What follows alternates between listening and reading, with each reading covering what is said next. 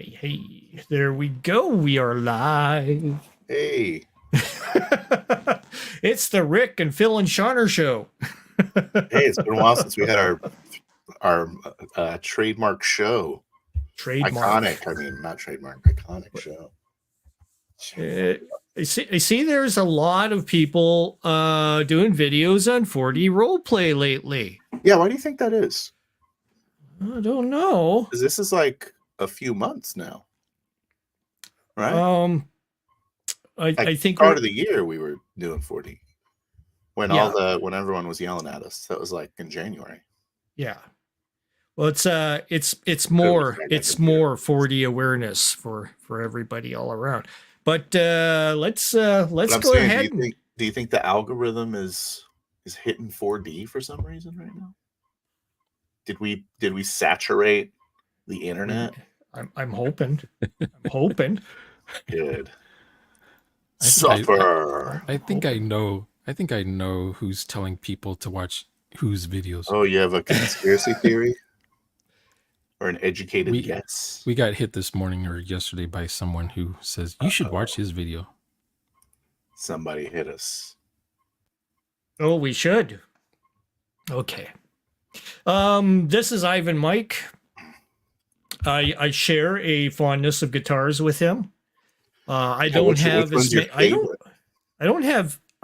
any, like I'm a Fender guy when it comes to bass guitars, and I don't see any Fenders at all here, so I'm kind of disappointed.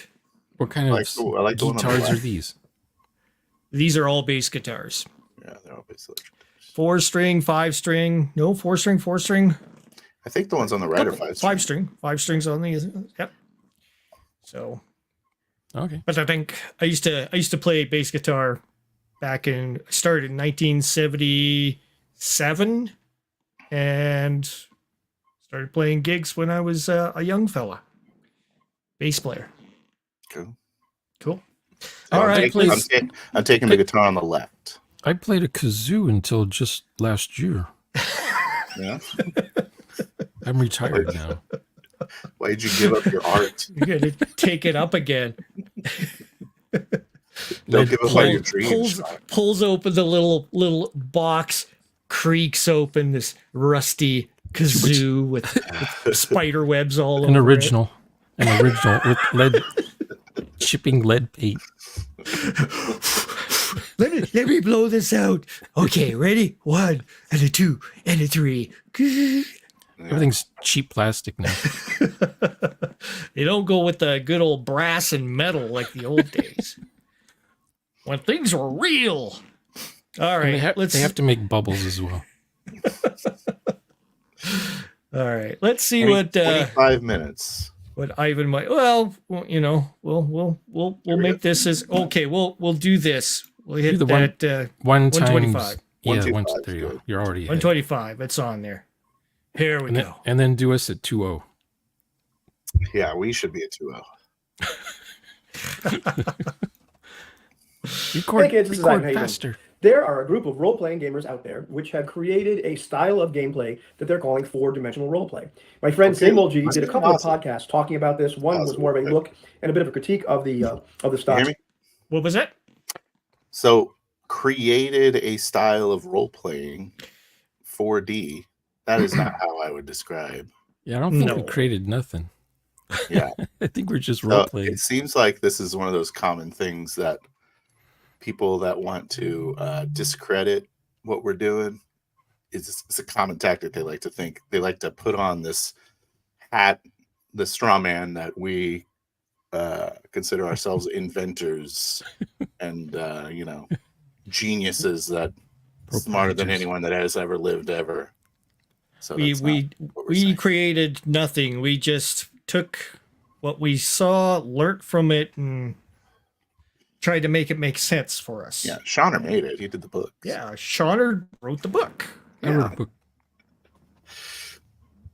But what they always say at the end is, "Oh, I've always been doing 4D anyway, so it's no big deal." Yeah. Yeah, we hear that a lot. It is a weird combination of this is nothing new. but by the way, I totally have done this. It's not impressive, but I totally do it. So it's like a weird combination of like taking away credibility of something, but then applying that credibility to yourself. It's like a weird thing people do. It's really weird. Yeah. If Ivan Mike is watching, like I'll put his credentials in the bottom. But if he's watching, I don't know if he's saying that, but yeah, we're not jumping on that bandwagon with you, but we're just listening to what you have to say, and we will butt in when we maybe have a correction. Yep. All right. I think I'm just hot from this other video I just watched. So I see a pattern starting now. For years, I've been seeing the same pattern from everyone. Was a discussion. Yeah. Let's do this. Okay. With a couple of the creators of this style of play. And so G asked me, hey, Ivan, what do you think about this? And I said, well, G, I'll tell you. I do have some thoughts and some observations and some critiques. What are they, Ivan? Well, we started talking. I said, you know what? Let me stop. Let me talk to some of our friends. Let me get my thoughts together, and I'll give you a video response. So here we are. First and foremost, though, I do want to say kudos to the people that put that style of role-playing together. Because, to be honest, in the role-playing game hobby, very few people ever really figure out what it is that they want. They're unable to describe it. Maybe they catch fleeting glimpses of it. Maybe they have it more often than not, but aren't quite sure exactly what it is or how to put it into words or how exactly they got there. Few are still ever actually take. Yes, sure. I used to be that person who didn't know what was going on, how to fix it, what needed fixing. No one else at the table knew or cared either way. Yeah. And this is a much better description of what 4D is. It's people that know what they want and looking for other people and then developing a lexicon and then a shorthand and a community around the style of play that we like. Yes. That's pretty much what 4D is. That's right. Anyways, not on you, Ivan. Yeah. I mean, not everybody can do it due to maybe some, mental limitations or whatever. But it's what we want in our game, and we look for other people that want the same thing. So more. Is he talking about same old G? He was same old G in the Spotify, I guess. Okay. Podcasts or something. Well, I did the one podcast with Same Old G after he did his critique. Too. Yes. Yeah, and it was really it was nice. It was a nice discussion with him, and he decided to possibly join in with a few of our games. So that'll be something that we do in the future with Same Old G, of course. Let's go. Take the time to put together a series of behaviors and of procedures and techniques to get them exactly what they want on a reliable basis again and again. So, hats off to them for doing that. I've done that with a couple different groups, at least, with very different intentions. And it takes a lot of effort, takes a lot of intention, takes a lot of discussion. It's not easy. So good on them for doing that, for creating something for themselves, for describing it, and also for saying, well, hey, if you want this experience that we're having, here's exactly what you have to do to get it. So what is it? Well, as it turns out, they don't all exactly say the same thing, but close. And so there's various blogs and podcasts and videos and what have you talking about this, and they look at their own play and do commentaries on it, and other people's play and do commentaries on that and whatnot. So I looked at a lot of stuff. Okay, so he says he's watched one of our plays. Okay. Maybe. Do you think he's just talking about the 6 people that there's an army of them? We don't know. 4 of us that are in regular games, and then Shauner and maybe Big Bad. And you think that's what he's talking about? I always show who I'm talking about in my vids. Yeah. Right. All right. Let's see if he clarifies on this here. But do you think that we think and it's put together? I think that we've maybe put out some different ideas. I mean, yeah, we have, but I mean, we've had a couple of them where they've kind of weren't the thing that we were looking for. The Feast of Legends was just terrible. I mean, what was wrong with that? Yeah, I mean, besides the setting, what was wrong with it? It just got too corny. Oh, okay. It just felt like a running gag. of a What thing about that we were that doing. one channel? They've got like 30 episodes of. Yeah, I heard about that. Oh man, How can they do that? I think I saw that on OGGM shout out. Yeah. Shouted me out. Ah. I got in the shout out. Yeah, OG's been shouting out a lot of people, so that's good on him, spreading the love. All right, hit it up. Let's Here, do it. slow it down. Slow it down. Slow it down. Yeah, put it back on 1. Too fast. Okay. Otherwise, people at home are going to be like, huh? The folks at home. Got about everything I could find and put it all together. So what are the hallmarks? What are you supposed to do when you're engaged in 4-dimensional role play? Well, the players and the game master don't engage in any out-of-character talk. The players stay in character the entire session. The game master stays in narrator mode the entire session, doesn't engage in any out-of-character talk. The game master does not move the players' characters around, doesn't rewrite the actions stated by the players. But likewise, if the players don't state that their characters are doing anything, well, they're just not doing anything. It's very active. It's very proactive. The players describe what their characters are doing in the present tense. The game master doesn't have a prepared story or a railroad or anything like that, but simply a starting scenario or premise. The action of the game is driven entirely by the players driving the narrative. Yep. Now, Sean. You don't have to start from nothing to do 4D. That's right. Yeah. I think he did say you might have a premise. I think he did say that, and that's pretty much what we did. I've actually was going to make a video about that pretty soon. It's just that in my videos, people were watching me start from nothing, so they assume, oh, that's how you do it. Maybe I should do a video where I'm already in a setting with already a character made up instead of having nothing to start with. We've already done a couple of world building streams. Exactly. Oh, no one watches those though.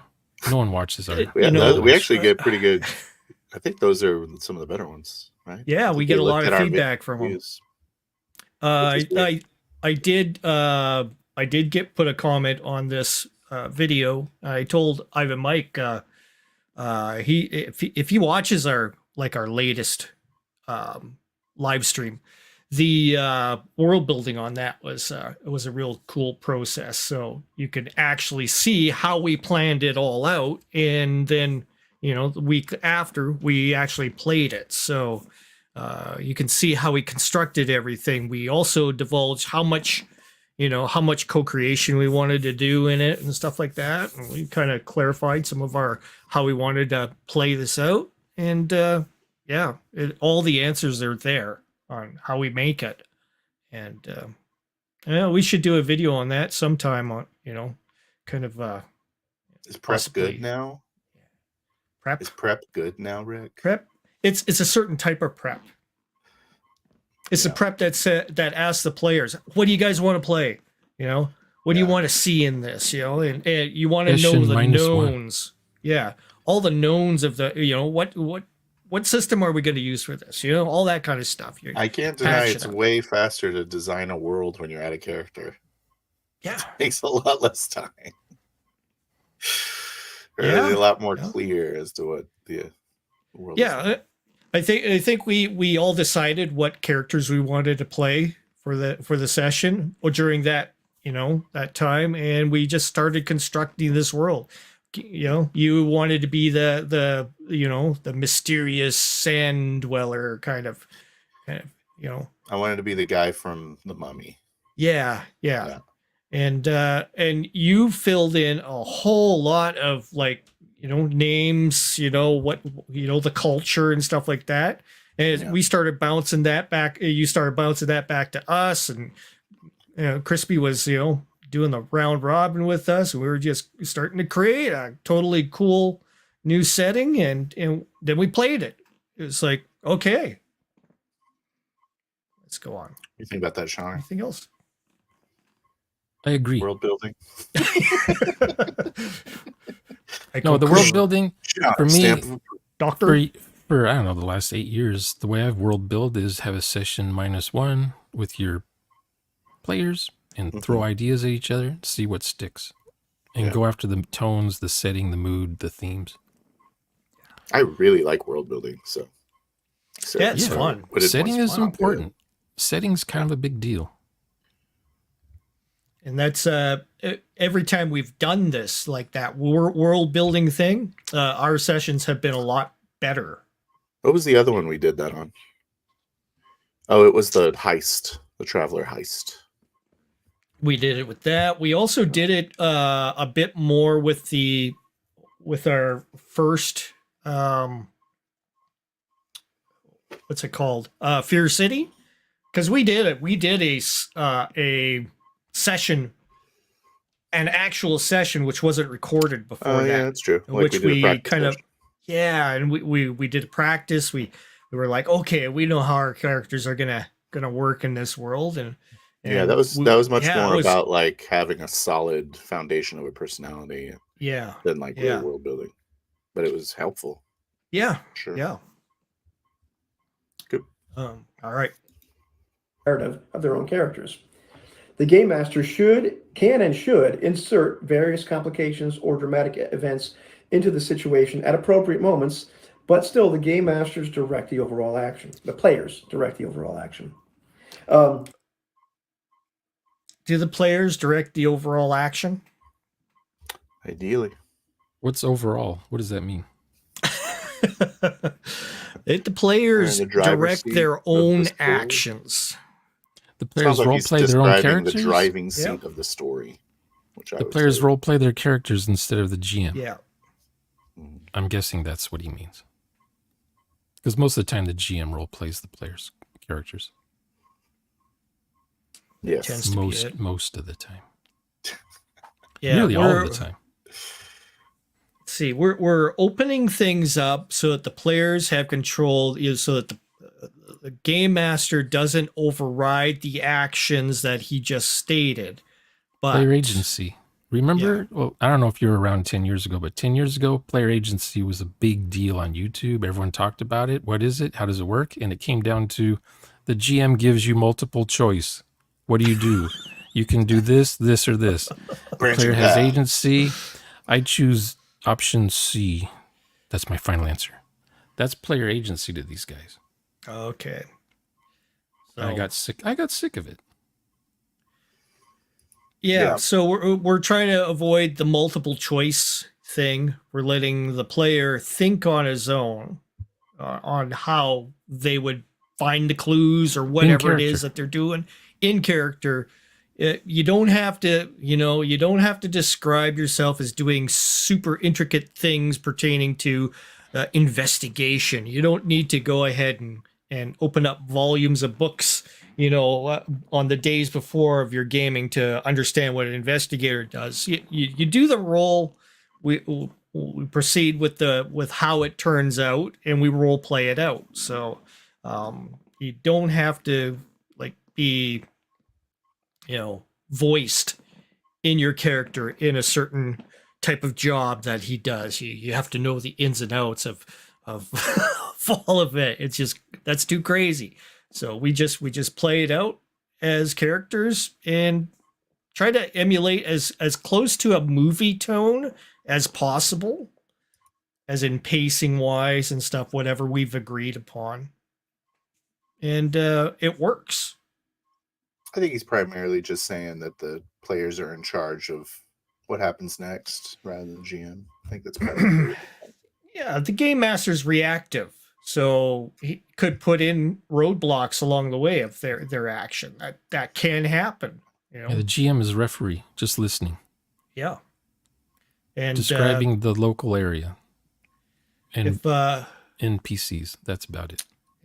If the game master is feeling that the pace is too slow, he wants to pick it up, he can inject, a push of some form, which makes sense, in the game, something that was derived from what the characters did to somebody else further on back a few sessions ago or whatever.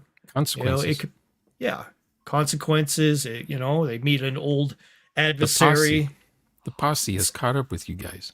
Yeah, all kinds of things that you may put in that makes sense. Obviously, it's not like you're just willy-nilly pulling up, ideas and bringing them in. Oh, no random chart tables. Yeah. It's got to make sense. All right, let's keep on going here. The players and the game master don't talk about the rules or the mechanics at all. The players don't ask the game master any questions. Definitely not any questions out of character. Their characters can ask non-player characters things about the world to find things out, or the players describe the actions of their characters as they're attempting to determine things about the world via these actions, or the players make up and insert facts outside of their own characters into the imagined situation to make things run smoother, etc., as long as these things make sense and respect the setting and the tone. These can range from items the character might have or that are in the scenario situation, to non-player characters, to contacts, to scenarios Hailing happening in the situation. Hailing the taxi. Players should be able to hail taxis in New York City without Sure. asking for permission. And they should be able to get mugged. Yeah. Yeah. They should expect I'm getting muggings. mugged. Again. Can you 4D Fourth time this mugging? week. Oh, I just want to say this guy has been Outside the the situation. best. he's what? This guy's probably been the best at describing. I think he's talked about 4D already before, so he's got practice. Okay, good. Adjacent to it, factions or nations, various other facts about the world ranging from the small to the large. Now, the players don't. The players have a certain amount of co-creation they can do during the game. That's all determined beforehand in the session zero. Social contracts and Yeah. stuff. Yeah, so that's why I said if you watch the, how we create the world, our brainstorming session, you'll discover all this stuff comes up. How much are we allowed to create? How, am I overstepping my bounds by creating this whole new country over on the other side of the world? This is probably a better thing to say in a different video, like a tweakers about our last game. But I was like creating so much. It felt like I had a lot of creating that I had to do in the last session, because I was basically developing the continent and the culture. Your culture, you had the And, scarves like- and stuff. It was because cool. I'm supposed to be like this expert guide, so I know. Like a savant? No, like I'm a desert wanderer. I'm an expert. Or at you've what I'm been doing. places? Yeah, I guess. Yeah. I mean, I live there. But anyways, so like Max would ask me stuff like, and I'm also like kind of the leader apparently of this band of resistance fighters. So he'd ask me things like, are your resistance fighters like this way, or are they this way, or which way is this thing? And I'm like, and like I'm so paralyzed because I don't know. Like the whole time I'm thinking, what does Crispy want me to do? But I look over at Crispy and he's just like got a smile on his face. Yeah, He knows that whatever I'm going to do is going to be Referee. fine. He's the He doesn't referee. really care. Yeah, it's the same thing when you guys go in my. I'm totally open to whatever you guys create. Just do it. So I'm fine. I was like, I think it was. It kind of like broke the immersion almost, because I had to like I kept wondering what was allowable. And it was kind of like a weird middle ground. That I had too shall pass. So much to create. It was weird. Yeah. I was just like, I'm dumb and I don't know anything. Let's go that way. I need to move Just forward. don't lay your country on top of Well, the country already you know- set Yeah. somewhere. Like, how There you big go. is the scale of this area? I don't even know. Yeah. Sometimes you don't want to co-create. You might just want to 3D role play through the whole thing instead. Yeah. And that's totally fine. Or just describe the scope when you're in the scope. Yeah. Yeah, but when you're asking me questions, I should definitely know, because I'm that character. And I'm like, yes, it is nearby. They're gonna be right over this hill. Yeah. Yes. Just say what the place is where you live, and just say we should visit there one day, not now. Something like that. Just say where you're from. Yeah. Well, that's the And then the we can start. prequel describes your place you grew up when you were a baby. You know, when you were probably looking at Crispy and wondering if it was okay to go ahead and co-create, I felt exactly how Crispy felt. Like, yes, please tell me what's over top so I can. Sometimes, you know, you're like, oh, what would be past here? I mean, you know, sometimes the players inject something that you're like, okay, cool. After the fact, I realized he was going to have some world-ending pillar of smoke. Like, who really gives a shit where? Like, what's 3 miles ahead? There you go. Yeah. I mean, you may go visit the place you described, or you just say you're from afar, and Crispy just starts populating that place with all kinds of NPCs. Yeah. So if you do go there, at least it's got population. Unless you say it was nuked ages ago. It's a mere crater now. Yeah. I then definitely think Crispy's erasing NPCs he thought of. I definitely think the fault was with me, like, thinking it mattered. I don't think it mattered. Not at that moment. You were running out of water. Yeah, he never mentioned anything about us having issues with water, except for the fact that the water's drying up. So I'm like, I just spawn another watering hole? The issues. By the way, there's no water. So I was like, it probably is best if we role play a little. We're thirsty in the desert. Yeah. At one point in this game. Just say Dunahee next time. That means the guy from behind the mountain. Dunahees. It's a Dunahee. It's like hillbilly in Farsi. Okay. See. All right. Good tip. The players and the game master are encouraged to make their decisions in a way that will be dramatic and exciting and enjoyable for the other participants at the table. And everybody at the table, player and game master alike, are encouraged to have very vivid descriptions of the scenes, of the characters, what the characters are doing, what they're wearing, what they look like, motivations, intentions. The more description, the better, in order to share the imagination. I don't think we're very good at that, actually. Detailed description. Like physical description. Introduce yourself. Yeah. Do you guys do that? I don't do that. I let the viewers learn on their own who's what. I'm a during warrior. The roleplay. I'm a warrior. I'm a warrior. I have blue eyes. I have gray hair. I have a little ponytail. I'm dressed in black. Sean Connery ponytail from Medicine Man or whatever. Mm-hmm. It's like a cross between Sean Connery as Medicine Man and in Highlander. Yeah. We usually have avatars to alleviate ourselves of having to describe ourselves. So, and then you say, you've got the mustache, you have a Bible, you have this fancy robe, you have these shiny shoes, and you got this one canteen thing. Whoa! How shiny? Ball. How shiny are your shoes? It's translucent, shiny. Thanks, that helps. Gosh, does it have sequins? It self-fills when it's empty. One thing I say really good at describing. Some people get carried away with their descriptions. One thing we do that when our describing is good is when we're anchoring. So, like when you're adding the physicality to your turn, it really enhances the dialogue portion. And you spread all that, even little increments of information that you may bring out with your anchoring as well. It's spread out throughout the game, so you're learning little bits more about the characters as it continues, just like a movie. Yeah, your character can whip out some watch. What are those watches called that come on a chain? Pocket watch?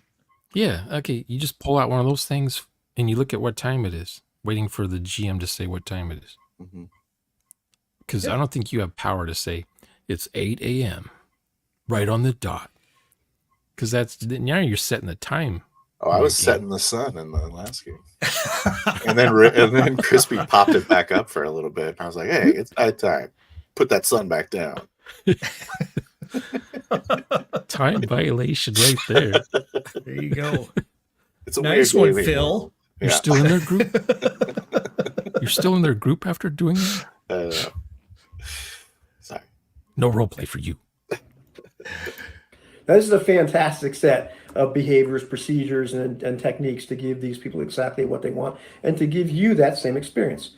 However, the things they talk about related to this style the way they describe the other three dimensions have a few problems. And Other there's three some interesting dimensions? things about the kind of effect that this play is going to produce versus what they say it's going to produce. So I'll go through them more, but there's four basic issues I have with the way they present the entire thing. The first one is the description of the other three dimensions can be very, very problematic. The second one is the assumption that play has only one goal, and it's the goal they have. The third one is the assumption. I like how he threw that one in there. Role play's not important, I guess. Role play's not important in an RPG. Did he say that the only real goal? We're saying the only real goal of role playing is our goal. Is that what he said? Pretty much. Let me go back. Or that's what we think. Well, each dimension has its own goal, right? Yeah. I mean, he even said it's a preference, so I don't understand why he makes it absolute right now. I mean, you're not graduating from 1D to 2D to 3D to 4D. Yeah. You pick one. You just pick one. They're separate dimensions. You don't. Oh, I made it to 2D. Now I could go to 3D. Not until you beat the boss. Yeah. Beat the boss. They're different dimensions. They have nothing to do with each other. There's a lot of hazing involved, actually.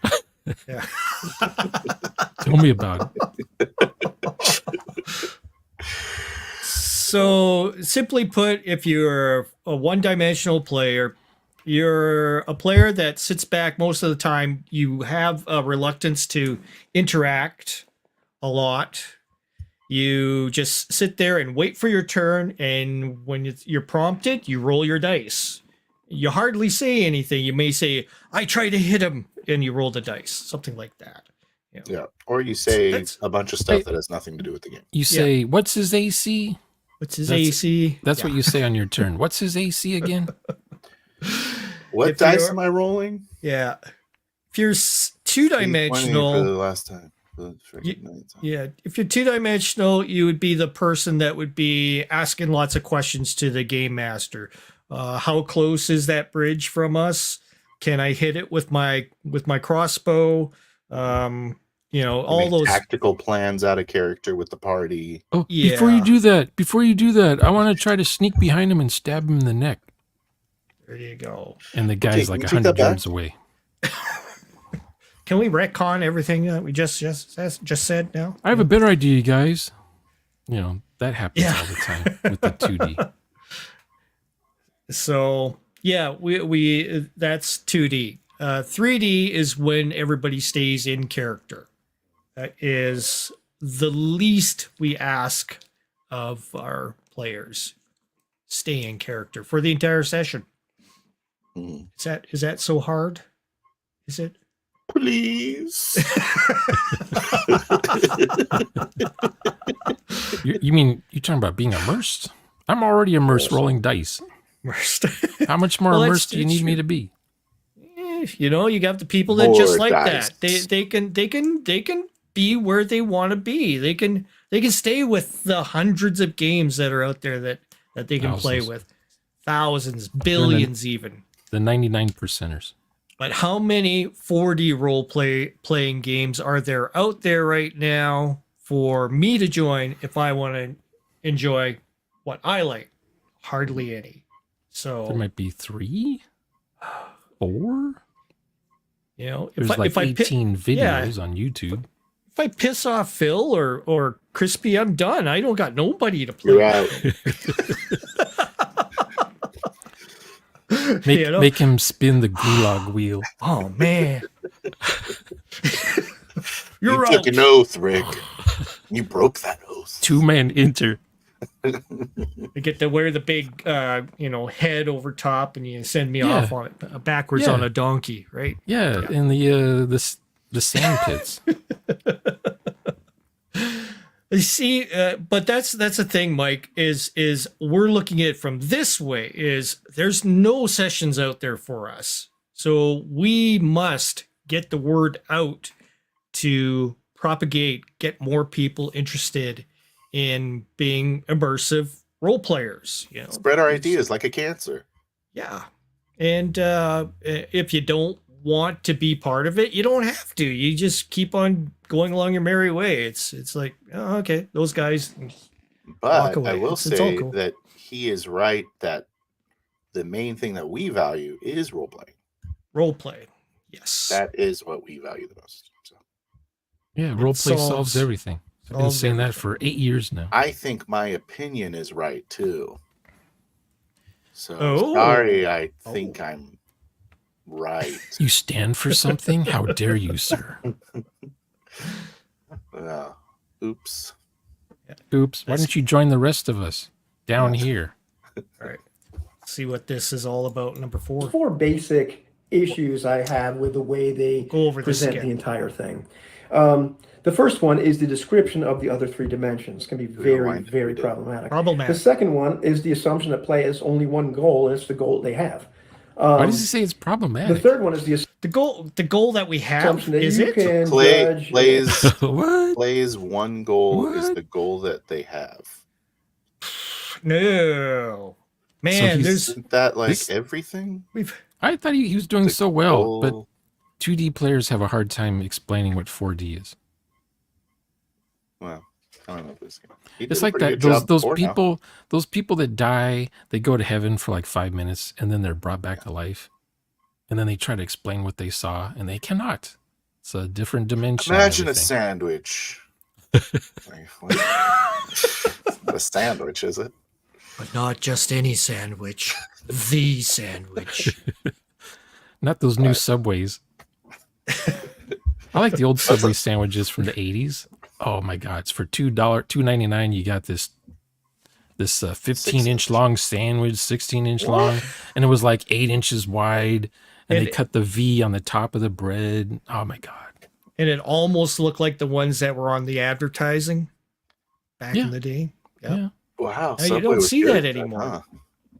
Now it's like I was happy at $5 footlong. I was ecstatic. Pillsbury dough bread with some pink pressed meat together. I don't know, some sort of.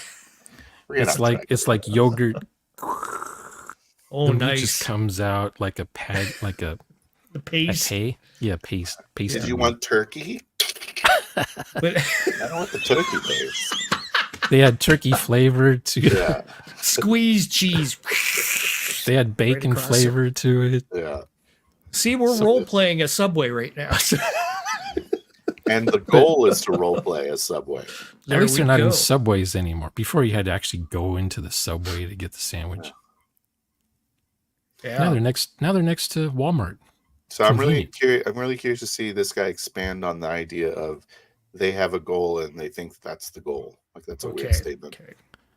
And rate a person's engagement and imagination and immersion by observing certain outside behaviors.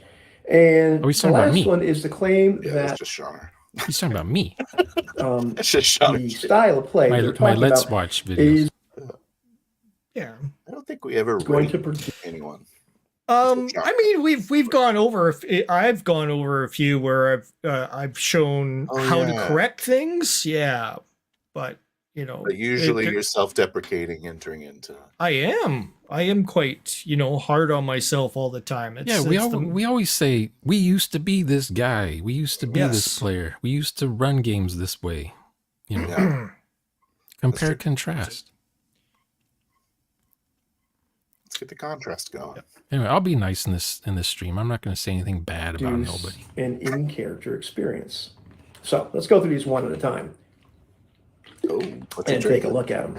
Okay. Well, the description of the various dimensions. Well, let's take a look at the description of one-dimensional play. It says, well, the game in one-dimensional play, the players don't take the game very seriously. The players might just be there to hang out with their friends or socialize. The players are making out-of-character jokes. They're talking to, discussing things outside of the game. All this conversation is pretty much out of character. They might be distracted. They might be on their phone, checking Facebook, watching YouTube videos, talking to other people that are there but aren't involved in the game, but are around their boyfriend, girlfriend. What was that? I said just thinking of someone checking their phone while they're role playing with me makes me angry. Yes. Yeah. I leave my phone in the car. Even if they were playing a board game, I'd be angry at that person. Yeah. Sorry, go ahead. Studying for their SAT when they're role playing. Hey, bro, I got the MCATs tomorrow. Like, what are you doing here?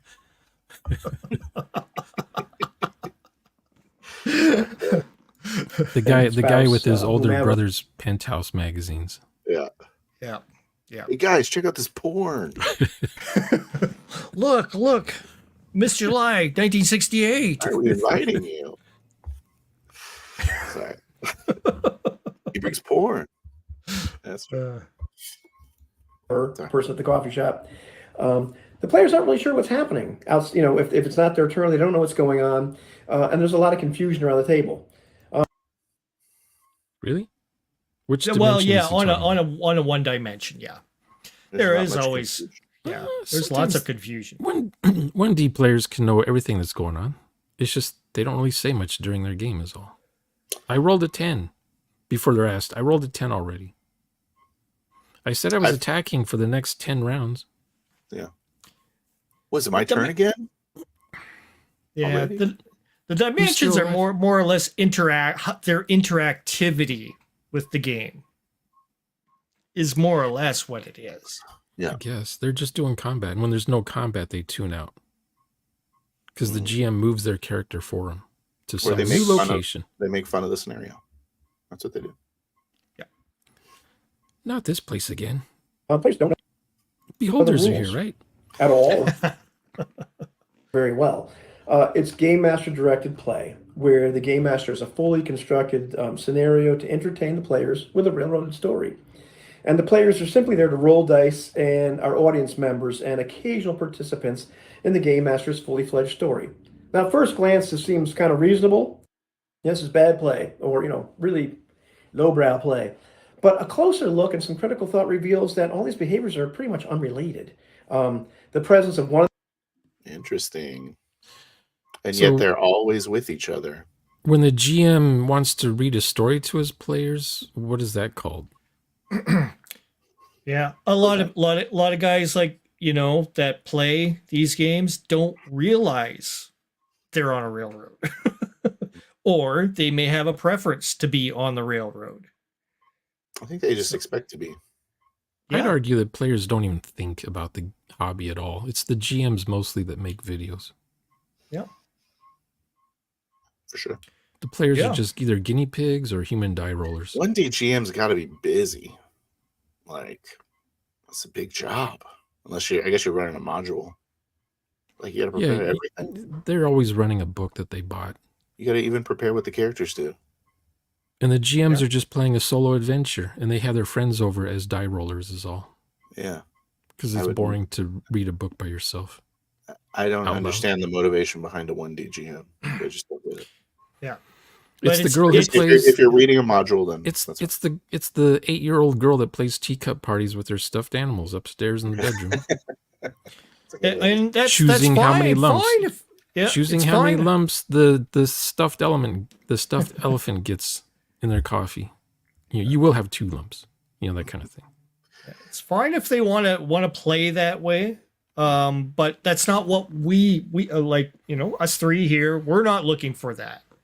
Yeah. Well, I don't know if they're not fine playing that way. They don't even know they're playing that way. Yeah, They have no clue. it's Because they'll come I out don't and say, I role played. We had an excellent role play session last night. yeah. really? Their definition of role play is different than ours. So There's definitely that, but I'm sure that there are people like that have wanted to roleplay more that go into those games. Yeah. It And gets they beaten go, out of and then them. they just go like, okay, well, I guess we're just I guess we don't eating role play chips or then. whatever. I guess Yeah, we're just playing for fun again. Play for and fun. we've actually witnessed that happen to a few players. In some of Shauner's Especially the women. exploratory. Yeah. The women who are really good at role playing, they get beat down after a few months of hanging out with these guys. Yeah. And then they just phone in their turns. And it's sad. It's sad to see. Yeah, they kind of give But up. they're friends with each other, so I guess it's okay to be, Stockholm syndrome player in your game group. Yeah. Yeah. Yeah. 'Cause But they're told, baby, I'm the best GM you will ever meet. This is it. Your Yeah. cleavage will make us famous. Sometimes it's the players may want to be in the stream just for the sake of being in the stream and being seen or something like that. Or the actor guys. Well, they just want performer types. They just want to be in there. I'm here so people can see me during the game. I'm on audience. For example, Legion of Myth. Like they'll be I've got a big audience in front of me. I'll just sit here and do my part and roll my dice when they just want to be there for that. They're not actually play Xbox during the game. Yeah, you see that happen. You've seen all that stuff happen. I would say that typically with the 1D, I think a lot of I would play a 1D game, I guess. It was like friends of mine. And there's alcohol. That sounds fun. So that can lead to 1D. Yeah. I think he kind of lumped it all together and said, "This is obviously bad, right?" But that's not really what we typically say. I know we're kind of saying it's shit right now because we don't really want to do it. But we pretty regularly. Have you ever done 1D play? You guys, sure, of course. Okay. If you guys want to do it that way, then go have fun doing it that way. That's pretty much it. How come 4D players admit that they were 1D players at one time? Because you see the other side. You're like outside of the cave, right? Oh, okay. Looking at the shadow puppets or whatever. Yeah. Phil is a good egg. Yeah. He's one of our best. One of our best eggs. The finest egg. I'm a double yolk. Double yolk. You must have more brains in his head. Okay. I played a 1D game. Game group does. What's that? So I played a 1D game recently. It's just there was alcohol involved, and it was like I describe it as the nerds version of going to the bar. So. Did you guys get out of the tavern? Yeah, because I'm not gonna 1D, right? I'm gonna still role play. And I'm like, I grabbed the apple, I'm throwing it at someone. I don't know. Yeah, there we go. Every time the GM says, "What do?" you take a drink. The GM was happy because I was moving it, but I was moving the action. Does not indicate the other ones are going to be present at all. And it's a false assumption to say that these things are coincident. Second dimension play, well, this is described a little bit different. It's described as slightly more interactive with the players. The players take the game a little more seriously and focus on the game a little bit more. Okay, he's reading something. Might talk in character sometimes. Is he reading what you wrote down on the website, Rick? Not quite. Sounds like he's compiled it, but really leaning heavily on He has people who write stuff for him to read. I suppose, or something. Or he just wrote down notes. He might be capable of writing. Why can't he just read from the website? Yeah, he might have wrote it down from my talk with Samuel G. So. Yeah. Oh, okay. And there's a couple other times you've put out the response to Legion of Myth. The internet is amazing how it works. Yep. Right. I learned from auditory only. They'll talk a lot out of character, make out of character jokes, all that kind of stuff, Monty Python references. Most interaction with the game master is the players in. The out of character jokes, Monty Python jokes, whatever, that is 1D behavior, I would say. The 2D player is trying to actually play a role playing game. They just don't realize you have to role play in a role playing game. Yeah, the audience players tell jokes when it's someone else's turn. It's just really taking this board game seriously. Yeah. You going to jail or not? Did you pass go? Gosh. I'm going to have sex with the guard. Can I roll seduce? You're still in jail? Your dice are cursed. Just pay the fine and get out. That's awesome. Pick up your money on free parking. Are we using that rule or no? I didn't use the rule. Sorry. Go ahead, Rick. The rules say free parking is just free parking. Yeah. You don't get money for free parking. You don't get nothing. And asking them out of character. How big is that door? Can I jump from this rooftop to that rooftop? Does that, does that look possible? Is there a hammer in the room? This is referred to by the creators of this style as a guessing game. Mechanics and rules I've never heard the guessing game said before. The Do we say Mother that? May I. I say Mother May I guessing game. Oh, okay. He's kind of like merged our minds together as one. Yeah. Into one sexy role player. All three of us have different ways of describing the same thing. Yeah. I like Mother May I better. As long as it ends up being role play, that's all I care Because about. it's more I don't know what I'm saying. I can't think of the word. Never mind. The bourbon is kicked. Are involved in discussion very frequently, and the participants may open up the rule books, look up rules, and the players will often ask questions about the rules. So the mechanics can be very front and center. The game master still has a railroaded story prepared. The game master will often move or evoke actions on the behalf of the players. You continue to walk down the corridor. You go to Joe's house. Even if Role play the player characters. That's That's a good description. That's good 2Ds. If players, if the GM can role play the player characters, then the players should be allowed to role play the NPCs. Yeah. But they shouldn't, right? That's right. I'm just You're saying, saying swap characters with the GM and the players. If you're just have the players run the NPCs, have the GM run the PCs. If you're going to do it that way, we should have a game where where the GM says swapsies.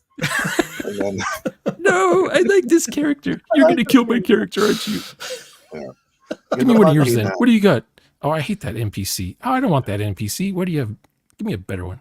You're that charismatic parrot that's been on your shoulder for a while. Where's that GM PC you've had all this time? I want that. That would almost be pretty cool to try. Yeah. You you could role play players playing that kind of game. Yes. Yeah. We're going to role play players. That sounds fun. Role play 1D players.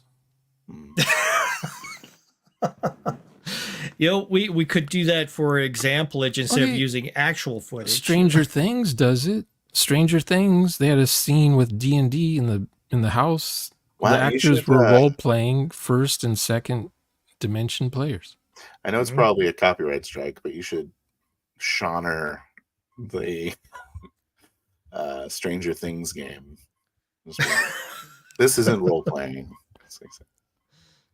I've tried it. Parts. You just have to turn the sound off and make the frame, 1/6 of the screen, or reverse Make it tiny. Do you hear my ambulance? You have action happening around your place there, Shauna. Yeah, there's a car wreck. God. I don't go outside anymore. I think you can do a 2D sandbox. That was the last thing I want to say. I think you do a 2D sandbox. I'm curious to hear what he thinks a 3D is here. Yeah. Intentions. And once again, it becomes really, really clear that these various behaviors, well, they're really not coincident at all. They're not joined at the hip. Just the presence of one doesn't necessarily indicate the presence of another. I've been in and run games where there was no railroad. There was a start. It's the Scooby-Doo. All the players are connected at the hip going from room to room. Yeah. And the GM just moves them. What is the unifying theory of 2D role-playing?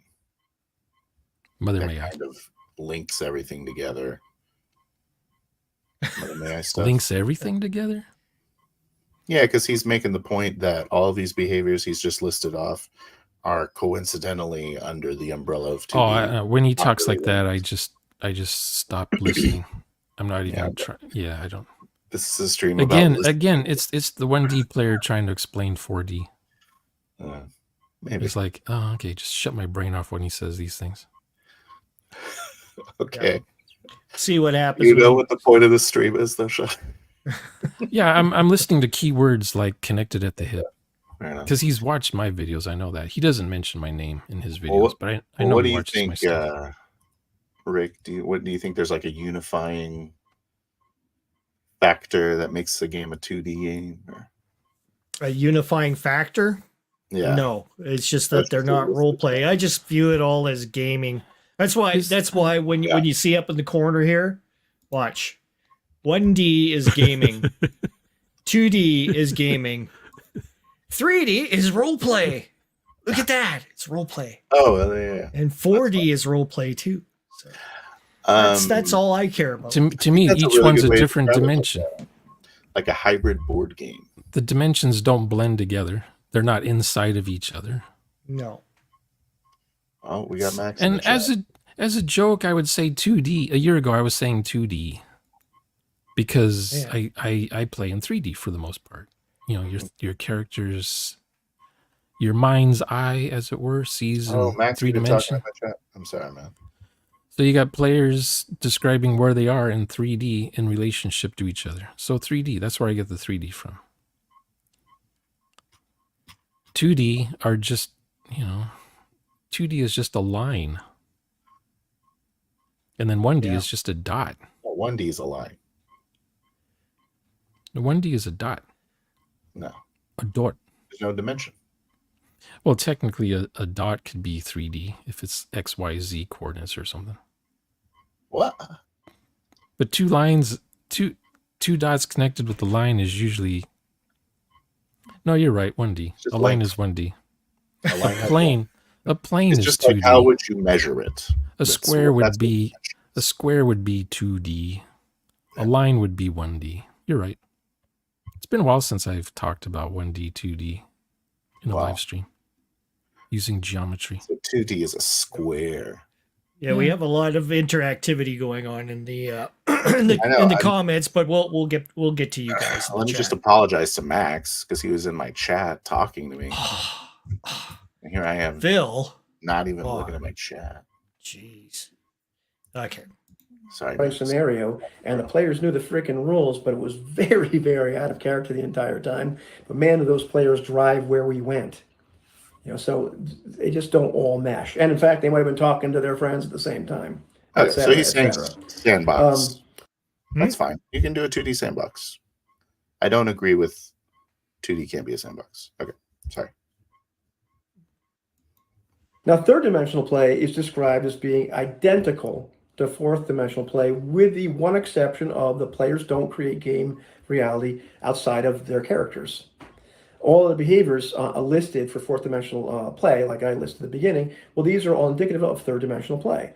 And again, all those behaviors, they really don't coincide with one another. They might exist in some combination with any of the other behaviors listed in the other 2 dimensions at any given table.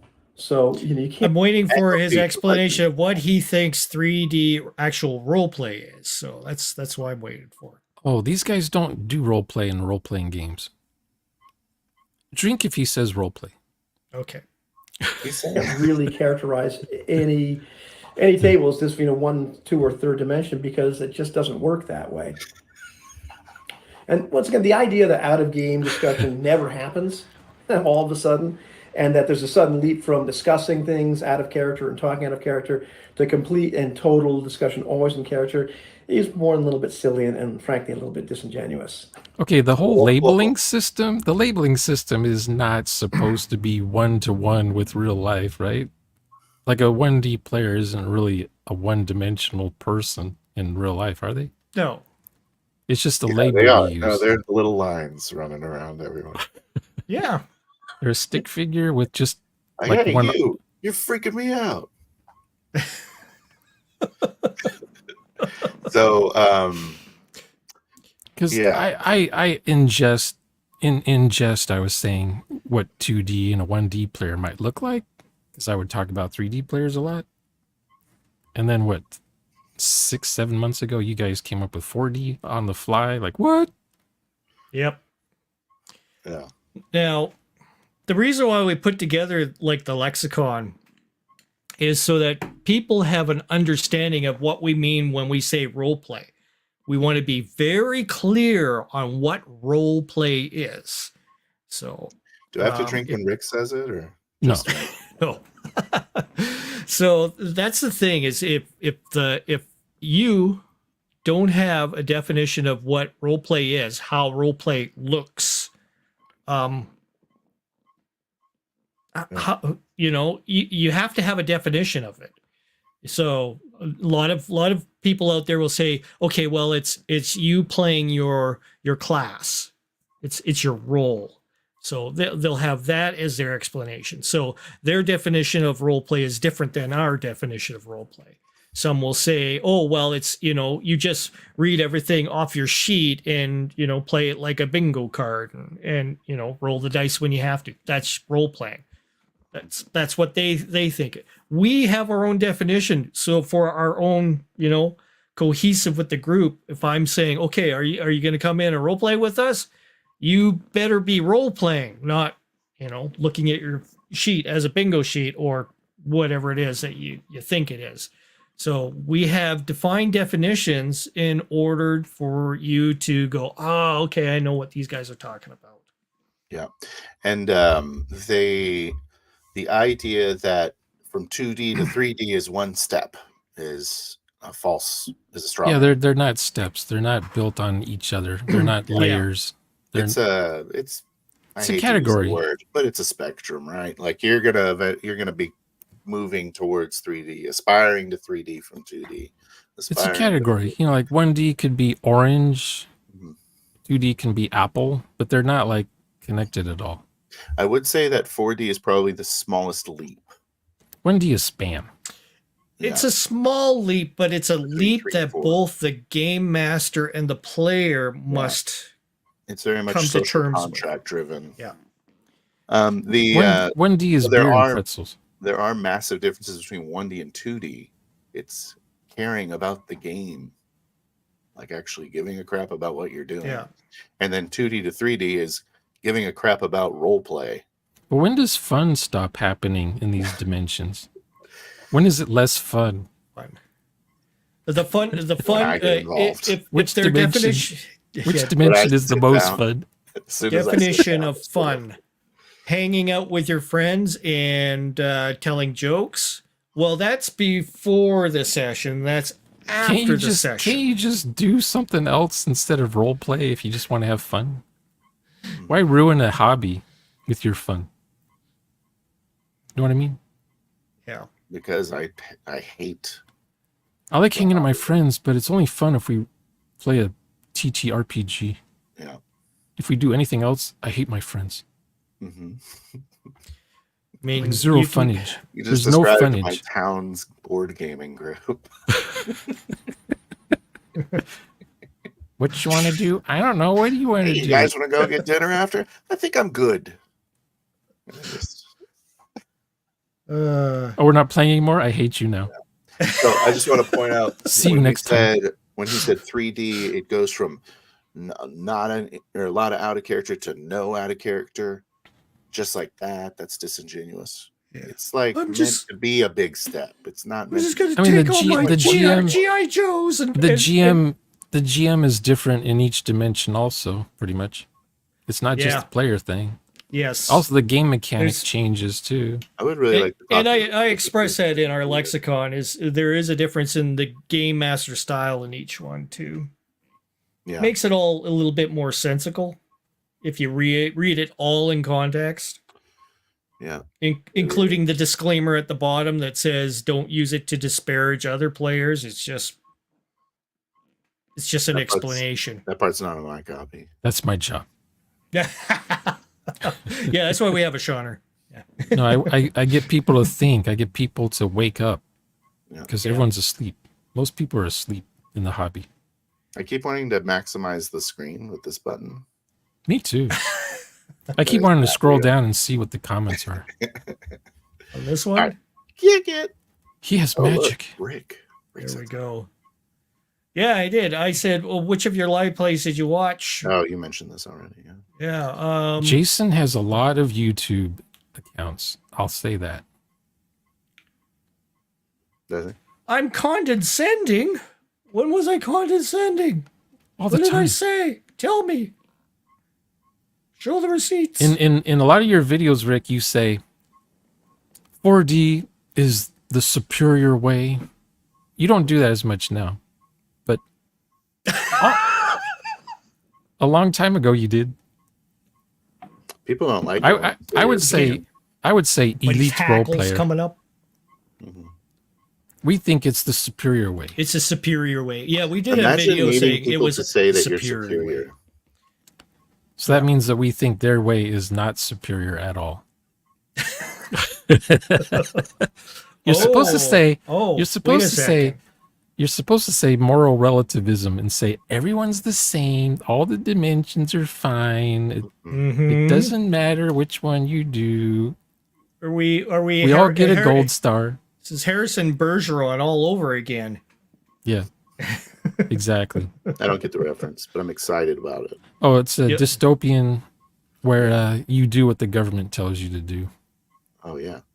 Blade Runner, you know. You mean Utopia? If you're not cop, you're little people. No. Everyone wants to put you in the little people compartment. How dare they talk about 4D? How dare they? All right, let's continue with this. We're never going to get through this. They're one of us. Anyway, on to the second issue. The 4D style or thesis, I guess. See, he didn't get into what 3D actually is. Like how he's a 1D player. How is he going to do it? He said in passing it was all the stuff that he read out at the start. Yeah, well, he's lumping really 1D plus 2D equal 3D. That's what he's doing. Do you want to address chat at all or no? We don't have to. Wait till the end. That's what. Yeah. That's how. Yeah. That's how Max does it. All right, that's what we'll do. We'll do have it at like, the halfway point. When we hit 3 hours of chat. When we hit 13 minutes, we'll address it. Okay. It's a split. It ignores the fact that there are a lot of other intentions for being involved in role-playing games. The model claims, or the thesis claims that the description of the 4 dimensions are about layers of engagement, successive layers of engagement in the game. Wait till we throw the 5D at them. Yeah. Just wait. I mean, they're thinking there's only 4 dimensions. What about the 0 dimension? Man, we haven't even gone there yet. That's when you never showed up. You said you would show up. Show up without a character. It's a 0 dimension. You have no character sheet. Damn it. That's the point. That's the negative dimensions. We have to do that too. Yeah. We'll find game groups that play in those ways. So it seems like he has disconnected the first part from his brain. So he said, hey, way to go, guys. You know exactly what you want. You're after it. You know what your goal is. You're going to go get it. And now he's saying you're discounting all these other possible goals that you could have for role playing. It's like, yeah, but they work equally as well. He wants us to include the 2D and 3D. 3D's good. He wants us to include the same 2D. Quality of gaming. I'm just saying maybe we're smart enough to actually have a goal picked. Yeah. It's called Everybody Stays in Character. We're not doing bullshit talk for the next 3 hours when we should be playing the game. Rick, take it easy. Ivan Mike. Play in real time? Come on. But I'm just saying that's our goal. So that's why we prioritize that. We want as a goal. more gameplay than BS. Some people went to the RPG Brigade School of Roleplay and came out with knowledge.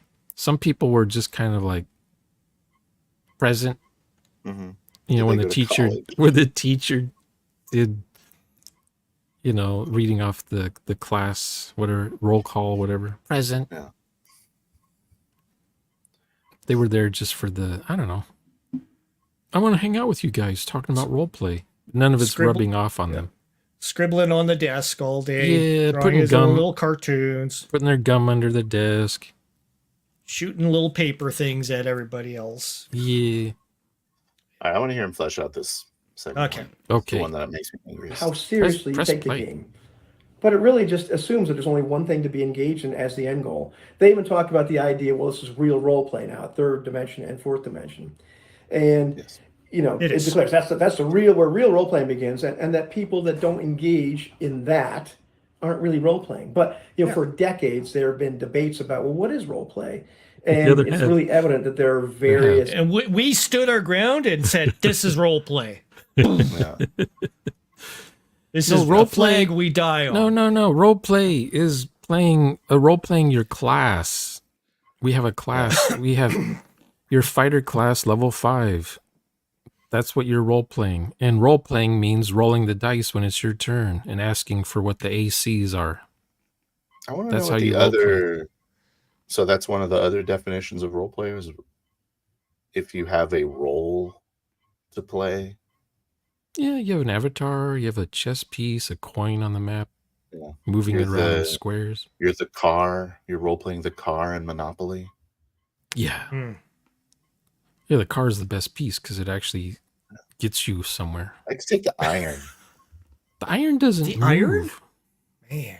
What are you talking about? It irons the whole road. It's either the car or the battleship. Because those if travel. You're a child. Always This is what you do. What if you brought pieces from Clue into your Monopoly? Had more players. Yeah. The lead pipe. Smart. The noose. Kick it, Rick. Facets or ideas of what role play is.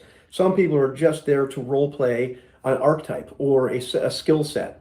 I want to be the face. I want to be the guy that flies the helicopter. Archetype. I'm going to be the guy that. If you say archetype, you're not a role player. You're not a role player if you say archetype. I like to say archetype. What's wrong with archetype? Rick, you know. Can't you guys agree with anything? Come on. Kick Phil. Come on. I was never a role player. I fooled y'all. Man. I was just role playing. I was just role playing, being a role player. Yeah. And I thought I'd get away with it if it wasn't for you amazing kids. I lean on archetypes. I lean on archetypes to intro a personality. Like just say if character. I'm doing if just I'm one character. Why? What's wrong with archetype? It's cliche. You might as well be saying, I'm going to be playing a cliche for tonight, this evening, or a trope. Yeah, but it informs you like roleplay should inform.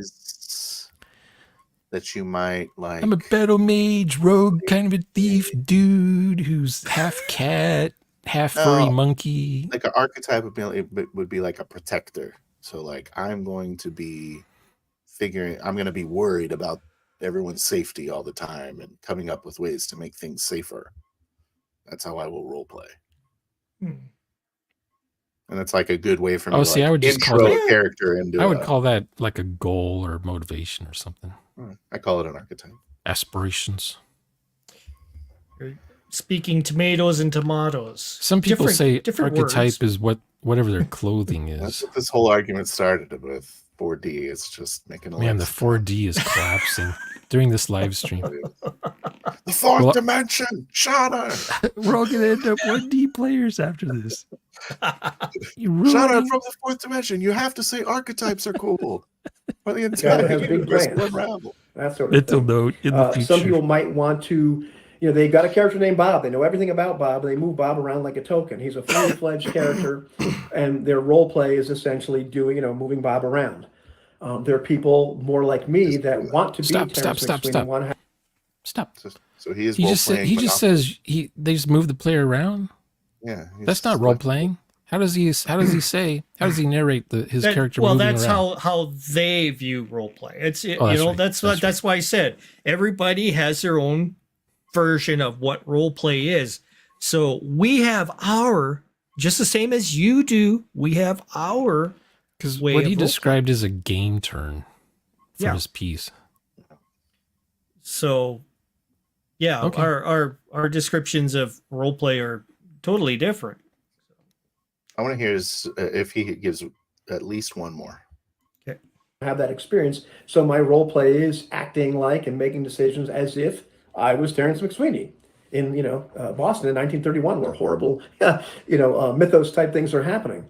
Or other people could declare that role playing or decide that role playing is not actually being in Bob or Terrence McSweeney's head, but representing them, portraying them, maybe in a very theatrical manner, but they don't necessarily want to be in their head or don't want to move them around like a token, but they want to, represent to you, who is this person, and act like them. Different people want different things, and there's different. Yeah, different people want different things. We have agreed that we want one thing, and that is a role play. Role play. This guy's trying to say role play without saying role play. Why don't they just say role play? If you say role play, you start thinking about role playing. Yeah. Maybe that's why they don't say role play, because then they'll have to start role playing. That might be the problem. I understand the second one, how it was different. Or the last one you said, where you're going to be the character and act as the character. Yeah, he was... Well, what he was saying... What was the distinction? The last thing he was saying was there's players that just want to move their pieces, and there's players that want to be theatrics, and then there's people that just want to be a character. Present their character. But then he stops because he's not a role player. So how do you explain that further? How do you explain how you present your character during a game session if you don't role play? How do you do that? I've been saying for years. Tell me where your character is and what your character's doing. That's role play. That's the bare minimum for role play. If you don't say those two things, no one knows what you are, or who you are, or where you are. Unless the GM talks for you. Right up. So, yeah. I was going to say something, but I'll save it for later. Yeah. Different kinds of role play. Stay tuned. And in fact, a lot of people don't want to role play at all. That's true. Once again, the 4D model or thesis ignores the fact that that's right. All right. So, Mike, Ivan Mike. Let's say, for example, there's 10,000 games out there right now being played. How many of those are going to be 4D role play? Right now, tonight, I would say none of them. Maybe one, maybe two. Somewhere in Germany. I'm going to say South Africa or Brazil or Germany or Australia. I don't know what time it is in Australia. So, there you go. That's how many choices me, Shauner, and Phil have right now. You yourself, you have 40,000 other game choices you can commit yourself to every night. No problem. That's our dilemma, is we need to find other people that want to role play the same way we do. So for us to get that information out there to other people, they have to know what our definition of role play is. Otherwise, it's not going to work with us. So that's why we have a definition of role play. So we seek out other people that want to role play our way as well, and we accept them in. We help train them up, or anybody that's curious. We just bring them in. We'll do some practice, one-on-one practice, get them into the flow of how to do this. Once they've got that down, they can start playing with us in our open games, live plays, and have a great time. Excellent. It's an excellent point. That's basically our standing social contract that we have all the time. So people know exactly what kind of game. I teach people how to run games in 4D, and then they teach people how to run games in 4D. That's my goal. Yeah. And if you're upset about us in the way that we seek out other people to play the same way we do, then that sounds like a you problem. We don't have options out there. There's only a few games that we can attend to. So obviously we're looking for more people that play like we do, or want to, watch our shows, watch our videos. We have live plays out there. You can see how it works, how we all stay in character. There's nobody going out unless, it's something like maybe one player slips up or something. Well, we're not knocking them down or going, ooh, whenever they do that. They'll do rules calls if the system's complex. Well, sometimes you go out of character for like difficult. Well, oftentimes you guys are trying out a new game mechanic. Yeah, that too. Yeah. Well, just to see if it works with 4D. Yeah. And sometimes it doesn't work, and we'll go into explaining how we thought it didn't work or what we thought did work well. I'm not getting this guy's upset with us vibe yet. No, he's not upset with us. No. How can he get upset with us? He doesn't understand it though, but find a way. It's the thing. Yeah. Is a rat upset about being in a cage with fresh water and a thing of corn to chew on? Roleplay Role-play? the rat, Phil. Are you happy? Thanks for the corn, Shauna. Thanks for the corn. I'm not happy. You're a freaking nocturnal critter that runs in the wheel all night and keeps me up. Dr. Shauner, want to pass me the laboratory rat? We were about to do the procedure. Gladly. With this Time one, for my gladly. injection. Very well. Cookie. His eyes are still blue. Are we going to turn back to red or what? That will be determined by Science. solution A. See, that's a role play. Phil the rat. No. We have others. That was Phil number 2, though. Yeah. Phil number Yeah, 1 he was would- nice. Oh, yeah. Making was up much player more nicer. characters Number 2 ain't. in 4D. That's because Ask we players. Corn. we hopped him up on solution X in his Yeah. corn. Yeah. Trying to get rats to roleplay. I'm an animal rat hybrid. Actually, Say where you are in the maze and what you're doing. For the record. lost. White walls are everywhere. I take a right. Think I smell cheese. Perfect. Awesome. You didn't ask. Squeak, Is there squeak. walls? Can my mouse see the roll? Can I see the other end of the hallways? Do I need a torch? You didn't ask any of that. Yeah. Some nerd with glasses is above me. Staring at all times. Someone holding a magnifying glass at me, trying to burn me with the sun. All right, we got to All get to right. minute 13. Otherwise, we're Yes. We're only halfway You know, through. a lot of other intentions besides the experience they're talking about. And at the very least, it's kind of a thinly veiled statement that four-dimensional role play is better than other forms of play, which It improves the speed of the game for those that are there to play the game. And It yeah. helps to be an RPG snob. Yeah. Stop being so sensitive about opinions. When people say things are better, it's an opinion and it's implied subjective. You have to say, in my own humble subjectivity opinion. is implied. it's better from my experience, I would have to I say. think it's better Speaking from truth here, from objective reality.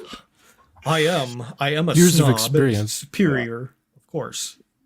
It's so irritating that people are like, You know, they say it's better. Like that matters. they're not happy being in the 99%. Why group. don't they play something they think's worse? I don't There's know. There's like 40 people on Earth role playing, and they're saying bad things about us. Oh, it's called coping. These guys don't have coping skills. Yeah. Okay.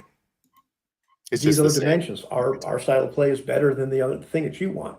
And the fact is that a lot of people play for a lot of other reasons, including they enjoy the tactical situations, Fun. figuring things out, all that kind of. Fun. Play it like a board game. Whatever you do, do And it. it's by friend. It's by social. It's by the way I socialize. I also think board games are way better at Yes. being board games. Yes. Yes. That's another yes. thing I think. I'm elite Yes. about, I'm an elitist about board games being better than your game. I love board games. I And, have tons of board games. I don't want to waste my time with garbage combat mechanics. yeah, there's a lot What better about victory board, points? board I don't- games than D&D. I don't like victory points all that much in board games. You only play like 3 rounds, and whoever gets the high victory wins. Yes. Otherwise, the game is like 24/7. Yeah. Forever. Depends on you. But, you get used to victory points. Sure. Puzzle solving and competition. They want to hang out with their friends and socialize and have fun. They want to have an immersive experience as the character without I already know what he's the going to say. necessity of making up anything. What is he agree. going to say? Well, everything he says is what I say in my videos all the time. Having fun, hanging out with your friends, socialize. It's about Everyone, the social experience. everyone's lowest common denominator comes down to that when they fail at the idea of what role playing would be. Yeah. If I become a role player, will my friends start hating me too? Because they hate Shauner. If you have the ability to have fun and social interactions, then do you still role play? Or is it only for that fun and social interaction that you don't have available in any other way. What do you do when you are covering those needs already? I don't know. What if you show up? You show up to your weekly game and you say, "Hey guys, let's try role playing this time," and they're like, "What? You mean like acting? What? You mean drama class? You mean voice thespians?" That's what they're going to do. First of all, you need to watch your tone. I am not worse than you. Like that stuff.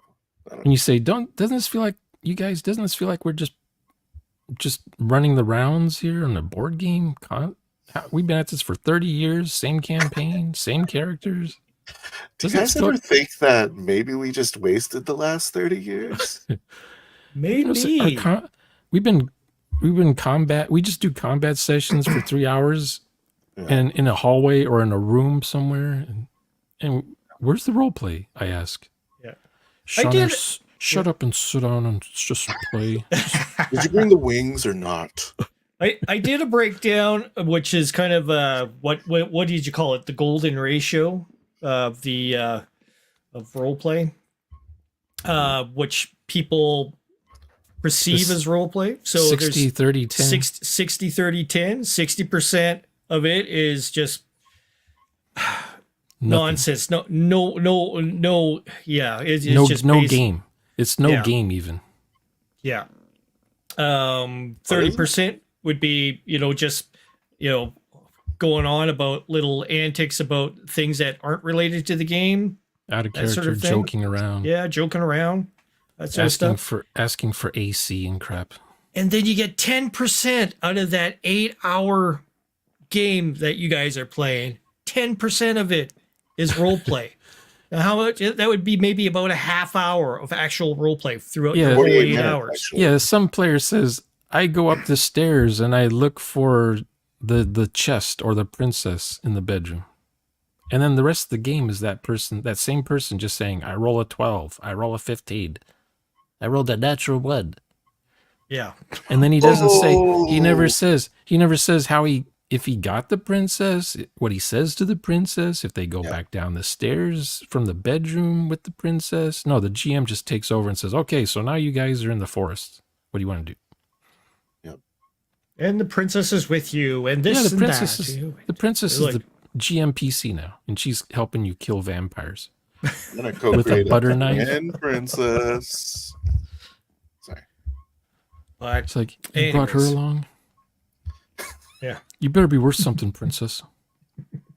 Well, at least you're role-playing that part. I had to roll a 15 to save your ass. My goodness, adventurer. Outside of the 14. Because they're dramatic, all that kind of stuff. There's a lot of other things to be immersed in besides the kind of play that they're talking immersed about. In rules. So it's not necessarily that people are stuck in immersed in game mechanic strategies. Immersed in the pool. Committee decision, who gets to do what during this round. Yeah. I'll heal you while you shoot your arrows, and you, Lady Bird, you just stay in the corner because your area of effect kills us every time you use it.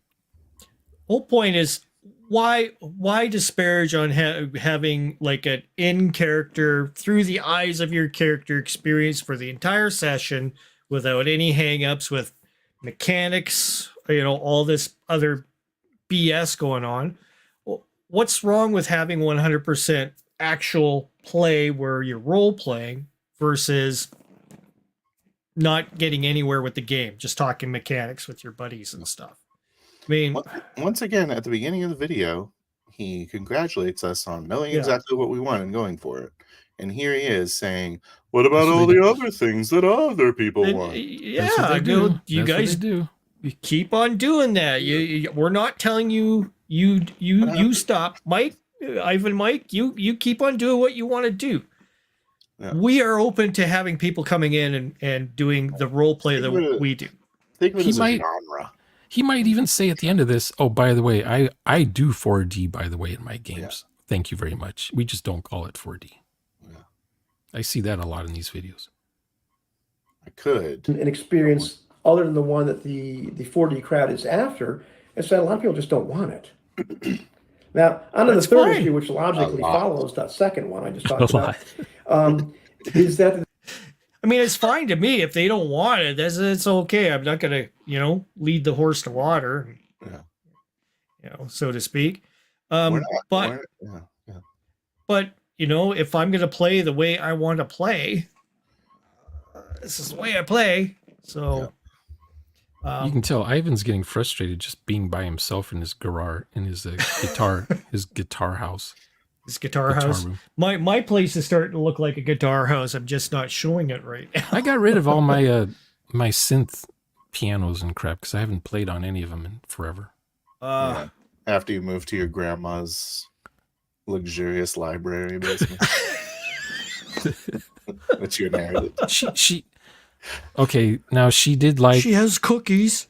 Well, it's a bunch of old books, Little Women and Moby Dick and Agatha Christie. But there's First some editions. There's some. You can't tell, but there's some Zane Greys back there. Ooh. Yeah, I just been living with this monster, so I don't like Charles Dickens. I'm a bit of a collector. I want to put my RPGs Descriptions on of shelves. the lower dimensions of 1, 2, and 3, they're full of assumptions about the actual experience and engagement and attention. Are we assuming things, Shauner? We see them. We see it happen. We see it all the time. You are just blind to it. What are we seeing? Well, we call these things dimensions because they're separate from each other. And that way, when you see a person struggling trying to explain roleplay without saying roleplay, they don't want to commit. If they say I'm going to tell you how to roleplay, and now they're going to have to figure out how do I get around this because I don't know how to do it myself. How do I? What tip? And then they change. They'll change the subject of their video. Like it's bait and switch. Yep. But I like the idea of leaving it described as dimensions because they're separate from each other.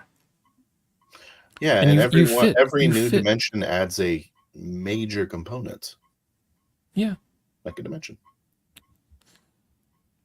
It would be nice if 1D plus 2D equal 3D, but 1D plus 2D just equals a rat nest game session at a convention, it sounds like. Yeah. There's no adding them together. It doesn't work that way. It's just more of the same. The people involved in play that's not 4D role play. And you really can't observe as much as you think you can by watching other people play. You can see their behaviors, but you can't really see the experience. Stop. What's going on there. I'm just gonna say this. These guys don't watch our videos for the most part. Mm-hmm. He says he did. Did you? They usually watch they'll watch a minute and a half and go, "Oh, I already know how they do their stuff. Okay. I don't have to watch it all." Are they doing to our game sessions what we do to their game sessions? No. Oh, I thought you were saying don't watch them. I mean, I'll do a let's watch of someone's game session and just compare contrast. That's what I do. People just see me complaining about their friends or whatever. Like, Shauner, what are you doing? But I'm actually saying something. I'm letting the players speak in their game session, and then I pause and then I say how 4D would do such things. Then I press play again. I'll say I'm just as bad. I used to be just as bad as these players are right here. And I got tired of playing in these kinds of games. This is how I do it now. And then I'll show a game that's got 4D in it. But no one wants to watch those videos. They just see me complaining about their friends and go, thumbs down, comment down below. YouTube hides it from me because it's got harassment issues in their sentences. Smart.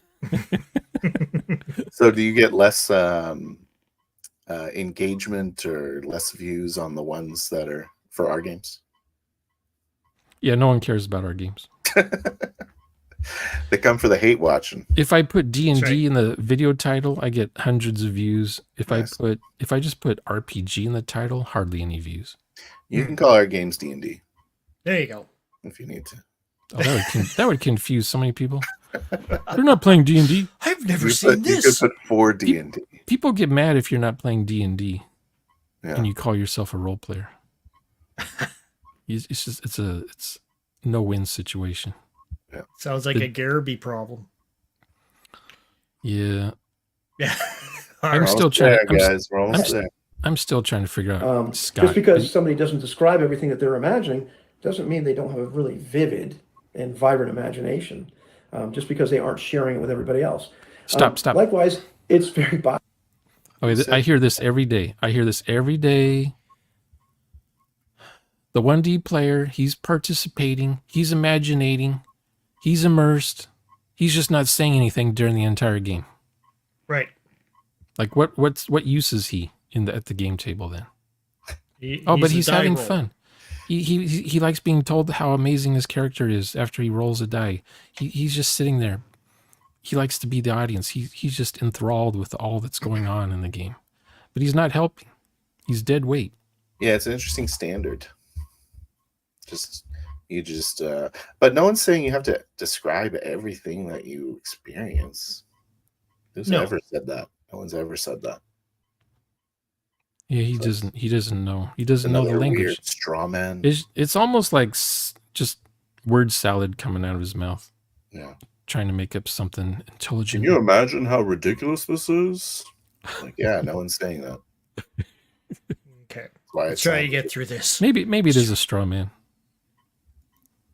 Possible that people are immersed in and engaged in other aspects of play other than the. Yep. I'm immersed in the color of my die. You're going to have. What do you say? Other than what? Can you rewind it? Do the little give me a fiver. Give me a 5-seconder there. Well, just hit the left button. And vibrant imagination, just because they aren't sharing it with everybody else. Likewise, it's very possible that people are immersed in and engaged in other aspects of play other than the kind of experience you're going to have in four-dimensional play. So, yeah, that's another part. What does he know? He doesn't even know what 4D play is to know what they're missing out on or not. I don't think that sentence made sense. So I can't respond to it. We should make a playlist of just these videos of people trying to explain 4D. Somehow put like 9 panels, and they all like are saying the same thing. Oh, like Hollywood Squares? Like that, that would be cool. Like CNN, NBC, yeah. all together, all saying the same thing. Yeah. We're all here to have fun. As long as you're engaged socially. Like, what's happening? You don't need to be a 4D player. We're all perfectly fine. So if people are engaged in... Okay, so we're at 13. We can look at the chat now, right? Let's do our chat things. Dude, you gonna start bouncing them around there? Yeah, I'll bounce Go for it. Yeah. Let's go back. What time is it? Okay, let's do it. Let's put a 30-minute hard cap on it. All right, boom, Max, you win the raffle. Let's do this for a bit. We don't discount the other goals. I keep saying if all you want is to hang out with friends, that's fine. If you want to play a war game with an army of one, a video game by hand, that's fine. Good description of the shortcomings of role-playing games when used for other purposes, for the darkness. Yeah. Go have a goal. Enjoy your goal. I discount the other goals. Do I discount these goals? I want you to know that I discount your goals because there are better ways to achieve them. Or you tried them. You probably tried them already and didn't like it. Yeah, I'm a gamer. We're not saying that we come from the land of 4D and we do not understand this 1D of yours. Let's drill into this little... We've lived through it. Little thing. So a role-playing game is really good at, if your GM allows it, at you being able to do whatever you want. So video games don't do that. Like you can attempt everything that you want. Yeah, as long as you can describe it, you can do it. As long as your GM is letting you. So I don't know. Maybe there's merit to doing that in other situations. Shauner, bro, you should review a 0-dimension role-playing game and just play clips from a rugby match. Smart. Justin never says anything coherent. I swear to God. but you know, Hot take. he has kind of a point. Just watch something different. I said and call he was it a zero. I'll be. This is your stream. I'll be nice. Thank you, Sean. For decades, there has been debates on what is role playing, and now we're putting an end to those debates once and for all. That is it. Oh yeah, the flag. The flag has been planted. All the pieces represent industries. I'm not sure what you're talking about here, Justin. I would not describe this as a coherent comment. No, sorry. The dog is the best piece. Oh, he's talking about Monopoly. Okay. Oh, do they? That's cool. Ah. I didn't know that. That's interesting. The dog is the best pawn in Monopoly. Well, I used to think that too when I was. Are they uncultured. pawns? Pawns? What do you call them? I don't know. Pieces. That's what I call them. Pieces. Yeah, Mr. Max, that makes sense that the dog is the best, I guess. No, probably not. I've been trying out role-playing the hard way, save for combat. We regress back to beer and pretzels type game before we get back into serious RP once combat ends. Oh, because combat hurts you. I think this was in response to an earlier thing when they were talking about if battle maps are good. See, the thing, I'm going to have to do a video on this. When I when I envision things as a game master, I'm not thinking in like what you are worried about for the spawner here. What you're worried about is your placement and everything and how you fit in the relationship between those pillars over there and whatever you're imagining. Yeah. Me as a game master for a 4D set, I don't care. I gave you all the tools. I said there's pillars. I said there's, places to hide, all these things. You can totally fit those in any kind of way. You can bounce yourself off the pillar and do some sort of action maneuver off the pillar if that's what you're imagining. The pillar can be as close to you or as far. But Rick, the rules don't have rules for doing that in combat. I know. Where are the pillar rules? Jeez. Well, we make it up. We'll go. I'm going to go ahead and give you a bonus on damage or whatever. That's why I care about rules. You need a second generation RPG to even do this stuff. Yeah. A lot of it, you can't. Skill based. Yeah. The more roll a d20, add a modifier. What's hard? I guess the more open vague it is, the more malleable it is to your situation. Because you're already keeping track of the time. You're already keeping track of how much you can do in your turn. How long does it take to reload a rifle that has 8 bullets or something? You got to be thinking about that kind of stuff. Then aiming a gun, how long does that take to do? Then how far away is the person you're shooting at? You got to take that into account for your DM and stuff. Is it raining outside? Are you slipping in mud? Is there a boon or a bane rule for this? That's right. That's right. Are you talking about in a first gen or a second gen? I'm talking about, just like any Total Party Skills or Mongoose Traveler. Oh, you're just saying how you combat in your. How do you do combat? Without even looking at the rules, how do you role play combat? It's just a skill. You're just, during your turn, you're just doing a skill check is all. Yeah. Instead of pulling this lever to get the drawbridge to open, I'm stabbing someone with my knife who's coming at me. And you're using the same mechanic. Same mechanic. Either way. Same amount of time to do it in. It's not combat round just because some guy's coming at you. Just because you pulled out a knife, it's now all of a sudden combat rounds. Yeah. No. Yeah, I haven't done a lot of narrative combat, so I'm still kind of enjoying that to care about tactics. Yeah. Still kind of enjoying the whole exploring the idea of doing a narrative combat. Usually you would pull out a rifle and you aim it at somebody, and then on your next turn you shoot the guy that you're aiming at. So if it's a pistol, you can pull it out and shoot if they're close by. Fast draw kind of a thing. Yeah. Dog represents old money. I didn't know that. What if you bring the Monopoly pieces as weapon in Clue? This white has been murdered with the top hat. Now we're 4Ding. It was lead. I am the lead pipe. Yeah, I remember We lost our lead pipe, so I went to the garage and just bent a nail and cut off both ends of the nail. That was our lead pipe again. It's hard to tear that crunchy combat from my group. Okay, yeah. Yeah. Phil is a Rapino. RP I know. What do you think he's saying right here? Awesome.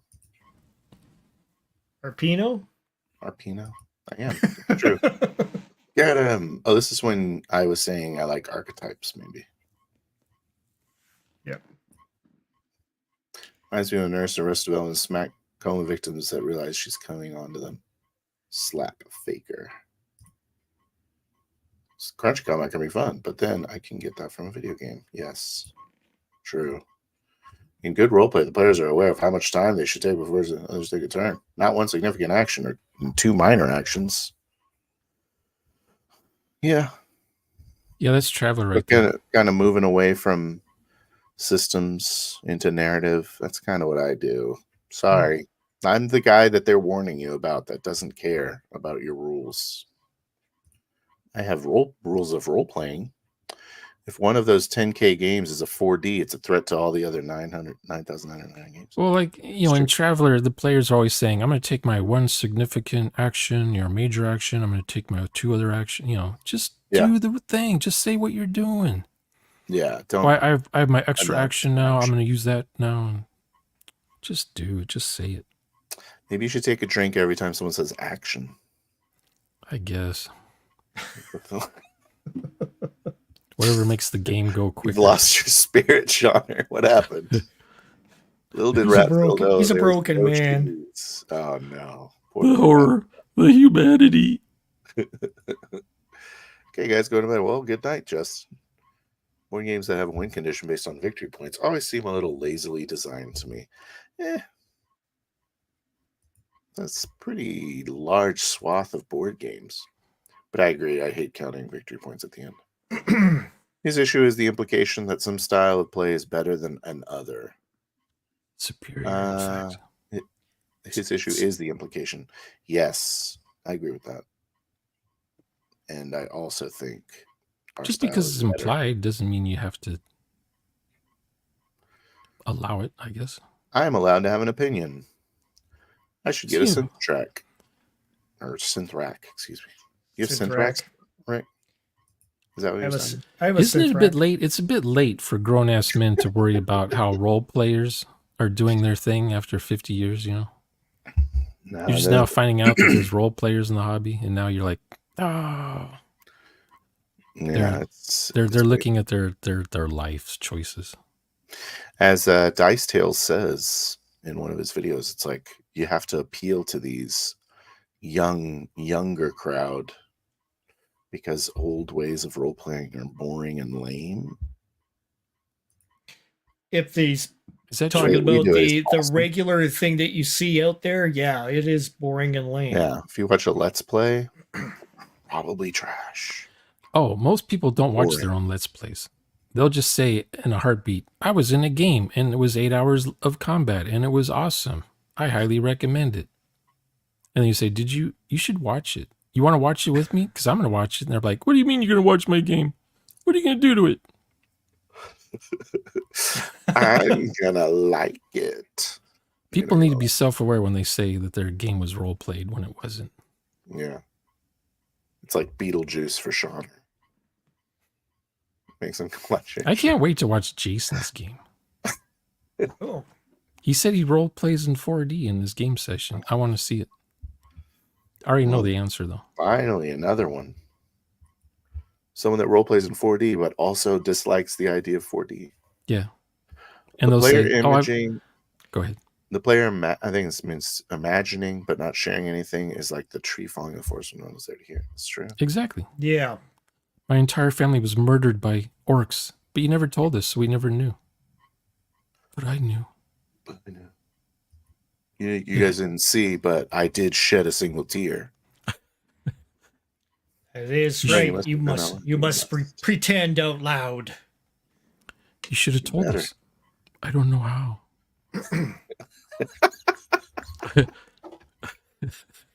Teach me to speak. You've been in our game for 20 years. You've never said a word. Have you guys noticed that he never talks? Is that true? My house burned down. My entire family died. That was 10 years ago. I'm just now telling you this. Like in reality? Oh my god! Oh my god! Is it my turn? You poor thing. Is it my my character is a mute paraplegic genre. That's why my character doesn't do or say anything all session. Oh, that's cool. I would role play the shit out of that player character. Yeah. I would role play that player role playing in the game. Yeah. I do a lot of grunting and wiggling, and I make sure everyone knows. Yeah, I've role played characters that have no limbs and can't speak in games. Those are fun. Yeah. You have to have the GM has to allow for inner thoughts out loud kind of a thing. It's either that or you have the other players speaking for him. Oh, that just means he needs to pee right now. No. 2 beeps means yes. Someone needs to wipe for him.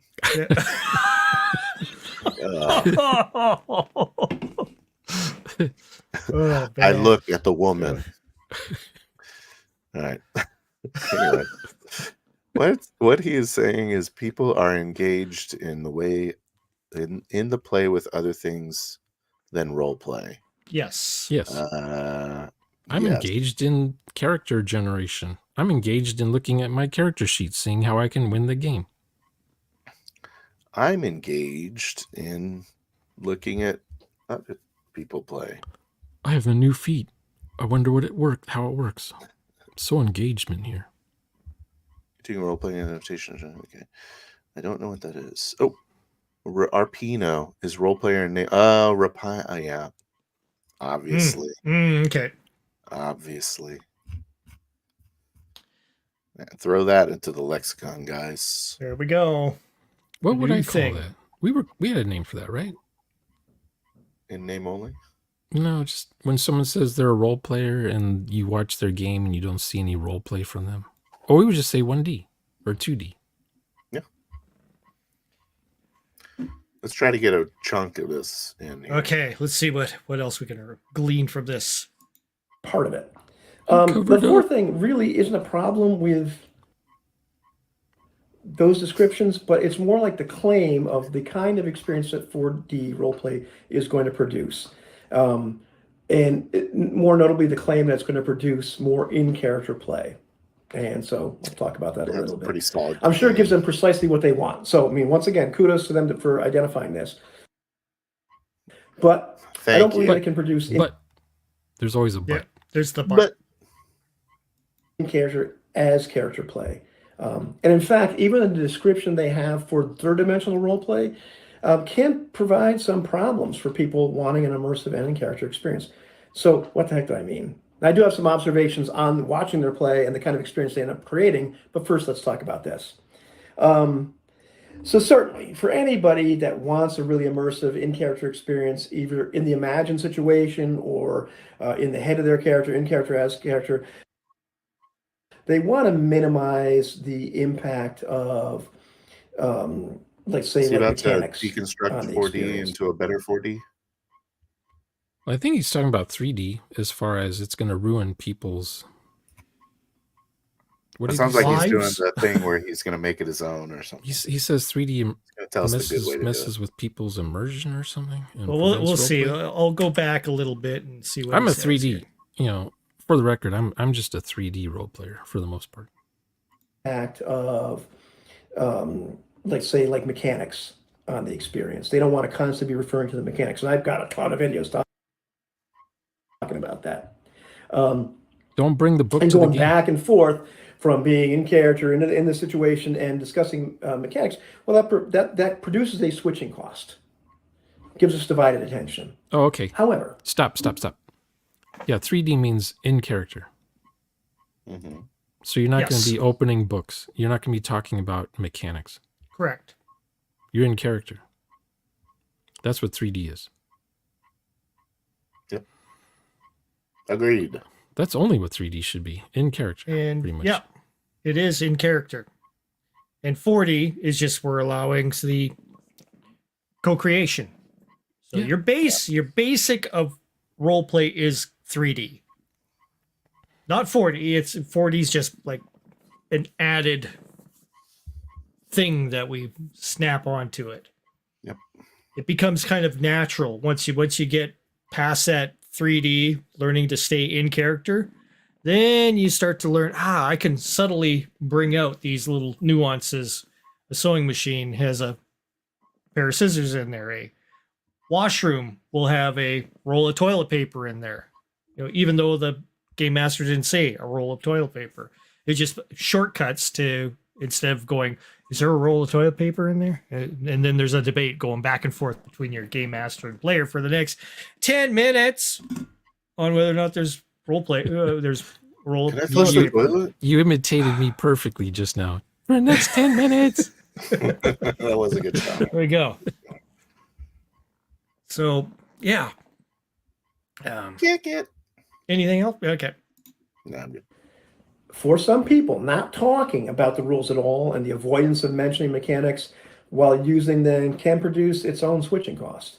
And for some of us, that can be even more taxing than... What's a switching cost? What is this switching cost he's talking about? Switching between out of character, in character, in mechanic, out of mechanic. It's like a cost of immersion. Well, yeah. The thing is, I'm doing the thing. How much do I have to roll? Yeah, we know that there's going to be some form of, maybe a bit of mechanics being brought up, but we try to minimize it as much as possible. So, Rick, can I mention an old school thing that I'm about? I come from the old school of role play, which is I'm in a mess hall and there's a spill of some sort. I don't just say I go to the mop room and get a mop and bucket. I'm an officer. I don't do those kinds of things. But what I'll do is I'll bark at an NPC, clean up this mess. And then the NPC will say to me, we have no mops. We have no buckets. We're rationing. We jettisoned all the extra weight from the ship. But in a 4D game, I could say, I go to the closet and get the mop and broom or whatever so I can clean up this mess. But then the GM's going to be like, oh man, I didn't want to mop in this game session in my story. Well, you already time violated. You have to go into the closet first. But we're the closet's beyond like that though. It's like a locker in the same mess hall room or something. The thing is, if you're you gotta give me a shot. You gotta give me a shot. Or I'll say to some NPC, we'll get a mop and clean this place up, and they'll either say okay or they'll say you get a mop. They're down the hallway if you want one. Meanwhile, there's no gravity, so the mac and cheese is floating in the air and crap. It's hard to. The 0G mops are weird. Like a Swiffer. Yeah. And simply surfacing out of our immersion in character or in situation to say the numbers, to say make a sanity roll or core flirt dice roll. This can actually be more disruptive to immersion in character. And it really depends. Then what? But is it even more disruptive than your buddy there playing a little game, while he's trying to play the game with you? Is he's kind of unfair bi-immersive. to compare to the 1D situation. He can be immersed in Xbox and in the game session. Okay. I don't use the word immersion. So I think when he says in and out, or what does he say? Mix match? Anyway. Switching costs. Switching costs. I think he's talking about immersion. You're going in and out of immersion. That is what but you've got way more switching costs when it comes to being 1D or 2D type of a player. Yeah, just strictly 2D. Just 3D. But he doesn't know what 3D is in. He added 1D to 2D to get his 3D. So now he's like, oh man, this 3D is so complicated. How can you stay immersed? Okay. Yeah, maybe that's he is a liar. He did not watch any of our sessions or anything. I don't know if he's a liar, but What's happening right now? What are we talking? People can watch our videos and walk away. He's a liar. People can walk away from our videos and say, I do that too.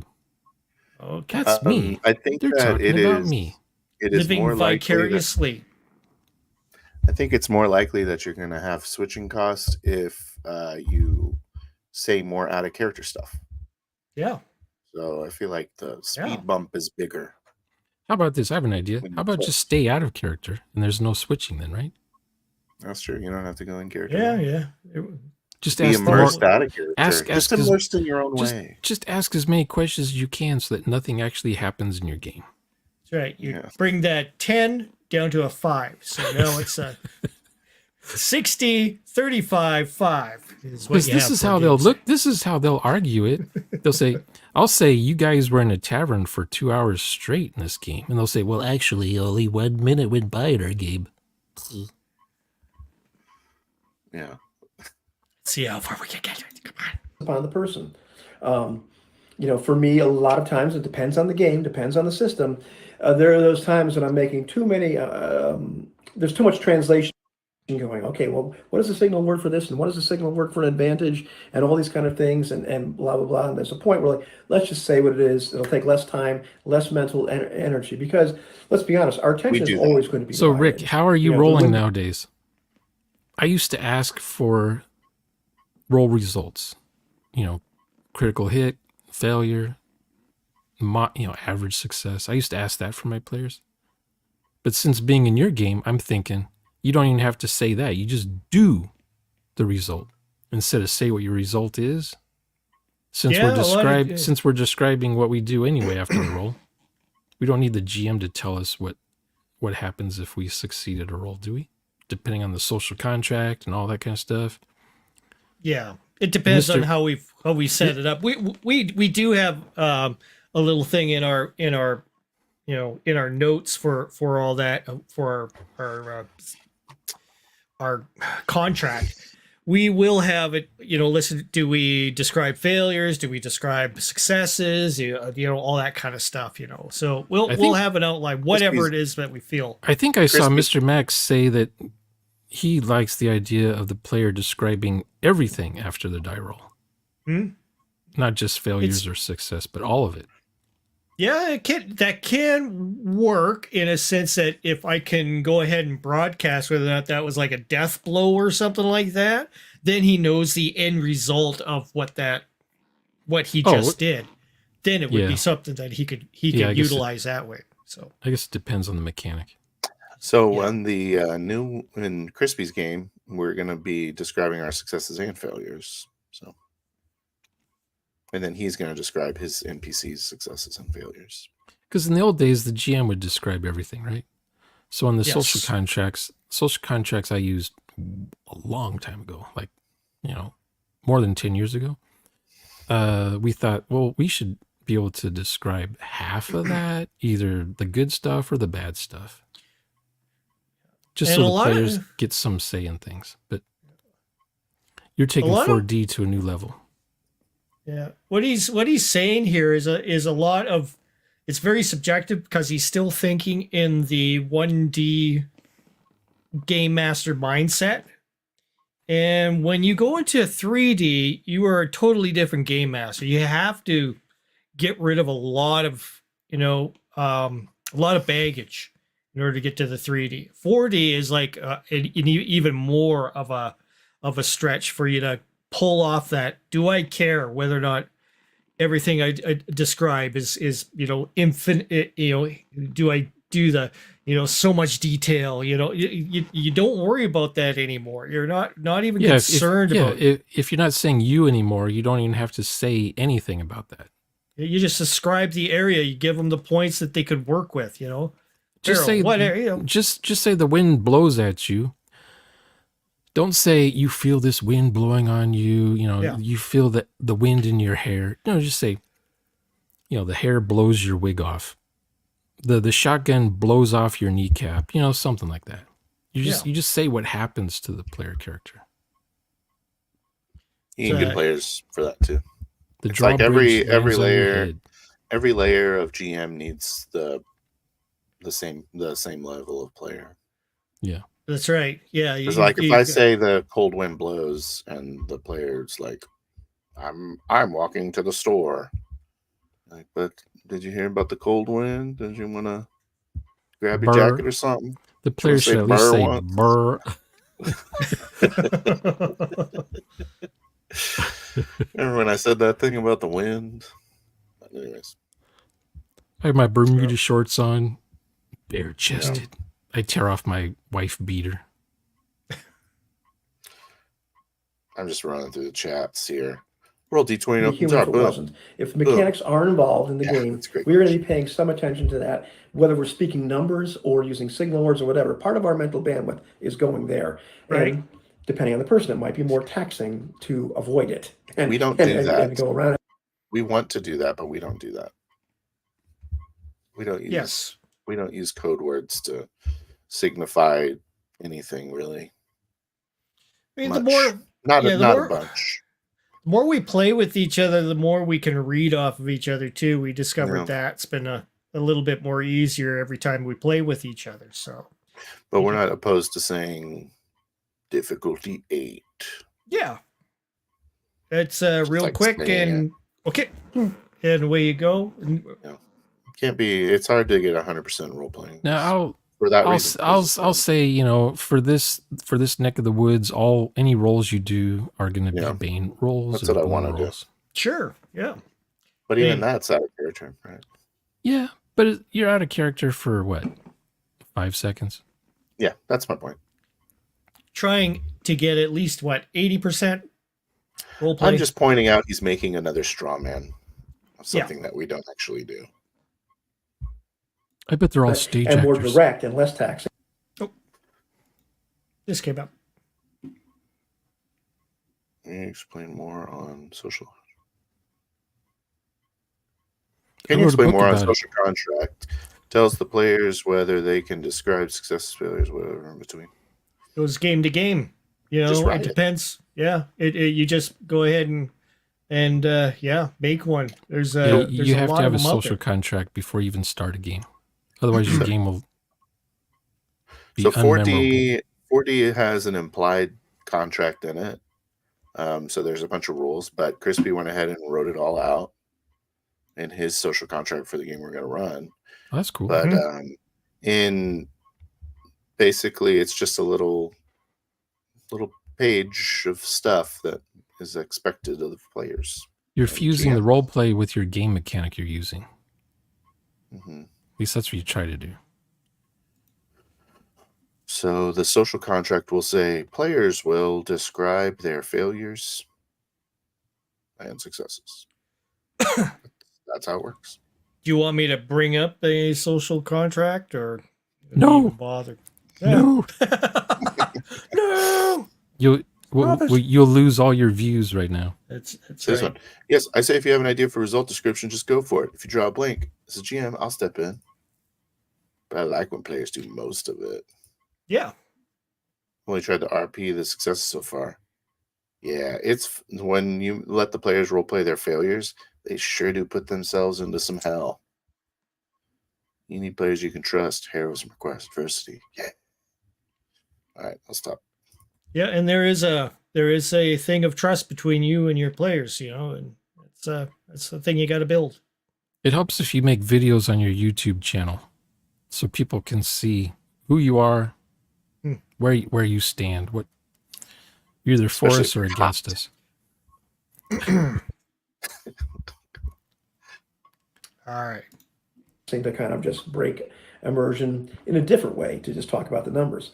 In a more extreme way, there's can be some possibility for miscommunication, especially once more complicated systems get involved. Now it's possible to invent a code language for just about any system. Okay, stop. The key word, I guess the key thing is don't use a first-gen RPG. Toss those. That's just a war game with fantasy elements. Yeah, if you're playing GURPS. You have to read the rules. Yeah, GURPS, Riffs, Hero, even Shadow Dark. Just throw that stuff away. Find yourself a role-playing game. Just got it. Use it for mine ideas from. One other thing that we do that eliminates a lot of this code language stuff that he's talking about, which we don't use, is we pretty much let the players decide the abilities that they want to use to do a thing, and just kind of expect them to narrate their action base to mirror the And role as you that the do players that, take. Yeah. Yeah, it's yeah, it's trusting your players to, roll, and maybe as they describe things, they may be describing that they're doing something dexterously, or with a bit of oomph and muscle power, you're getting the idea of strength or dexterity or whatever. I mean, oh, you mean describe without using what die roll you're going to use? yeah. I mean, exactly. You could your I don't game want to master. care. I don't care what Yep. the player's rolling for. I don't want to know. Just tell me what you're doing. I trust that you know what skill you're rolling for already. That's right. I mean, it's good for them to emphasize maybe that they're doing it, more manhandly or dexterous. That will give you something that you could kind of pull in there as a potential problem that occurs with the pipe or whatever he's working on. Makes the 'Cause, fail state interesting yeah. too. Yeah. But you're going to describe it anyway, so who cares? Yeah. Engaging with. There's no real way around that. Now, a cynic would say that maybe sometimes the system in 4D role playing is being ignored, but there's no really way to see that. I don't want to make that accusation, but the more you get into that and not talk. In 4D, 3D actually. Don't use all the rules. Use the rules you need to role play. Mm-hmm. The rest could be optional rules. Yeah. Can you imagine using homebrewed rules? Who does that? I don't add rules. Everyone. I don't change rules. I don't add rules. I just don't use all the rules. Yeah, that's fair. Yeah, it's easier just to strip out the stuff that makes it not to how you want to play it out. If there's a game in the game, to use the skill, you have to now play this little mini game with dice for 10 minutes. No, Traveler is one of those where it has the little mini games for bringing up your how much cargo you have and stuff like that, or what you find, and all these other things. And you just strip all that stuff off, and you're a broker looking for trade while you're at a starport. Every once a day you roll to see if you find something. I don't know. This is just nonsense. Yeah. Even Mark Miller says that's nonsense, and he wrote the game. So, I mean, if you were playing solo or something and you wanted to have that kind of thing, you'd be rolling for all that stuff. Sure, fine, if your players are interested in doing that and they're not role players, they can do all the rolly things. That's fine. Traveler, that means that we do Traveler's try not to a simulator keep the anyway. We actually do use rules. But we don't do that. We don't do the whatever nonsense. If you see me make a roll while I'm describing something, I'm just helping. I'm letting the dice decide for me because otherwise my subconscious might always pick the certain way all the time. We're always thinking like in terms of a movie, like what would be entertaining to watch, what would be entertaining to be participating in. And the other thing you say where the audience groans when they see something stupid happen. Yeah. So you're not going to be doing that crap or anything. You want to have a good experience with your other players and the game master, and so you don't enter in all that kind of BS. I mean, if you do, you do, but don't expect us to pop you back in there, for the next session. Yeah, don't be the player that makes the other players hide their face when you say your turn. Yeah. Sorry, I keep hiding your face, Shauner. Did he actually just go there with his 1D idea? Oh my God. So he's not saying we're ignoring the rules. Okay, thank you. He's saying perhaps, maybe, sort of, kind of, there's a chance that certain critics say. Yeah, but if he saw our videos, he would be like, "Oh, okay." Yeah, we roll dice on screen, so sure. How much you guys get done in 2-hour game session? A lot. A lot. I mean, how much do these guys get done in their 2-hour session? They're still 10%. in the same hallway. Nothing. 10%. They went from room 2 to room 3 on the map. 15 minutes. 3 hours going going up that one hallway. 3/5. I've seen that so many times. A scene that in a movie would be less than a minute, they spent 2 hours in. That's right. So we're thinking movie-wise. Watching a video in 2 hours. Yeah, it's kind of like an allegory for role-playing games. There we go. Yeah, this is it. This is the case. Every time we press play, that's like a 2D game actually playing role-playing game. There you go. Let's go. Talking about mechanics, the more likely that is to be an option. I personally value clarity over uninterrupted immersion, even if we have to break out a character momentarily, just to be clear what's going on mechanically. So once again, your mileage may vary. So clarity is something that we do not prioritize. You do mechanic-wise, probably. Oh, clarity and mechanics. I thought he meant like clarity. Do I roll the D10 or the D12? Picture. You should already know the rules. Yeah. Rules mastery is handy. It's part of your due diligence as a player. Know the rules. It's part of the social contract. Yeah, the GM thinks they're the ones who have to teach people constantly throughout their whole adult life. If they open 2 doors in a 2-hour session, that's good. And as we know, role-playing games are all about opening doors to get to doors. That's true. Imagine if you had automatic doors. Oh my God. All sci-fi tearing the time continuum. Doors that automatically open. Barnes & Noble doesn't have those yet. I don't know why. But that can actually be a detriment to, the feeling of being in character and being immersed in the situation. Can it? Example never asking questions. Example it. Well, he won't say her name, so he's not going to give an example. Saying clarity of rules can harm in-character experience. I agree. Know that you should know the rules. Right? Isn't that what he's saying? Did I misunderstand? I agree. Okay. Moving on. That can produce a similar set of problems. Now, certainly, most questions to the game master can be asked in character via interactions with non-player characters, like they talk about, or intention, narrating what you're looking for, what you're examining. I love the. We example all this stuff in our games. There's no problems with it. Yeah. Have you noticed a problem with it? No, but what happens is they see your video, Rick, where you're explaining how to role play, but then they don't.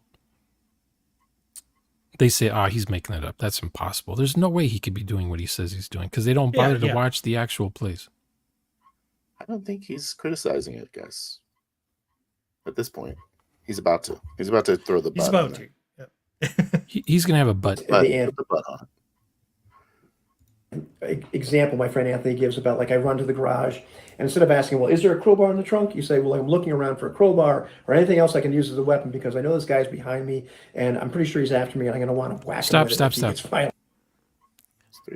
Why would Ivan Mike be saying this in a game? Is he talking out loud? Is he in their games? Are they allowed to say what their characters are thinking? Is he just talking out of character?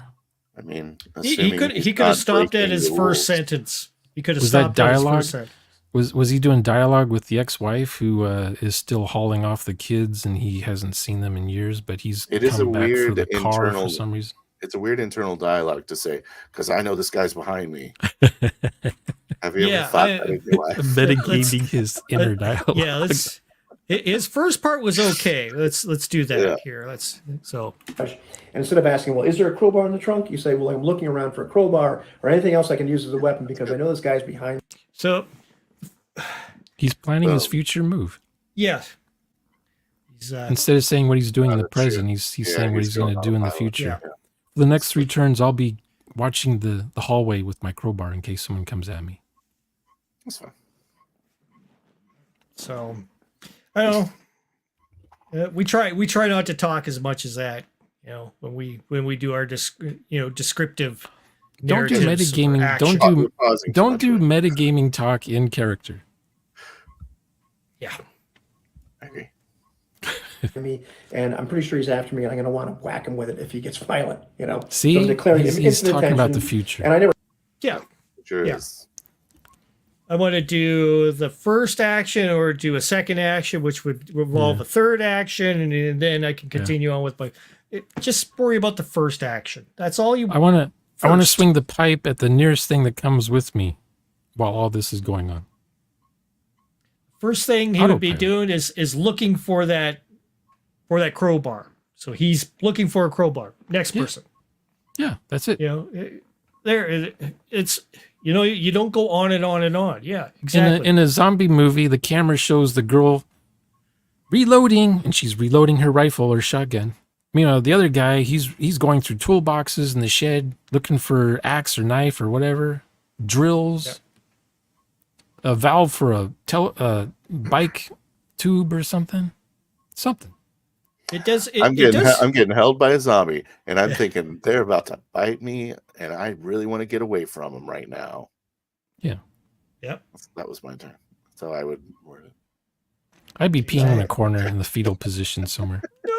Yeah, it's over, man. It's over. I'm the NPC. He wants. I want a new NPC, so I'll have mine killed by the zombies. Or ask the game master, is there a crowbar? But I'm pretty much, still stating this question in a different manner that's actually in character. Yeah. In real life, we use our senses and judgment all the time. And what we're doing, we're asking questions about the environment. No, don't do this. Stop. This is Condor DM. He's been watching Condor DM videos now. In real life, we ask ourselves questions. At your job, you're always asking questions at your job. Do you always do that? Do you walk outside and go, I wonder what the weather is like? No, you look outside, see what the weather is. Game master can say overcast with a slight bit of showers in the air. Every day you ask your boss, is it time for me to leave? I've clocked out. I don't know. By making estimations, can I actually make that jump from this rooftop to the other rooftop? And sometimes these game master could God answers. You make the. Do I care whether or not that gap is going to be too far or too close? Or you're doing action is great. You're just it's cool stuff you're doing. I'm not going to interfere with that. I'm not going to say, but that gap is way too far. I don't care about that stuff as a game master. You're doing cool actions. Stuff is happening. Bullets are flying. People are screaming. Buildings are burning. Anyways, how tall is the mountain? You are gone. How high can I climb?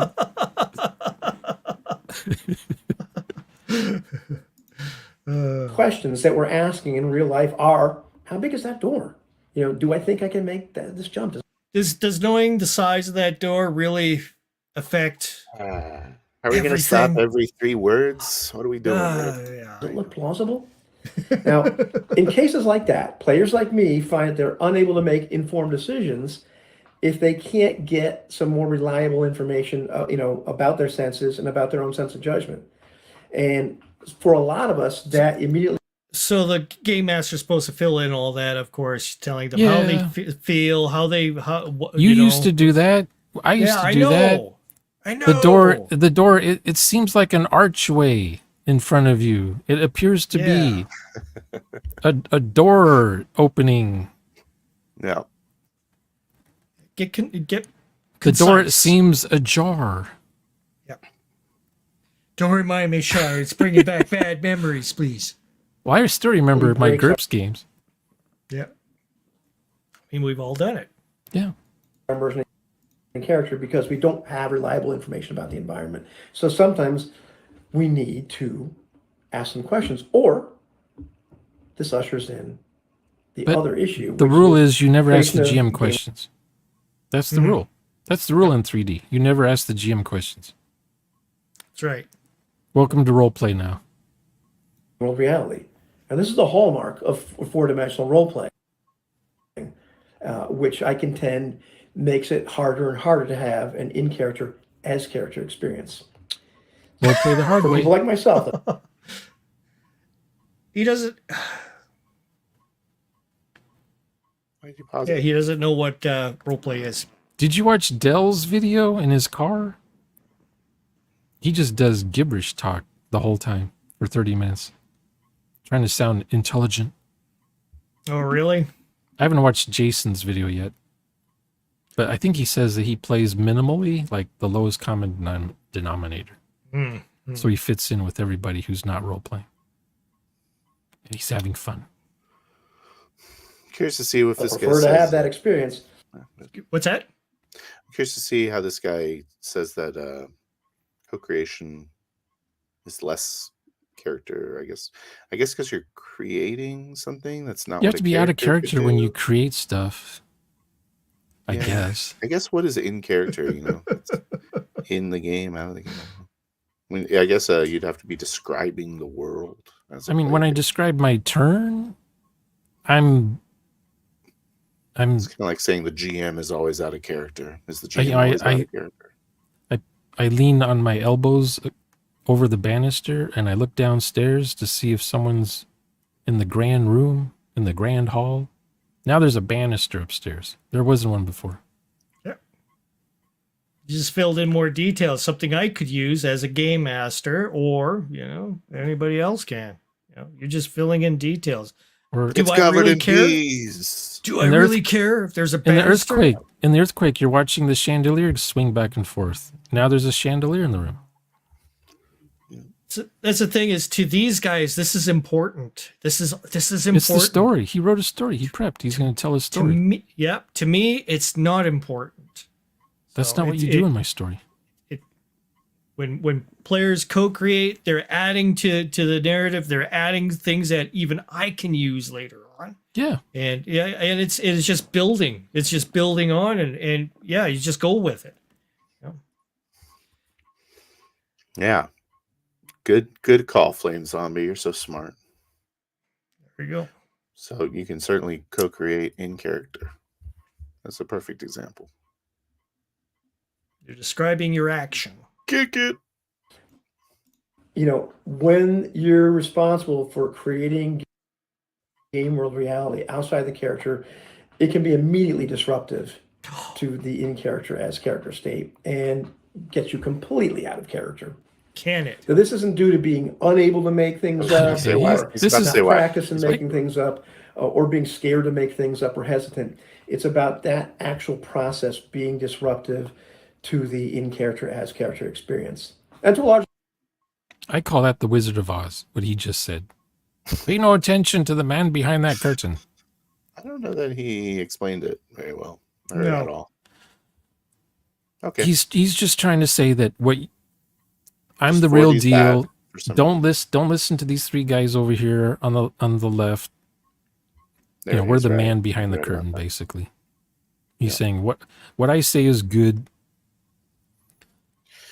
Well, he's wrong. What we say is good, and what he says is dumb. He's Ivan's the Wizard of Oz. That green thing from the movie with the green smoke, or he's Zardoz, the head floating around, passing out rifles to everybody. Is Zardoz on the guy in Big, the fortune telling machine? Zardoz. Oh, there might be. That might be his name. Zoltan. It's usually called Zoltan or Zoltar. Yeah, Zoltar. You're right. Okay, good. I agree. It's a matter of scale. To state that I have a pocket knife with me, I'm having such or that my deja vu old right psychology professor is still in this town, and so he's a contact of mine. That's not terribly disruptive because these things are natural, logical extensions of the character. They are now, the game masters to do with what they will. But I pick a dime. It's not disruptive now. Great. I pick a dime up from the curb so I can make a phone call. Yeah. So is it disruptive or is it not disruptive? Sounds like you said both. I don't know. I added a dime, I added a sidewalk, and I added a phone booth. He's thinking as a 2D game master, yes, it's disruptive because it's not what he has lined up in his little notebook of things that the players are supposed to go through. As a 3D 40 game master, you're not too 3D, you're not too bothered, but 4D, awesome. It adds to what you're doing. So what he might be trying to infer is that he has players he doesn't trust. So it's not a good idea. There you go. We vet our players. Just say no to roleplay. Really helps when everyone GMs. The mighty Oz has spoken. It also helps when everyone GMs because you don't want to. Yeah. I mean, the players, in my humble, honest opinion, the players don't GM as much as the GM does. Sure. They get to do some creation, but they don't they don't get to create more than what the GM did. Of course. GM is the authority. The GM decides if you live or die. That's right. Exactly. Your life is in his hands. In real life. Interjecting something that makes sense in that way. If I'm in a McDonald's, it's not disruptive for me to declare there are French fries and maybe in a burger. It's not disruptive to my in-character experience to say that, I go behind the counter and try to pick up the mop or, unscrew the mop handle from the mop, like, Coming to America, or look for anything else that I can use as a potential weapon, because these two thugs, the game master just declared that these two thugs have entered the McDonald's and looks like they're going to rob the place. That's not disruptive either, because I'm not disruptive. Once again declaring things that should be in the environment, but I'm looking for them. And my thoughts? Is it disruptive? I don't see a problem with the character hopping over the front counter and grabbing the mop near the fry machine and using their foot holding the mop while they unscrewed the stick from it. As long as that's like 3 turns. Yeah. That's like 4 turns, though. Yeah. You are not just going to hop over a front counter at McDonald's without consequences. Not without confronting a sassy drive-thru lady. Yeah. There you go. The guy cleaning the bathrooms, he comes out with his stuff and he's like, you're not allowed back here. He's got his own mop and he's about to duel you. He has the mop he won't share with because that's his mop. So that's my lucky mop. If Ivan Mike, if you are the game master and you let your players run 4 rounds in a row all at once, then that's a you problem. We do not do that. We try to keep everything within reason. If it's conversation, might go on for maybe a 3-round exchange back and forth just to keep that conversation in context. Just to be clear, this Rick, is an example of not disruptive. So he still hasn't given an example of what would be disruptive. So Rick, let's say the GM tells you that some thugs come into the lobby, the dining room of McDonald's, and you're in line already, and you see they're going to rob the place. Now it's your turn. How much of Ivan's moves would you say in your first turn? Just one. Just one. You're standing on the counter. You haven't gone over the counter yet. I'm hopping over the counter. That's my move. There we go. Half ass, half off on the counter. There. It's doing it. It also depends on the game system too. Straddling the counter. Sometimes you're looking at the rounds as a particular kind of measure. So if you're round, I would do a butt swoosh or spin on the counter. So if you were in a Xenoplicity game, you have a minute worth of stuff you can do within your that's round. too long for me. So that it depends on the game system that you're using. So if your turns are 6 seconds, do the 6 second kind of eyeball rule in your head. I'm used to real time. Yeah. So it depends on what kind of context your turns are. Okay, so your next turn, what examples? Okay. Sorry, Sean. Phil wins. My intention to what to do with them.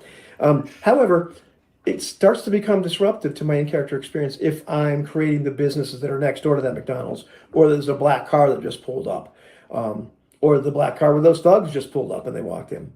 It's really, really disruptive to me if I start to declare what the environment does. I'm okay with the deciding what the next outdoor businesses. That seems like nothing. Mhm. A car drives up to a McDonald's. That seems normal. Well, like a limo pulls up to the front of the store, Yeah. not the drive-through. I don't think you should be able to 4D. And the thugs came out. But would you say a car pulls up to the front and two thugs come out of the car? Nope. Just seems pulls up. like I don't role play NPCs. I don't think I would do that. I don't think I would do I would like to roll NPCs if I'm in a game where the GM's role playing my character. Yeah. You say that, but I don't think you want that. I don't think you want switch mode. Like when the GM fudges his dice, I want to be able to fudge my dice too. Yeah. Yeah. What city's the McDonald's in? I mean, it's just a strip mall. There's an abandoned video library. New Hampshire, or is it in Detroit? Hollywood? There's a Hollywood Video or a Blockbuster next door that's half burned up. Yeah. Bums tweaking out there. The other side is a Jiffy Lube. Obviously. There's a guy standing outside with an arrow.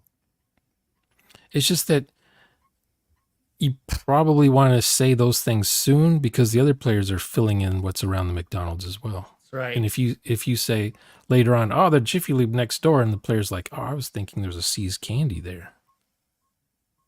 Well, one of you has initiative. And they win. Because they were gonna narrate going to the chocolate. Yeah, they're about to take my Jiffy Lube idea away. So why do they win? The person that says it wins. Depends on your scope and who looks out a window first. I mean, you came to the McDonald's, so you probably saw all that stuff before you even went into the McDonald's. Unless he probably moved his characters into the McDonald's from some tavern somewhere. Just as you're parking, you go, I see a Jiffy Lube. And the other guy's like, damn you. Saw first. Yeah. Nailed it. In response to my actions. So it's one thing if I narrate that I go over to the nearby telephone booth and I call for a cab. It's another thing entirely becomes much more disruptive to my in-character experience if then I narrate that the cab shows up to get me. Two very, very different things. That takes a while there. It's going to take a while for that cab to get there. So. Yeah, he's doing fast travel. Yeah, time travel or time violations are bad. I agree, that doesn't happen, and What's the setting? Once again, he agrees with us. What's the time? What's the era? In the old days, taxi cab drivers would show up and wait for you. Nowadays, with Uber, if they drive by the McDonald's and they don't see you out there the first minute, they just keep driving and they say, oh, I'm not picking up this person. Yeah. I'm doing then you have to call again. Yeah. Yeah. So, all these complaints that he's bringing up are things that aren't done in the game. It's, he's assuming that we're doing like these multi, turn things going on. It doesn't work that way. It's strong. You have to stay with your, the concise kind of idea of rounds, so everybody gets their turn. It's not like a free for all kind of thing. I'm glad he says he's really happy with us, though. Yeah. I'm happy for you. So that that creation of game world reality outside of my character, what makes sense for my character, outside of the extensions of my character, that really interferes with the whole idea of outside like action, reaction, interaction with non. Outside of the senses? I don't narrate stuff outside my senses. Is that what he said? Yeah, I think so. I'm not going to say what's down a block from here before I even go outside to know if there's a street outside or not. I'm 4Ding Galactus coming to eat the world. We'll see if that's what he said here. GM. Outside of my character, what makes sense for my character, outside of the extensions of my character, that really interferes outside with the whole extensions. Idea of like action. What's the extensions of your character mean? Well, he's a character guy, so he's going to say you can only role play with what you have on your person. Oh, so okay. We say outside of our character. So like his car would be an extension of his character?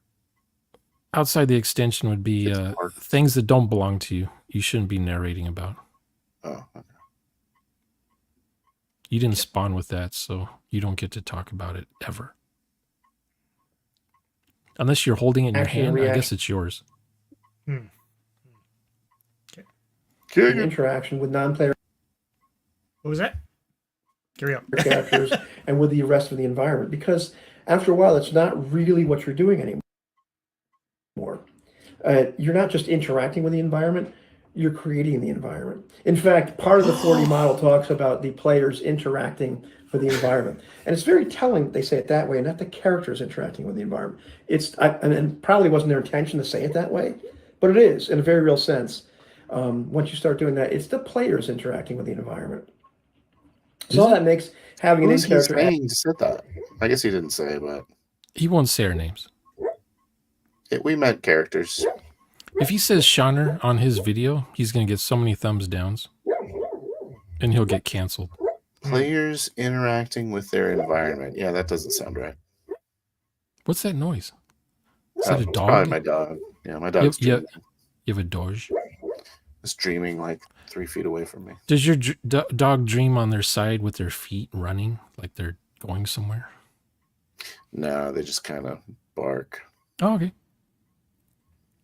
So stop. Kind of impossible. Stop. So what does the player do in these role-playing games exactly? Because it's all in-character stuff. They get immersed. Oh, okay. They're listening to the other players during their off turn. You're listening to what the other guys are saying, going, "Oh my god!" I'm not even thinking about me when I'm role-playing. You're taking an inventory of all their extensions. They have a lot of extensions. Okay, Monarch. What's the password? I have to go online. Yeah, I don't think we intended to say players interacting with the environment, but I don't know who you. What's who are you talking about, Ivan? Anyways, I don't know. Okay, let's go.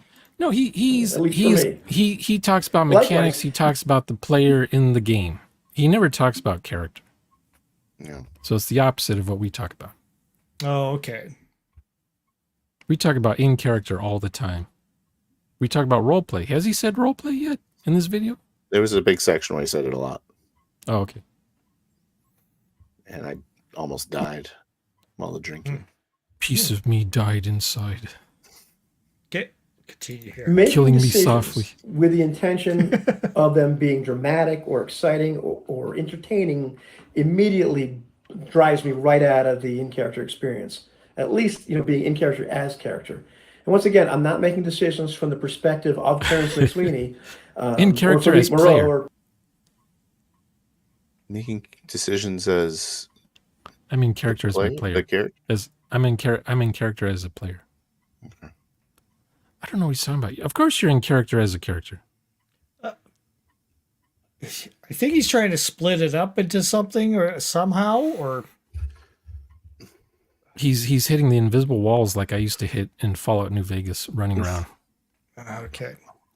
I don't know, Max. I guess it was pick a character of mine, Leo Baxter. I'm making decisions based on what would be good for the drama, or what would be cool, or for the story.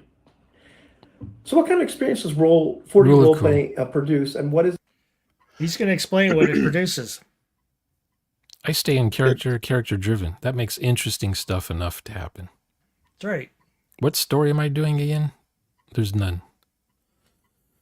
You end up with a story after the game session, not before. You just portray yourself through a series of unfortunate events. Yeah. You're lucky if you're still alive at the end of the game. There you go. That should be your reward. You can propagate. Hell no, the death scene's the best part. Sometimes it is. Yeah, dying in space. Yeah, that's kind of cool too. Yeah, it's awesome. They're actually doing. And this is conjecture, but this is kind of informed conjecture. Not my first rodeo. So I think they're having the exact kind of experience that they want. But what's really telling is the language they use regarding not asking questions and inserting things into the environment instead. They say things like the play becomes cinematic and flows better. You can skip interaction with the game master and just say, I'm going to pick up a big piece of driftwood that's on the shore. And now I can go straight to what I wanted to do with the buzzword. Mr. Max, what have you done? What have you done? 2024 buzzword is driftwood. You're the driftwood. It's in the dictionary now. So he's gone to the Max's. Dictionary under 4D says something driftwood. Driftwood, a device used in a role-playing example. So, Shauner, is your next book going to be an illustrated book of how to role play? We'll have little pictures of driftwood and stuff like that. That's what we should have called 4D. The next book's going to be how to run games the hard way. Ah, oh, cool. Look forward to that. Awesome. Yes. Piece of driftwood. I think another one says, I think it's much more direct, much more cinematic, much faster, and you can accomplish a lot more in a session. Or you make up convenient things and things that make things richer, more fluid, faster, and dynamic. Yes. Over and over again, what I hear and what I see is that the flow of the game takes precedence over continuity or internal logic. Does it take over the continuity or internal logic? It's just purely random stuff we throw into the game. Are you saying they take precedence over? Show us the examples here. Well, Mr. let's show us let's answer it honestly. These guys always have to guess what we're talking about. You don't watch our videos.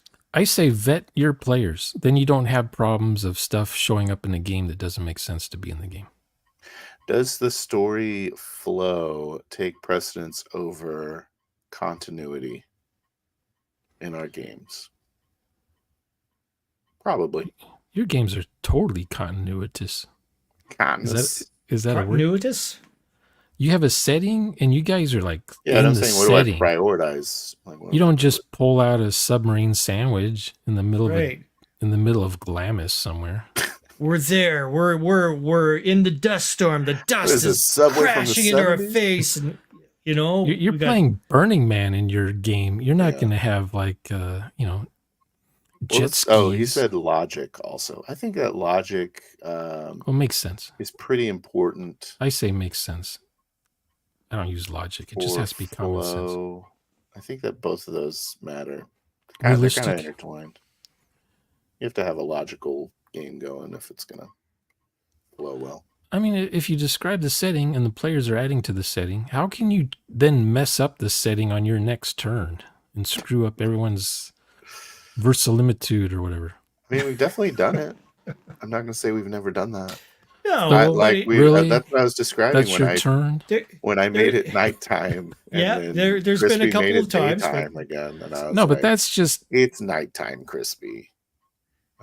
That stuff. I'm sure you had an idea. He had an idea. When worlds collide, that's all that happened. Mm-hmm. And our desire to not correct kind of let that play out. We're just like, it became an impasse. So I don't think it's totally unfair. Maybe Phil took a really fast turn, like fast travel turn, by describing the sun moving. The sun is now in this position after my turn. I have serious issues with listening to others. Crispy might have had a cool ambush attack for his scene, and there you go. Yeah, dashed all his hopes. Asking questions of the game master runs the risk of the answer being no. No, it doesn't. And the intention. Stop. He's assuming a lot of shit. That's old. That's OSR crap right there. Yeah. Now, that's what OG for the last 20 years, for the last 25 years, GMs have been saying yes to all your questions. So that was my point back in 2008. Why are we asking the GM questions when they always say yes? That was one of my very first videos on YouTube. Yeah. That's kind of like where co-creation gets its roots from too. Yeah. Is there a broom in the broom closet? Yes. Thank you for asking. Thanks. We just cut a few steps out. What's the name of the broom? Makes it easier. What's the broom's name? There you go. Yeah. How many strands of straw is There's on no the Sharpies. broom? There's no Sharpies in my universe. You don't know the name of it. appears to be, getting an idea and then running with it. A lot of yes and. So the experience isn't play to find out. Stop. It's the Yes, same and shit every time. Yes, and is romper room stuff. Yeah. Find the shape of a square in the classroom, kids. I found one. Yes, and Johnny, did you find one too? I found another one. I never really understood the yes and. It's like I found one. I have RPGs. I have RPGs that have and yes and no but yes if yes then I have those are die roll results. Success. Right. Yeah. Yes, and this happens. Yeah, yes, and the fire alarm goes off. Yes, and you crash, and your whole family's murdered in front of you. It's more of a but, probably. But maybe, but perhaps. And your family's murdered. All right. But that's the mechanic of the result of the die roll. Yeah. What he's talking when these guys say yes and, they're talking about therapy sessions. They think that it's all like an improv thing. So I hear this a lot. I heard this with OGGM, and when I replied, I described it. Usually, the issue that you're having is the players are making a time violation, and if you say what you want to do and you create something, typically the GM has an opportunity to throw whatever plans you had in the garbage with some other different narrative reaction. So, like, I go to the blacksmith, but I don't want a blacksmith in my town. And I say, the blacksmith is closed. And a man comes up and says, yeah, exactly. Blacksmith has been closed for a while. Or the blacksmith might not even be on that street. Yeah, exactly. It's going to be a while to even say I go to the blacksmith. But if they 4D a blacksmith, then they're probably seeing it. Right. Well, look, a blacksmith shop. You don't want to go out of your extensions, Sean. I buy horseshoes right now from the blacksmith. Yeah, that's a time violation. I'm shopping. I'm getting horseshoes, blacksmith.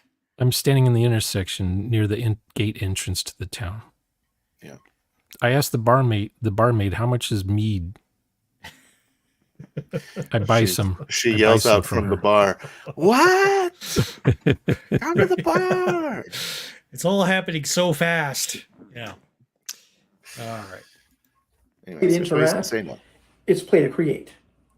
There's a lot of portrayal of who the characters are in the plays I've watched and their discussion of them. And the portrayal of who the characters are seems to be more important than interaction with the situation. At least. Is it? Our portrayal of characters is more important than the action. I think the action. Yeah, we want to win. We're trying to win the game, Rick. I don't understand what that means. He's speaking from a 2D point of view, 1D, 2D. He thinks we're PCs. Mm-hmm. Yep. We can't die like a GM PC.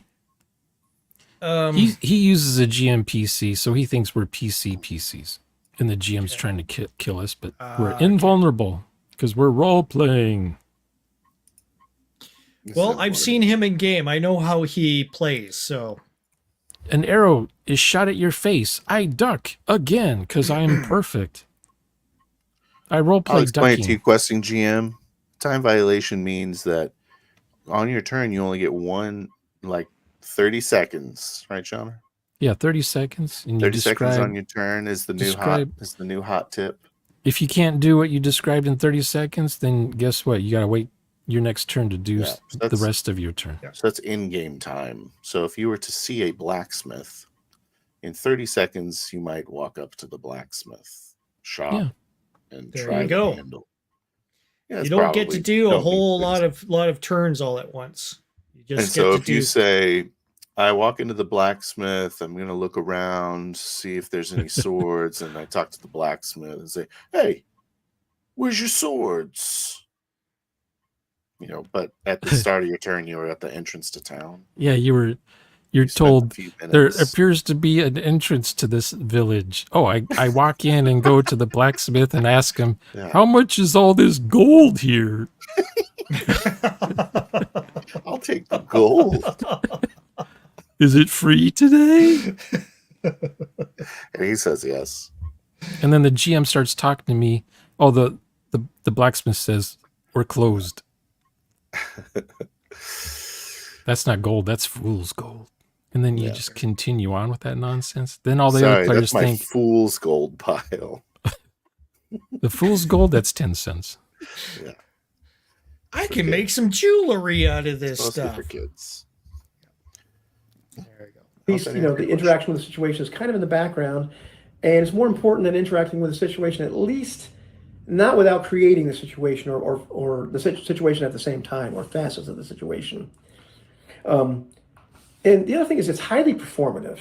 And I don't mean that in a pejorative fashion. I mean that they're performing for one another. They're doing things, that are exciting. Character actions, what's happening is supposed to be larger than life. I am, whatever's happening in the game, with the different characters, I am keyed in on as a player listening to his other players.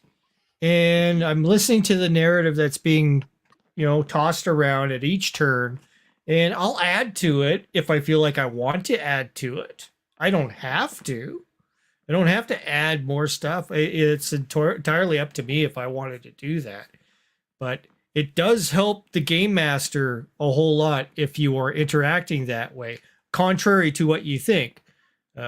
Because they are not a 2D game master, they're a 3D, 4D game master, and they're able to play this way.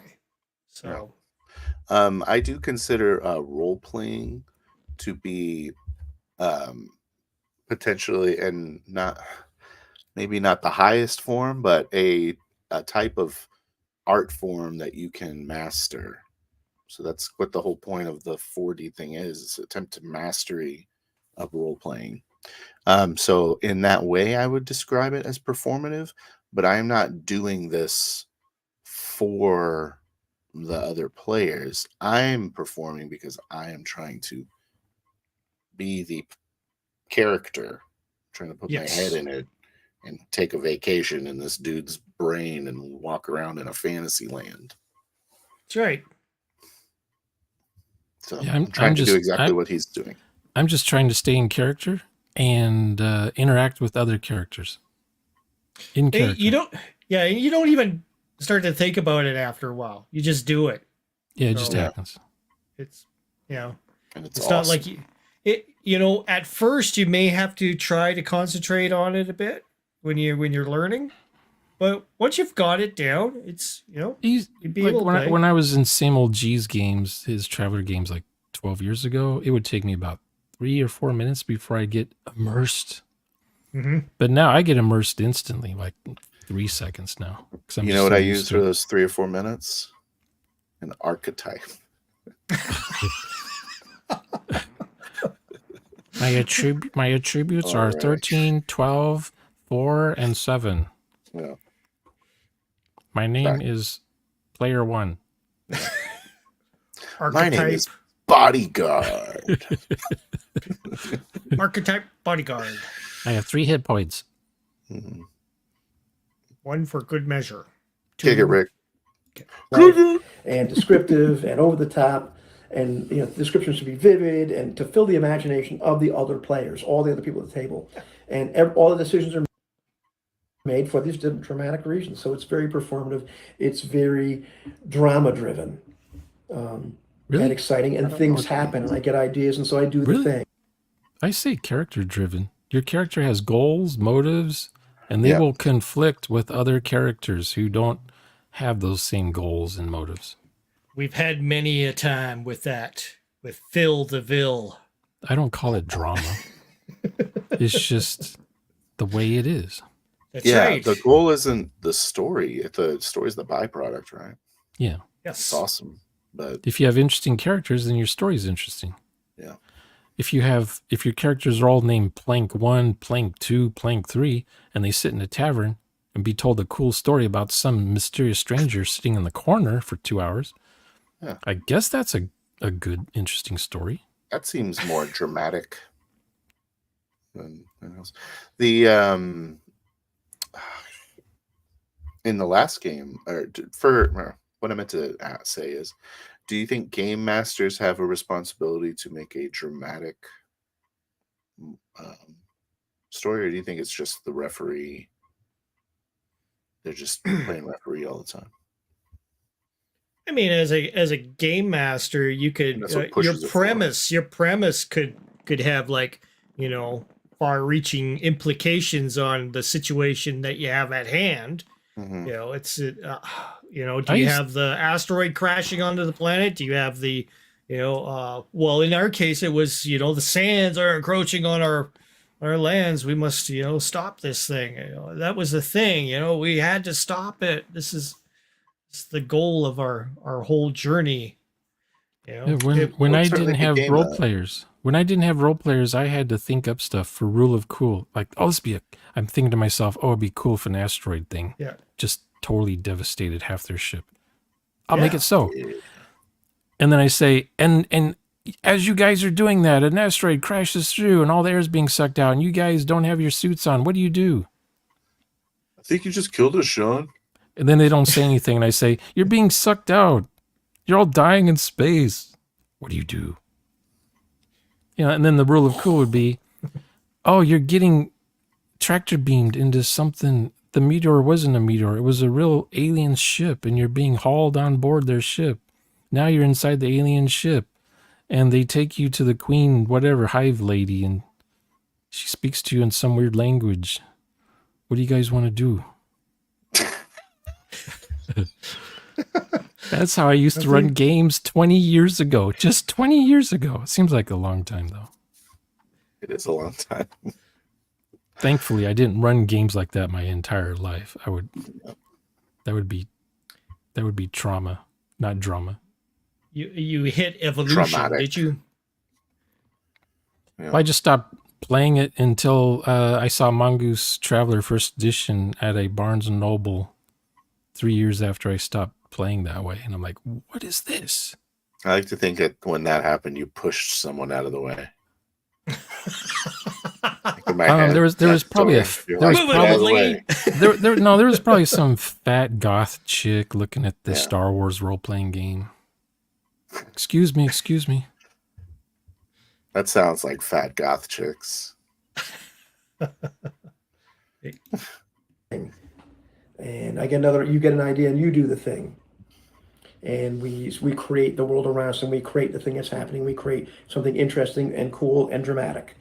And the experience, you know, can be in character. It seems to be in character to a certain extent. They're focusing on these characters, but not so much in character, but more in character as collaborator, to steal a term from Anthony. I did not make this up.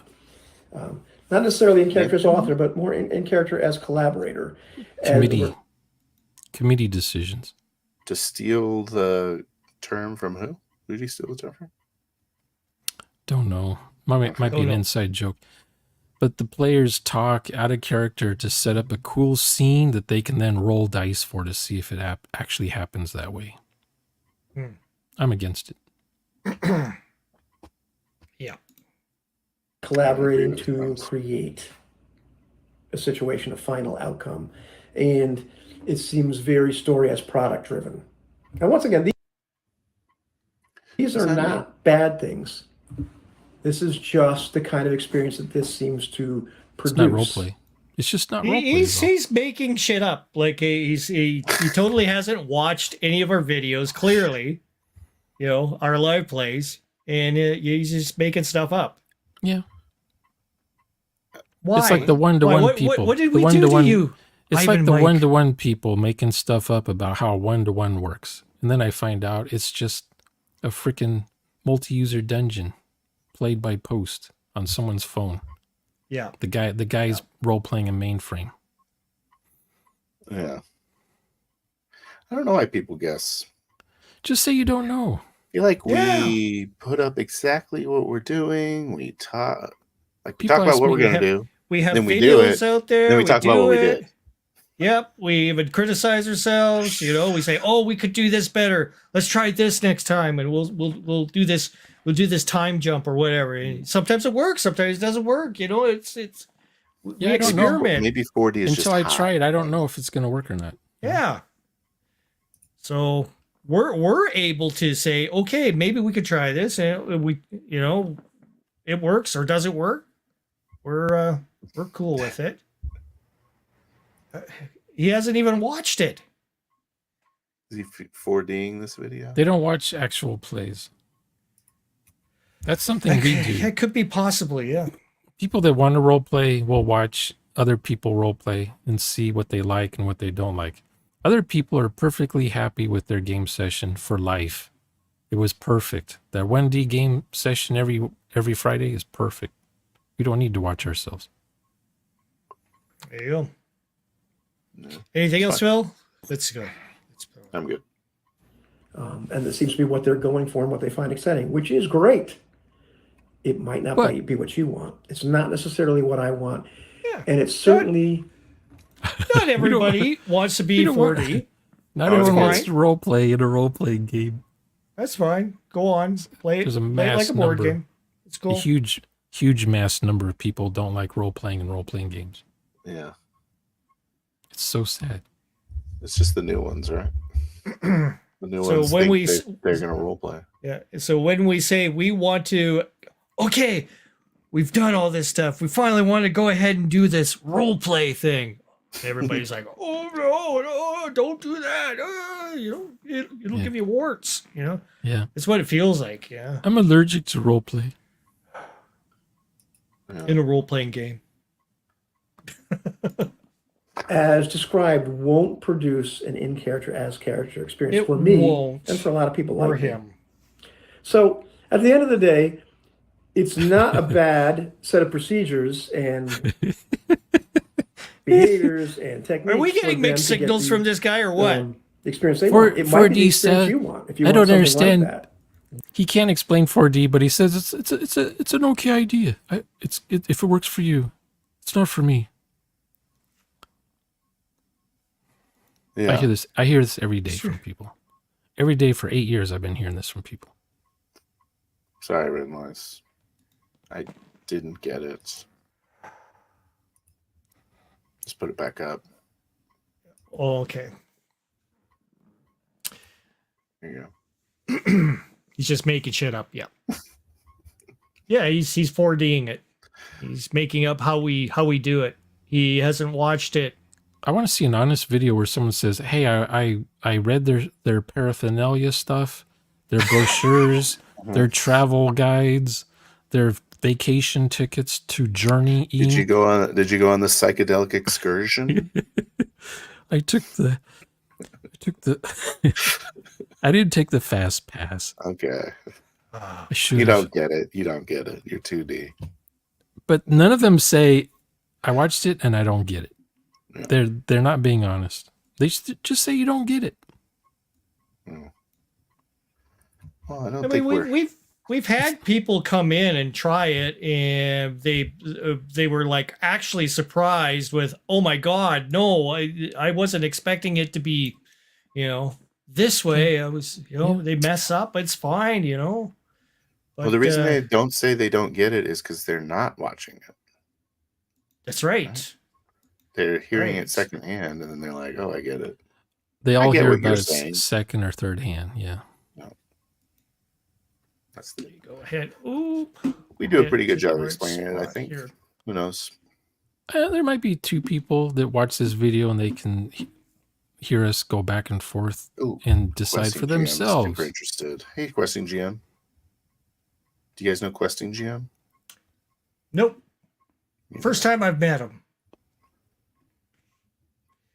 You can Is a recommended obviously playlist all of or- my videos. Yeah, we have all live videos. So if you go, if whoever your whoever's stream you're on right now, you'll see them in the live. There's also like little at 28 millimeter on some of Phil's stuff, so you can go through that way. There's a lot of at Feel the Thrill on my stuff, so you can go to his videos and see the ones that you're missing out of that group. You know, we have them on like 4 or 5 different channels right now, so and more. We should get like a sanctioned playlist.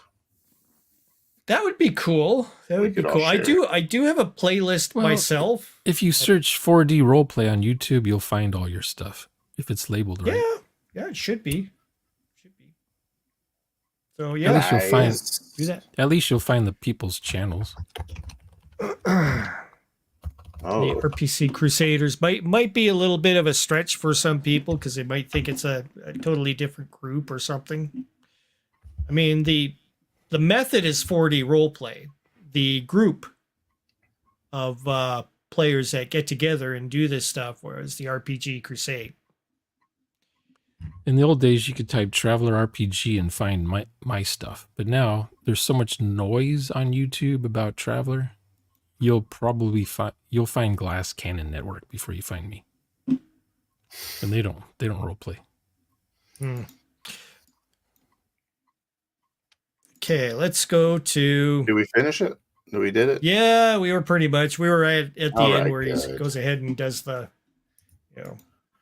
All right then. We know what he's talking about here. Let me go ahead and share this. I wish that there wasn't a people also watched section. It's weird. This is what you were talking about, right? Yeah. Shawner. Oh, I'm sorry. I don't want to watch another video. You don't have to watch for very long. Somebody was has to go. Right. It's like yeah. It's midnight here. You may take your leave, Phil. All right. Take care, everyone. See you later. We'll talk to you later, man. See you later, guys. Be gone. Be gone. I'll press the button. Go. Leave him. So many buttons. Man down. Okay. Well, what were you saying? Who was saying that they were 4D already? Was it somebody the guy, in this group? The guy in the top middle. Oh, him. Okay. He says he's done it all before. It's normal, but well, we'll find out. Does he do it all before? Let's find out. He says his Sorry, games but my crawls you played, David. He says his games are 4D. They are they? We'll yeah, know sorry about we'll know in 2 seconds. Yeah, my connection is a little spotty, so on the receiving end here. But that was ever a rare thing. Stumbling on fortune. Oh, here it is. I found it. Hang on. Yeah. I'm not seeing any gameplay yet here. Let's go ahead and advance it further by about to the 30-minute mark here. Spoiler alert, there's not going to be gameplay. It's all out of character. Okay. It's going to take a couple of minutes to pick up all the coins while is it not a room? It's just a collapsed wall. I'm sorry. It's a 10 by 10 cul-de-sac, right? Okay. But there are coins strewn on the floor, right? So you can gather them while Donald harvests. You got it. Well, this is what we call question and answer, Mother May I stuff. Yeah. So the guy in the bottom middle is running the game, it looks like. I see, yeah. Now let's see their economy of the rotation, whether or not they have players interacting all the time. Yeah. The organs, right? So it's going to take a few minutes. So what are the rest of you guys planning on doing? You got a few minutes to rest or watch or follow the beetle or. This is what we call game show hosting, where you're giving them multiple questions and multiple choices. So he's being the show host. I'll buy resting for 400. Yeah. The other form of game show host is where they're Bob Barker. explaining the rules of the game before each mini game. So he'll go through the whole spiel about how this works and how you roll the dice and what you add and all this stuff. And that's another form of game show hosting. So there we go. The diagonal corridor to the southeast. Okay. Oh, I'll eyeball that. That's what I'll do. Okay, so you approach the turn so you can get a better picture of that. Okay, what's Nagion doing while you do that? I'll describe it in a second. I'm just rubbernecking from behind, asking, what do you found up there? And I'll be looking over my shoulder. Watching ours. Well, I will. I'll nod Nagion to come fetch them as I'm going to start binding my wounds from my fall in the pit. Yeah. Okay. Yeah. Okay. I narrowly. Oh, that. So you see, I see them getting partially there, but not quite committing to the in-character experience. Yeah, they're phoning in their answers or their moves. So, I mean, there's hope for them to hit that 4D. I see. Oh no, they're still at one. They're still at 1.5D. But yeah, they still need to stay in character, and that's the main goal as for when we play it. Stay in character. That's a secret to the whole thing working is that staying in character part. That's right. We forgot to bind wounds from the fall in the pit. Yeah, you guys should do that. Can we try? Member berry yes, stuff. it's always a 1d3. That's it. Yep, it's 3. Holy cow! So I'm back 3 up to for 9. Jason, so you're back on 9. And how about Jorge? What happened to the role play? That's a 2, right? For every 2 seconds of role play, there's 2 minutes of no role play. That's right. Yeah. I mean, that's what I was saying. Is there's hints, there's little tidbits of they are role playing, and then they pull out of it. And then, yeah, he says he's binding his wound or something. Yeah, that's cool. Yeah. Then they're all saying, "I'm going to bind my wounds too." Yeah. It's like suddenly it becomes you're doing meta playing. How do I get my HP to go up too? Yeah, my turn to make it go up. I did 2. That's correct. So you're up to 10. That's pretty good. Okay, so Nagion approaches with one of the torchbearers with Alwyn, right, who lights the path, and you can see that the corridor extends again diagonally southeast. It goes for 1, 2, 3, 4, 5, 50 feet, and then it seems to open up into. Can you see 50 feet in the darkness?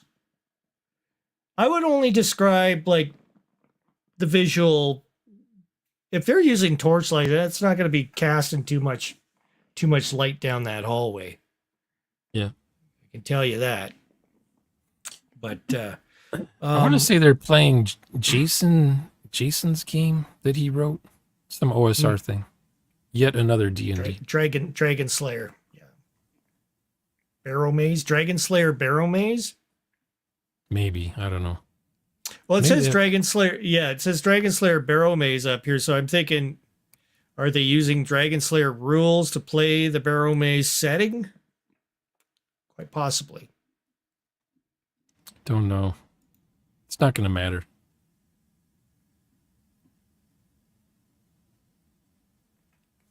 Yeah. Different dice is all. To a room beyond. I'll reload my crossbow. Mm-hmm. And even you said 50 feet. Okay, so that's the extent of my my sight anyway. So okay. Yeah. Okay. So I mean, he began saying, I do the thing with my crossbow. He's making his action and everything. Yeah. And then it just kicks out. Yeah, his character can only do 2 things: look and examine. Now it's Jason, this guy in the top middle here. He's the one that did the video on 4D as well. Yeah. So, I don't know how much you want to drag me through this, Sean, or this is No, terrible. we're done. We can talk about something else if you want. Yeah. But I've seen this game like back in the 70s already. oh, okay. How nothing old new. is it? This is a well, this is a newer game. It's a new game, but I've seen this game played 70 years ago. If you know what I mean. Do we want to get into Jason's video or is Sure, his why not? own? Okay. It's Let's kind go of ahead short. and bring that up, sort of.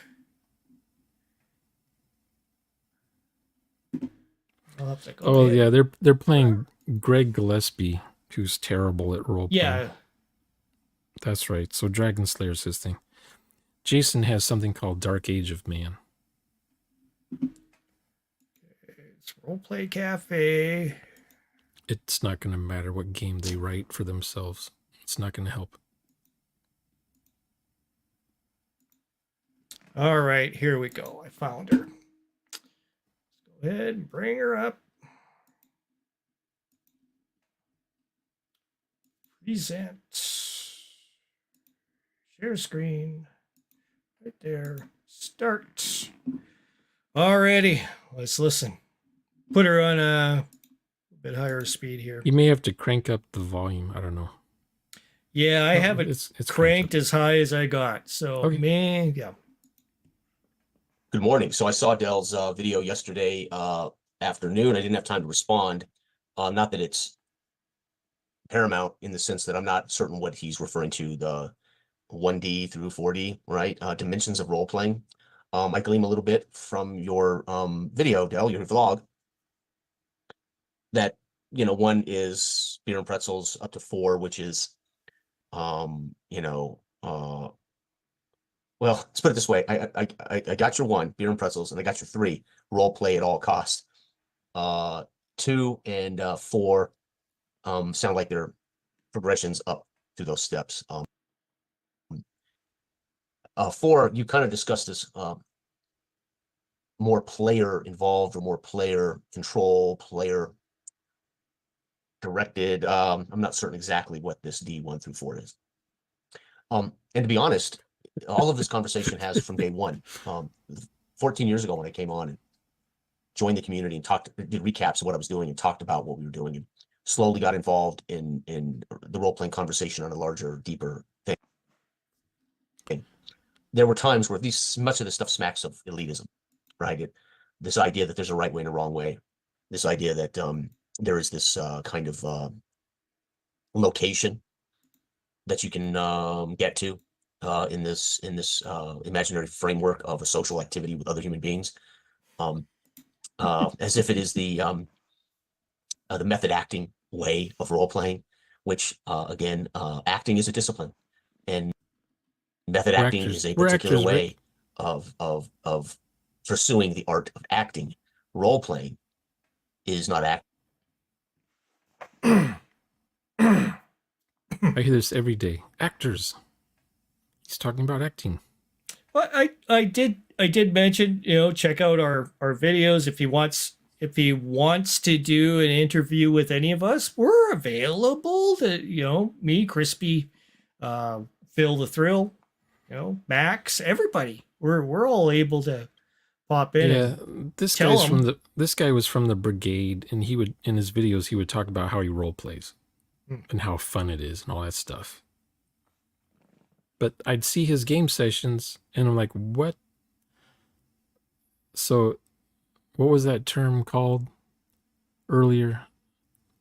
The RP, I know, the role play in name only. RP-ino? Yeah, that's what I was thinking of. Yeah. When I see this guy talk about role play, and then you see his game sessions, and they look. There's nothing there. Yeah. Once again, we set out this code of 1D, 2D, 3D, 4D. So the people who we ask, who are potentially role players, know exactly what we mean by role play. Not by your definition, but by our definition. So you can come into our group, role play, and be part of the group. No problem. Do a bit of practice. It's great. You learn.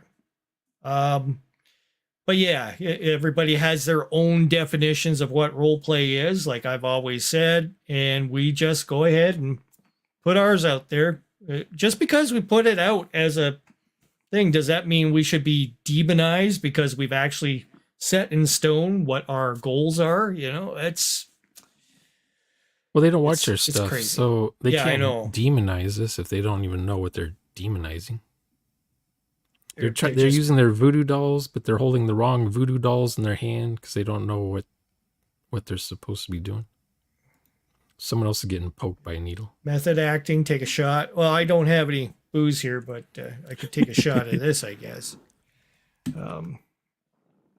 But yeah, man, it's Shauner, what did you get me into? So the brigade was nice when there were role players in the brigade. It was real nice, but then they opened. It wasn't gate kept, so just randos would come into the brigade. Yeah, and it turned into just D&D nonsense. It was quick too. Yeah, that's also the thing that we do with our group, with the RPG brigade, with the RPG crusade. We do kind of keep it down in numbers. If you're not interacting a whole lot, yeah, you're gonna get kind of bumped off, because if you're not contributing in the group as a player or a game master, and you're just sitting there, yeah, I mean, you can reapply or come back in if you want. You know, let us know. We'll let you back in. But the thing is, there's so much chatter that goes on in Discords, and we would rather kind of keep that low key and just concentrate on the people that want to try this. So mention roleplay in a Discord server that has like 3,000 members and watch what happens. Oh, I'll go do that. This is the Traveler Discord. Yeah, we'll do that. Any Discord. Just say you're a role player. Yeah. And then World War III happens. The mods have to kick you out. Yeah, probably. It's like saying Trump. It's like being in a room and saying Trump. Is that how bad it is? Really? Or whoever it is that's running against Trudeau. Just say their name in a crowded room. Pierre Poilievre! Yeah! Watch what happens. And role-playing, you can attempt to achieve a particular discipline at the table, how you're choosing to communicate, how you're choosing to use the rules, how you're choosing to engage the the communication between human beings. And that starts, I think, with what you choose to play, who you choose to play with, and how you're going to go about agreeing beforehand on communication. I try to be in character. I try to exist in character no matter what I'm doing. Even Dragon Slayer, although I will seamlessly discuss meta speak with the guys, I might be doing so from Fez, right? And what I mean by that is I don't have to leave my character to even to use game term for communication with Eloy, because I treat it as if Fez is just asking the question: is the door open? Is the door locked? Can I pick the lock? I mean, but I do. So the reason why we try to stay within the eyes of our character, first person, is to keep that continuity with your brain still thinking in the terms through your eyes of your character. If you start bringing out pictures of a 3D map and you're looking over top, now you're pulling your whole sensory out of perspective here, and you're looking at the game and the situation in a totally different way. You're going for the board game approach or the video game approach. What we try to do is we stay in through the eyes of your character, and that's where you want to stay for that entire session. Not deviate out, no popping out of it, doing that sort of thing. You stay in character through your eyes. And if you go in and out, that could be less immersive, I would say. Popping in and out. What say you, Shauner?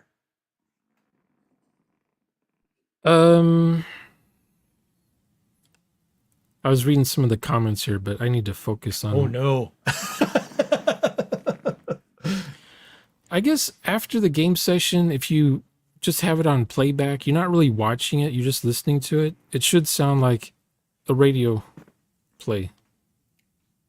Yeah. Or an old Star Trek episode from the 60s where you know what's going on in the show because it sounds like a radio play. If you're listening to the game and it just sounds like a bunch of, just randos playing a board game, telling jokes, there's no story there. I'm not interested in listening to that. Yeah. Yep. Yeah, and if they're all speaking out of character and all that stuff, it makes that whole thing that you're listening to really kind of disjointed and everything. Yeah, just don't tell me. The only reason why I was watching Jason's videos because he says he's role played in 4D and he does it in his current game. Yeah. That's the only reason why we're even watching this stuff. Right. He doesn't role play in any dimension that I can tell. Well, we kind of situate him in that class of he's a 2D player. And there's nothing wrong with you being a 2D player. You have plenty of games to go play. You have thousands of them out there. Yeah. But us guys that want to actually do the role play, there's not very many choices for us out here. So, but if you're playing if you're playing a Mother May I game, is that role play? Would you still call that role play? Not to me. They may call it role play, but our definition's already set. Our definition is set in stone. They're already upset with your definitions of these dimensions. Imagine how they feel when I say what I have named for those 1D and 2D. There you go. Yeah. They should be lucky they're hearing a 1D and 2D player. You call them the slugs, the termites, and the amoebas. You just have the audience participate. Then you have the Mother May I. Yeah. Yeah. Elitist. And the GM playing in second person, running all the characters for the players. We have them, Mr. Crispy. Mr. Crispy, would you like to join us? Pop on in. So in character, he is asking questions of the GM, fine, but how is the GM answering? Yeah. GM is the big talking head. He's got to have the NPC. But being the narrator, you're not a big talking head. You just say what's around the vicinity of the action. When I ran games in 2D, I still had NPCs talking to the player characters, but a lot of 2D games, the GM just talks to the player. Because the player says, I need to talk to the mayor in this town. And then the GM says, go ahead, what do you want to tell him? And then I want to tell the mayor, hi.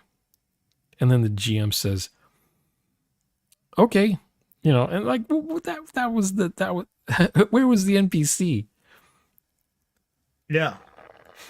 Okay, you told the governor or mayor hi.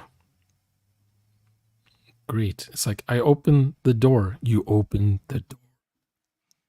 I go outside the tavern. Okay, you went outside the tavern. The GM just says what you say. What's the point of that? It's it's redundant. If you cut that out, you save yourself a lot more time.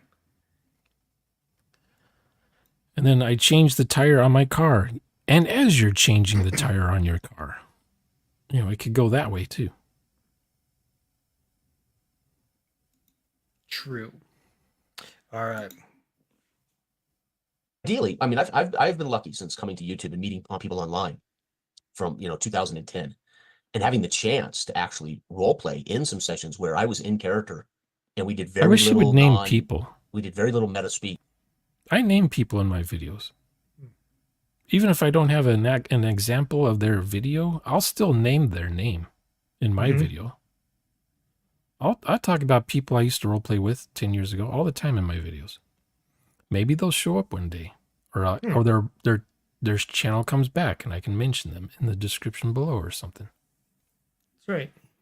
This guy never says names. We did almost he's from a character's first person. He's vague.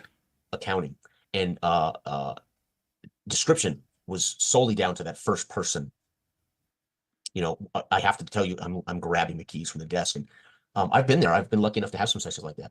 I've had plenty of sessions, even with complicated games, where I was, again, mostly in character.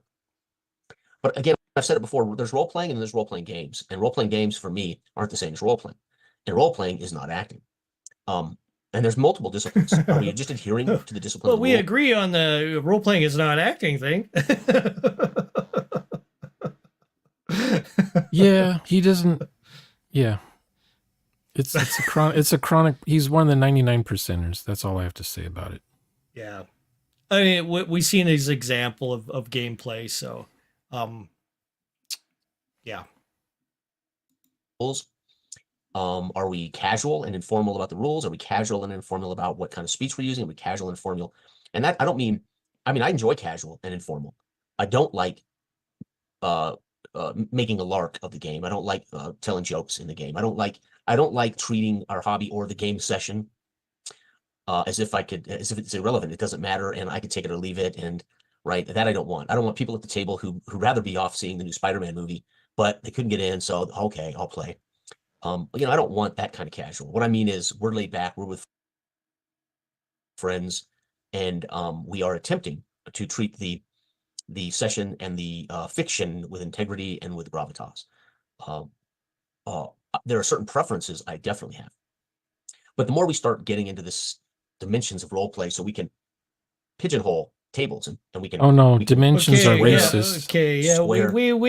We don't do it to pigeonhole. We're doing it to explain to the people coming into our group what role playing is, which everybody else fails to do. Yeah. Nobody has that definition of role play except for us. Right. That's the ironic thing about this whole thing. Okay, then what is your definition of role playing? What do you do for your role play? How do you act in character for your role play? And people just aren't getting it. You know, it's like, okay, so we've defined it. Oh, that makes us bad. Yeah, 4D is black magic. It's the evil in the room. It's the evil. How do we make ourselves unevil? One thing I like, though, are new players, relatively new players. Yes. Who have got the 5e and they're not happy with D&D 5e. Mm-hmm. And then they find our channels and they're like, in a week's time, they're a 4D role player. Yes. Because they don't have any baggage. Yes. And they're honest about any baggage they may be trying to claim coming on board. But I like the players to ask me questions, though. No. Yeah. And we also have the new players that have come in to the group, and they are doing their own games, like without, broadcasting or anything like that. They're doing their own thing. They're having their own friends. They're inviting their own people that I don't even know. Yeah, and it's great. It's awesome. I'm not here to control everything, as the curator of our Discord and stuff. Yeah, I'm here to spread the knowledge. Say, here, this is how you can do this. Try it this way. If you want to. We're not forcing anybody to do it. We're human beings astound me sometimes. Tell us what we do next now. What should we do, leader? Tell us, leader. What should we do? Luckily, we don't have that. Yeah. We don't. We're not a cult. No. The Discord's ran do it yourself kind of a thing. Yeah. The Discord itself is ran by a group of us, of course. Everybody has admin rights as far as our group taking care of the Discord itself. And everybody's free to go ahead and post their games, get people to talk about their game, and start making plans for it. And everything just kind of just lines itself up. We're chugging out games every Monday. Something new is popping up. So that's what we do. We're trying to put it out there so that people can understand what we're doing. So watch watch the live plays. You know, it's, I mean, what's it going to hurt? Apparently it hurts a lot. So it hurts me watching their stuff. But you'll understand a little bit more if you watch the session 0 for that game. You'll be like, oh my god, that's how they're doing it. You know, it's, you know, remember that movie with the sunglasses? If you put them on, you see aliens or something. They live, yeah. That one guy's trying to get the other guy to wear the sunglasses. He's yeah, like, no, beating each other up. And, yeah, he fights. Put them on. You'll see. Yeah, they don't want to watch role players on YouTube. I mean, we can't force you, so you know, you stay doing what you're doing. It's totally okay. I'm fine with that. Are you fine with that, Shawner? Yeah. Good. we can square peg, square hole people and tables and the way people do things. It smacks of elitism to some degree. And as you kind of allude to in your video, when we begin to define these things, we limit our space. Now, whose video is he talking about? This Dell guy? Dell that was in the car. Okay. He talked for 30 minutes and it was just word salad coming out of his mouth. Oh, okay. He didn't say anything intelligible for 30 minutes trying to explain 4D. All right. Yeah, because it was weird. Yeah. So if I did come up with a definition, a keyword, a term, a code word for my group, gentlemen, we are going to play Tuesday night, Dark Age of Mad, and we're going whatever code word, right? And that code word tells everybody at the table, oh, we're gonna go into that nuance of role playing, and that's fine. Okay, he was in the brigade. He should know what a social contract is. I know nothing of this person.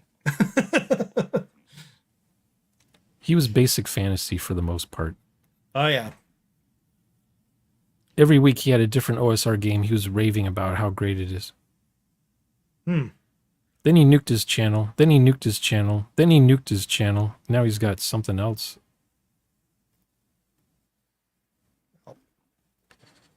He's got multiple YouTube accounts. That's what I noticed. Okay.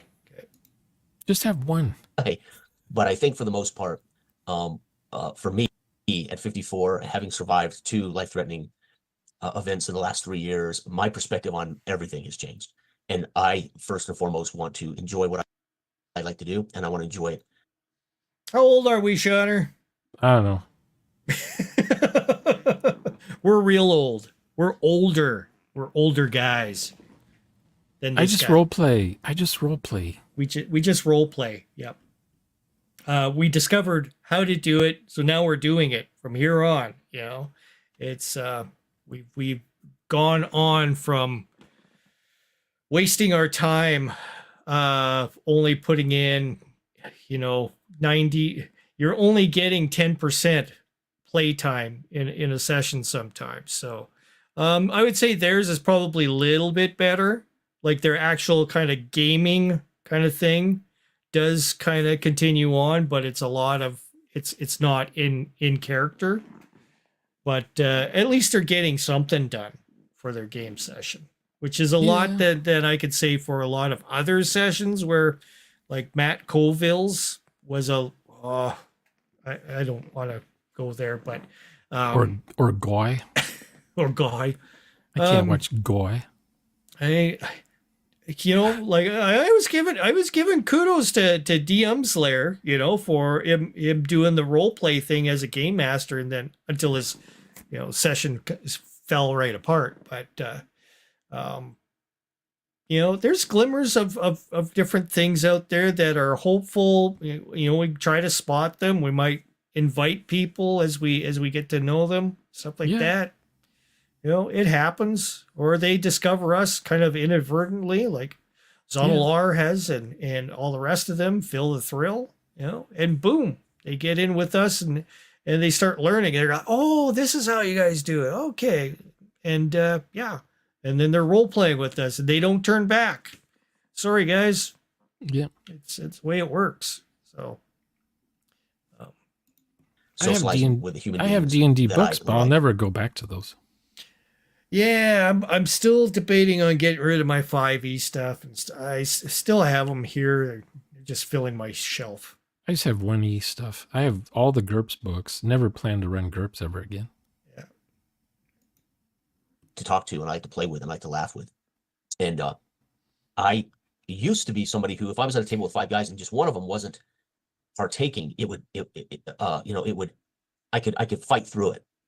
Now, if I'm at a table with 5 guys and just one of them doesn't partake, and I mean, what I mean by partake is we're all choosing to be in a certain role-playing position, and that one person doesn't. That one person talks in third person, that person talks about the thing, and that person doesn't seem to adhere to avatar versus in character play, then I will reduce myself to the lowest common denominator. I will actually play to the lowest common denominator.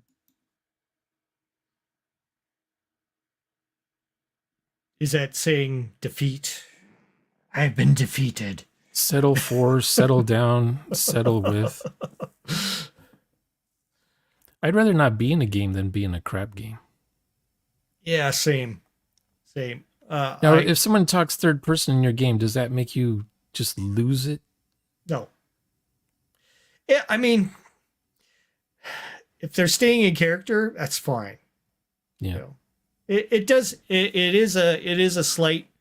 I mean, you do get that kind of cadence happen with the game master, because the game master is using a third person with his NPCs quite often. That was me, because I ran too many games. Yeah. And, I catch myself doing the third person thing when I first start off with in another game. And I'm like, oh yeah, I got to start saying I. You're introducing your character as he, or the fantastic such and such. Or whatever his name is. Fantastic plastic. Elric reaches forth and does this, it's a little jarring when everybody else is going, I do this, I do that. But it's not a deal breaker. Eventually I do get into the first person all the time, and then it's cool after that. But yeah, sometimes it can be a little bit of an adjustment to get into there. But we're not into beating. We'll beat ourselves up for it later. Like that one video, you and me were in one video. The whole point of that video was for me to practice doing I statements. Yeah. And everyone watched that. Everyone watched that, not knowing. You were thinking that I didn't have a character. This thing.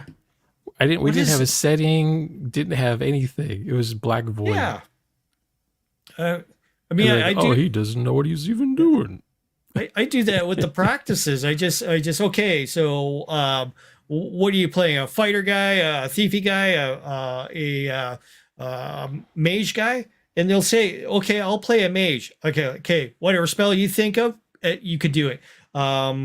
Everything that pertains to a wizard kind of thing, add 3 to the 2d6. If it's something that's against your grain, like using a long sword or something, -3. Simple, doing the traveler kind of rules to it. Yeah. And we just wing it. I don't care what's in their backpack, blah blah blah. They can make that up. We're just practicing. I want to see how they stay in character, and then I'll record it. We'll record this session. Then we'll look back on it and say, okay, you can, start criticizing what you think you could do better as you're going through this video. Yep. And that's how we improve. It may take a couple of practices to get there. It's. I mean, what you said just now in 2 minutes, this guy cannot figure out in his entire lifetime. I know.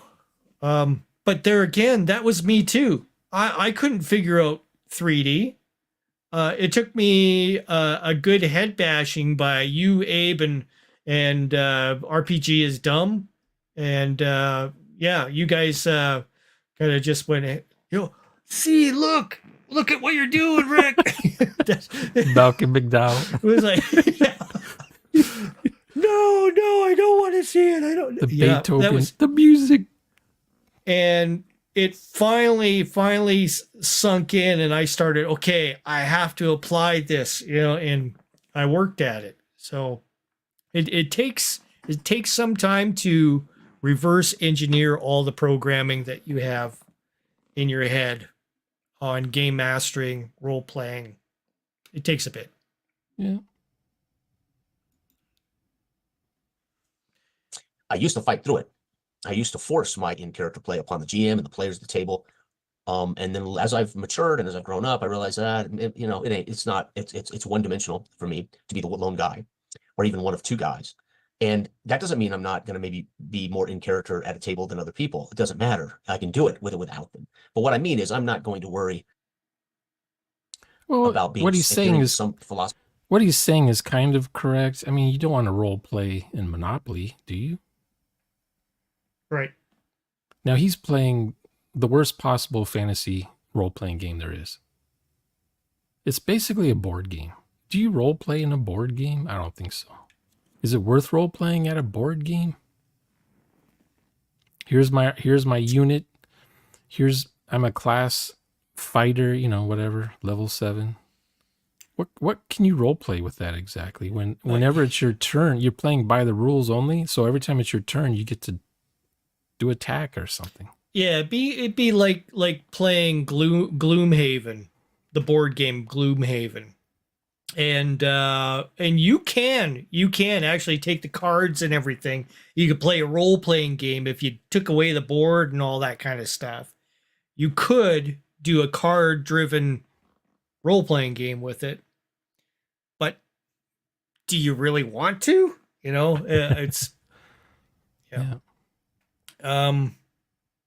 A role-playing game is a role-playing game. Which includes role-playing. Maybe Jason's decided he just like he plays football games by hand. Yeah. When I was a kid, you played football games electric. The electric football games. I had those when I was a kid.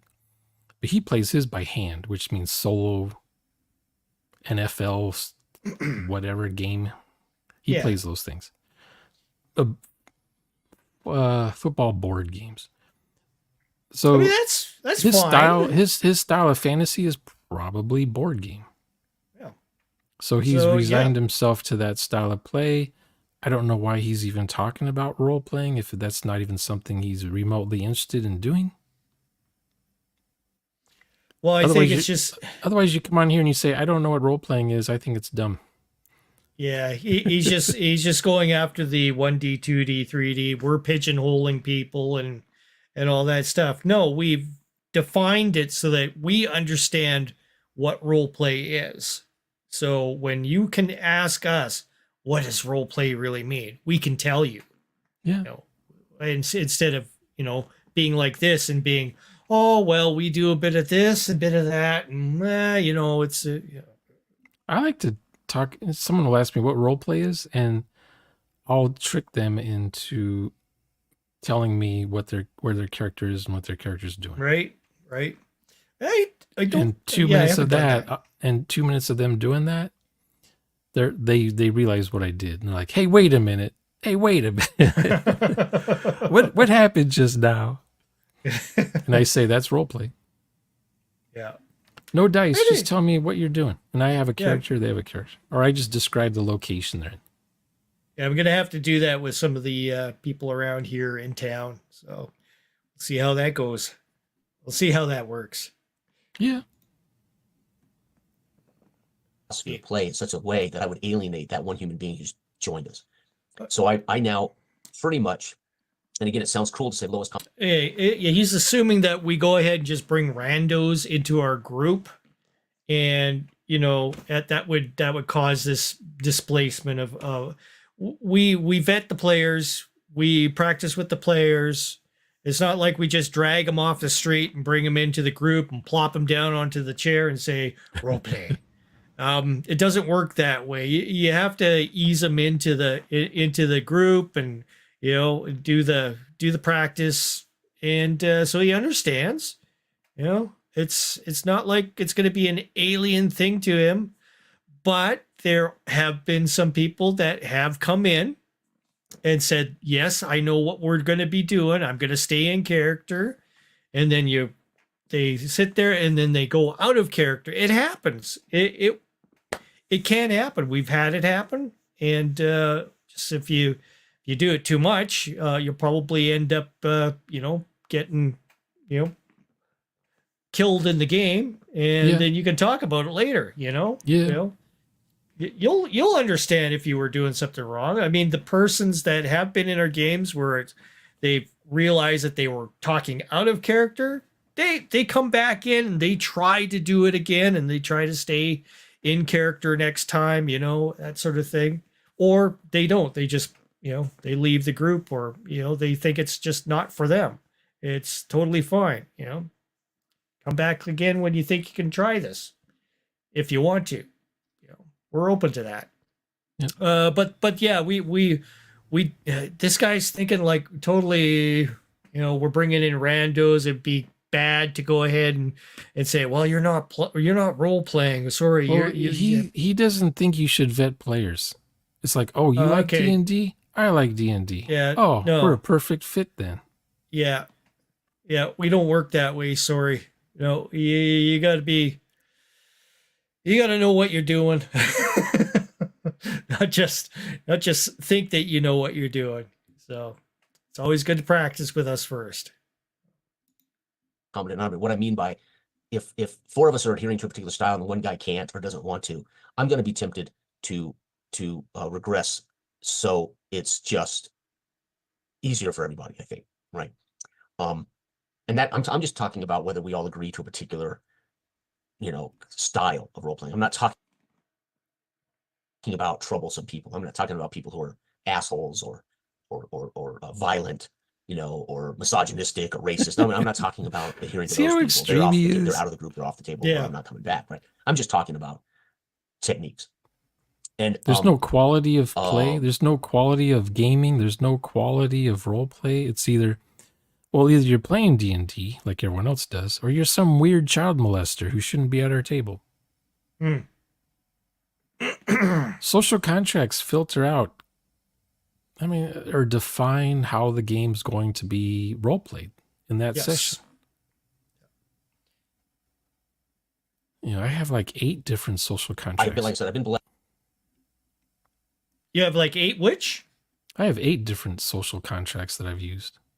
Some of them are kind of the same, but one player, he wanted to do something different, so I add that to the social contract. That we'll all try something different in this one session we're gonna do. Yeah, we started doing like actual write-ups for social contracts for every game that we do now, so it keeps everybody on track. What they're allowed to co-create, what their powers of co-creation are. We'll sort all that stuff out in our session 0 as we create the setting that we want to be playing in. Yeah, I use social contracts, even if it hasn't changed in 10 years. Just keep resending it to the guys. Yeah. I don't know if they look at it or not, but it hasn't changed. And these guys probably have never done a brainstorming session where they get the players in and talk about what they want to do for this session, like how this setting's going to work. What does it have? Castles? Do we have lands of of long tracks of the GM what is it does all that. The GM, yeah, the GM thing. So the players go in blind, in your game, and they're like, okay, what's going on here? Info dump. Yeah. And then they play the game as an info dump. And that's not my type of game. Sorry. I used to do that, and then I tried to curb my info dumping, and then eventually I learned how to role play. So it all takes time. Let's continue. Us to play with some sophisticated players, sophisticated sessions in which we were mastered enough, we were well versed enough that we could endeavor to be disciplined enough to achieve something like not referring to mechanics, but using code words, right? Instead of using the actual game device. Steve and Robert and I, in our OSR D20 sessions for years, we never said initiative. I described the goblins rushing them and swinging their swords, and they picked up the D6, they dropped the dice, they knew the rules. They knew we were an initiative. I never once had to say, we're rolling initiative. So that's culture of play. And we didn't have to adhere to even acknowledging game terms. They knew what they had to do. They knew that there were turns. They knew they had, right? And they knew, which is one reason we didn't play Moldvay, because of the procedures where we have to declare whether we're doing magic missile before we roll initiative, and then we have to declare whether the missile melee move, whatever. And it almost forces us to use mechanical terms and to be in a procedural frame of mind. So something like I use mostly was white box, Sword of Wizardry Continual Light, basic fantasy, where I didn't have to adhere to any procedures like that, right? And it made the old D20 formula very, very invisible. Nothing cumbersome about it at all with veterans, right? And not feeling like we were breaking the rules, because there was no procedural rules for Basic Fantasies combat. It was basically roll initiative, and you're gonna shoot, you're gonna pass, you're gonna just declare what you're gonna do and go do it, right? There was no machinations, order of operations. So, and I can role play as deep in character in Dragon Slayer Barrow Maze as I can in Dark Age of Man. The difference is Barrow Maze, we're going to have to communicate in metaspeak. We're looking at Darkness of Man as a potential game to try out. Just to let you know, Shauner. Okay. The way he plays, well, technically, let's say you follow the rules and the rules are written so that the mechanics don't get in the way. Are you role playing though, or are you just playing a board game without looking at the rules in the book? And with us, it's more try to be in the head of your character and stay there. Yeah, just because you have a rule book that is easy to memorize and you don't have to constantly refer to it during the game, that doesn't mean you're role playing automatically. You're just playing the game. Yeah, with less references to the mechanics. That's it. Yeah.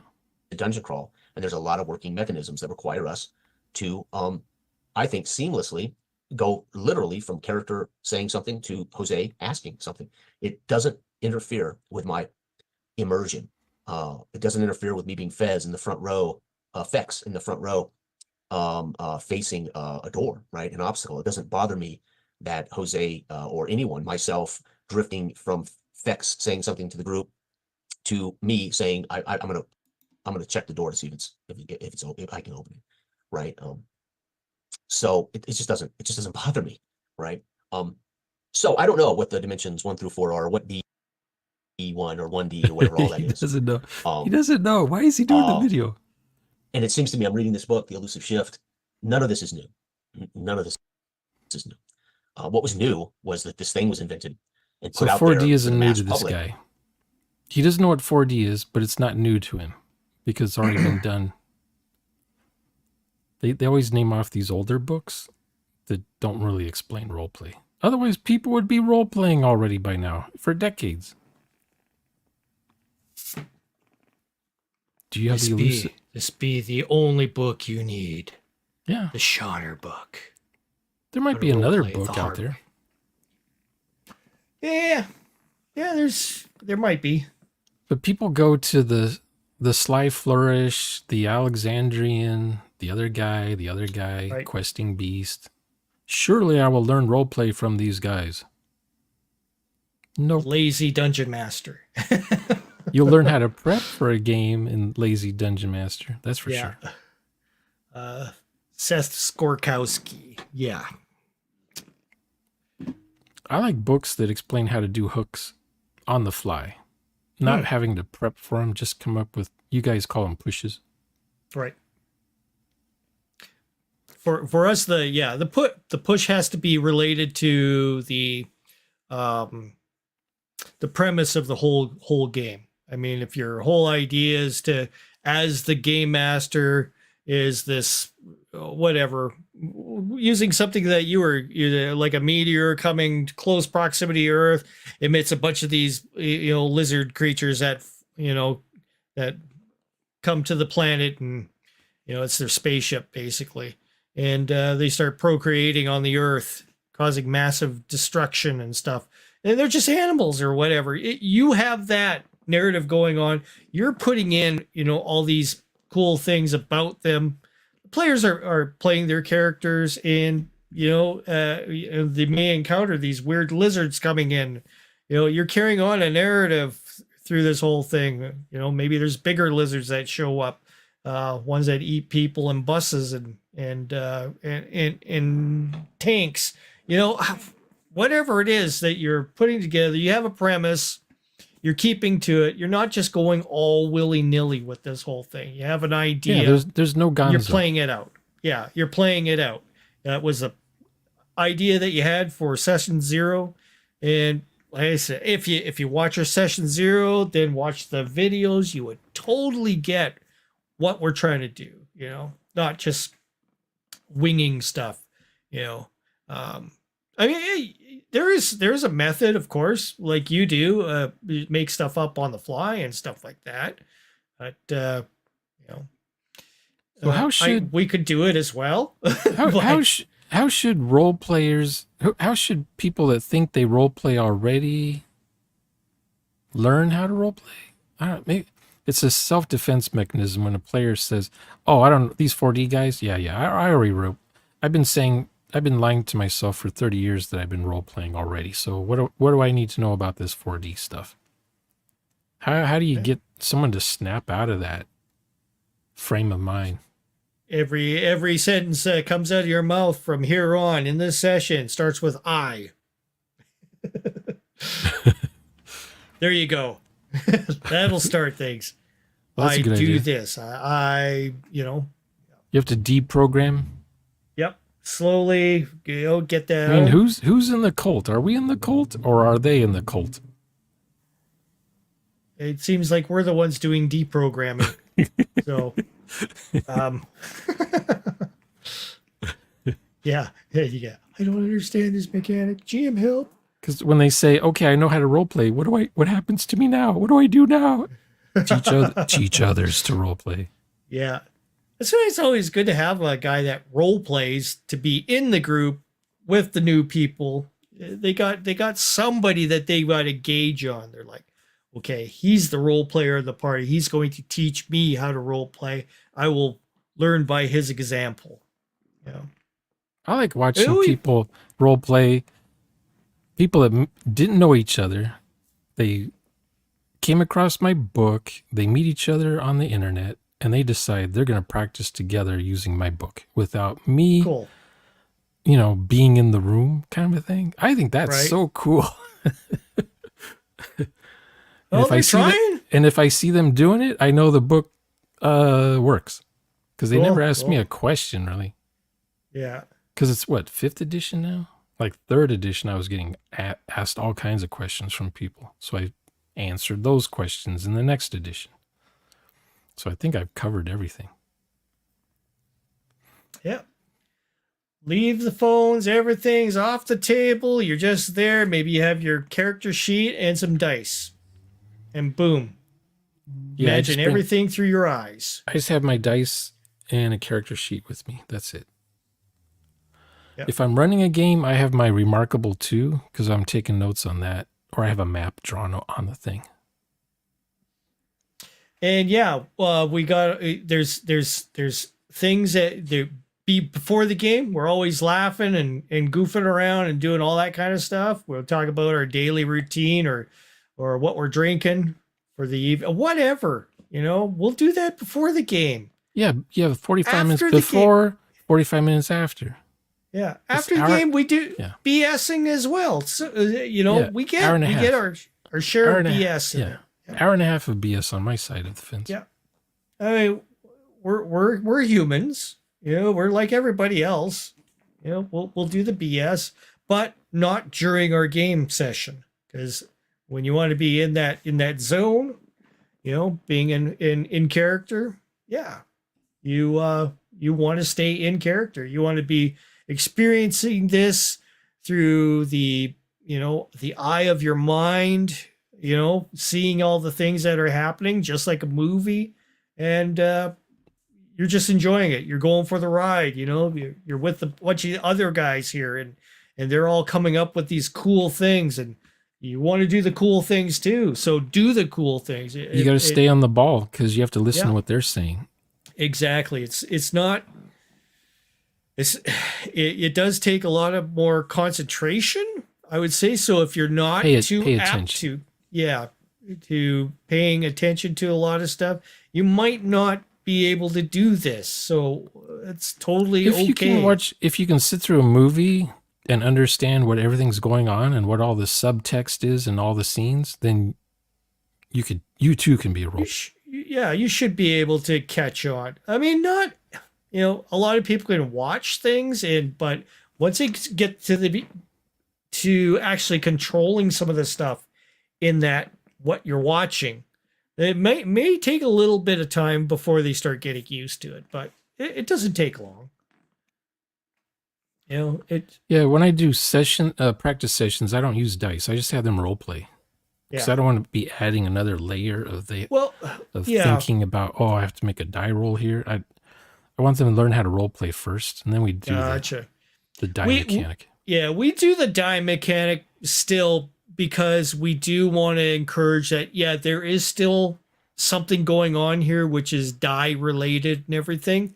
So we keep that in there just so that they're used to rolling dice when they realize, hey, I should be doing a roll here for this. So, and a lot of times the players will, I'm fine with them taking it on themselves to go ahead and do the roll. And without me saying, okay, roll a strength check or whatever it is. They should be able to know it's going to be a strength check anyway. So usually it's a roll, that sort of thing. And then they roll. Yep. So, he's saying 2 of his siblings run their own groups now. After I introduced them years ago, they all have the same issues I've been seeing plaguing the hot. Are they also doing are they practicing the 4D with you now, or 3D at least?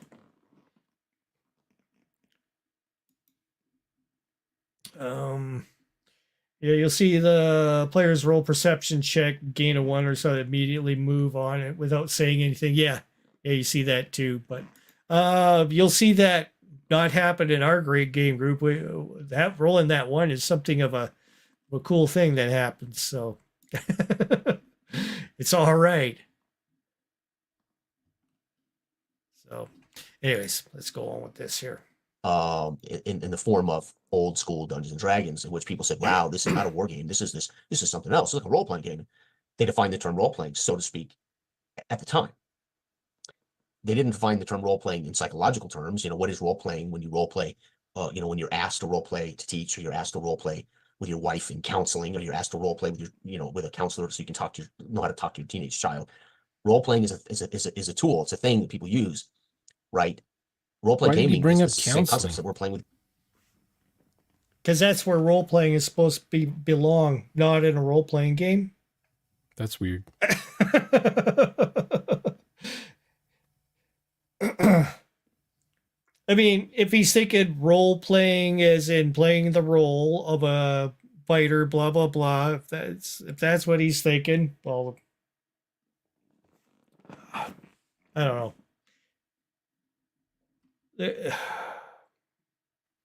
In Blade Runner, the guy was vetting Leon at the beginning of the movie, and he's asking him about the turtle or the tortoise in the desert upside down. Right. That's a good way to vet players. You're just asking questions. You're just saying things to see if you get any kind of response from the player, what they would do about the situation, in a situation. You don't want them asking you, what's a tortoise? Yeah. You don't want that to happen. Well, there was a situation where somebody did not know what a hoodoo was in one of my games. Hoodoo. A hoodoo. You do.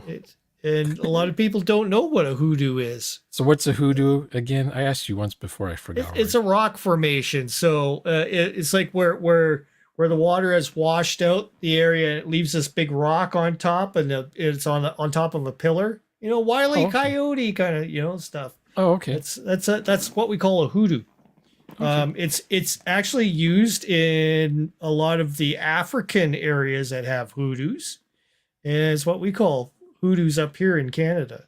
I don't think you guys call them hoodoos down in the States.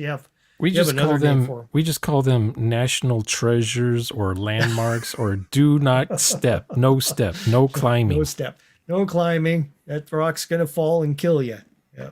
But they'll name it a place, like a location. Yes. Yeah. This is Coyote Death Path or something. Sisters want a serious scene with the group, but the player playing an underage character goes, I go into the bar and get drunk, stuff like that. Yeah. Yeah. Playing for laughs, goofing off. Yeah, it happens. You gotta. It was like me playing Traveler back in the 80s. You know, I'm role playing a 50-year-old, and I'm like, I don't know, 20. Yeah. And I thought 50 is old. What the heck would I do when I'm 50 in this game? Yeah. now you kind of know how you would play 50, right? I can do all the ages now. There's a number of people here that I'll play in town. A couple of them can't do the 3D thing. They'll try, but they can't quite get it. But they have their limitations. It's fine, you know. It's just the way they play. It's totally okay. I'll get into a game with them once in a while just to, you know, kind of be friends and stuff like that. But yeah, I don't really consider that kind of any kind of serious kind of session. Just play a different game. Yeah, play something different usually. So we usually go board games when it comes to playing that sort of stuff. Board game for the win. Yeah, exactly. What's he saying? To meet up with play with friends, not with it's just a meet up with friends. Yeah, that's totally okay. You know, but yeah, usually when I'm role playing, I just want to role play. Period. Games, and we're role playing an elf who is trapped in a box, and it's just not that complicated. I've said before, for me, the dimension one would be beer and pretzel, pop culture jokes, references, Monty Python jokes. Nobody cares what's happening. It's too casual. That I don't like. I don't want to be a part of that. And then there's 4, which to me could borderline on delusional, LARPing. And I don't want that. There's a happy medium for me. See? Yeah. This is what I had to put up with since the beginning of YouTube until now. This guy. LARPing. Yeah, we don't LARP. No LARP here. Don't get immersed in roleplay. You'll become possessed. He's LARPing. It's like, okay, so just play your board game. Play your role play game as a board game then? Okay. I'll never be called a LARPist again. Maybe it's 2, maybe it's 3, if I understand which the 4 are. I mean, again, I don't no idea what 4 is. But let's say if we're looking at it as a scale. Hey, these guys are always, I understand what it is, but I don't understand what it is. Yeah. But I understand what it is because we used to do it way back then, but I don't understand. I can't figure this out, you know, but pretty much. I have a name for them, but I won't say it because this is your stream. I've said it plenty of times on my streams. It's an Arpino. He's running out of alcohol. Poor Flames. I'm sorry, man. I'm sorry. For me, the sweet spot is going to be, somewhere between 2 and 3. It's going to be, maybe hovers more around 3 for certain games. Really simple games. It doesn't work that way. It doesn't work. It's not a scale. It's not a spectrum. It's not a progress bar. Yeah. It is not. They're dimensions. That's right. 1D is just the basic. I roll the dice. You're not really committed to anything in the game. You're looking at your character sheet going, I don't know. I just roll the dice, you know. I have a question for you. Can you play 4D in a 1D game? Just you as like 5 other players, then there's you. They're all doing 1D, and then you're just, whenever it's your turn, you say it in 4D. Can that be done? Oh, yeah, I could do that, but they'll be will they understand what you just did? No, they won't. Well, let's say you just do 3D then. You're not adding anything to the game. You're just role-playing in character. Can you do that in first D? I could do that, but they won't understand what I'm doing. You They'll think just they see still me wa- talking. I do. I approach the door and with my hand try the doorknob. Yeah, it They probably may looks. catch on. They may catch on. They may think, Yeah, okay, you're right. maybe we'll do what he does. Okay, or It they, might look alien to them if they don't hear someone talk back to your character about the door. yeah. But the problem is also is the game master must be 4D apt to do the 3D as well, or the or 3D. 4D. Yeah.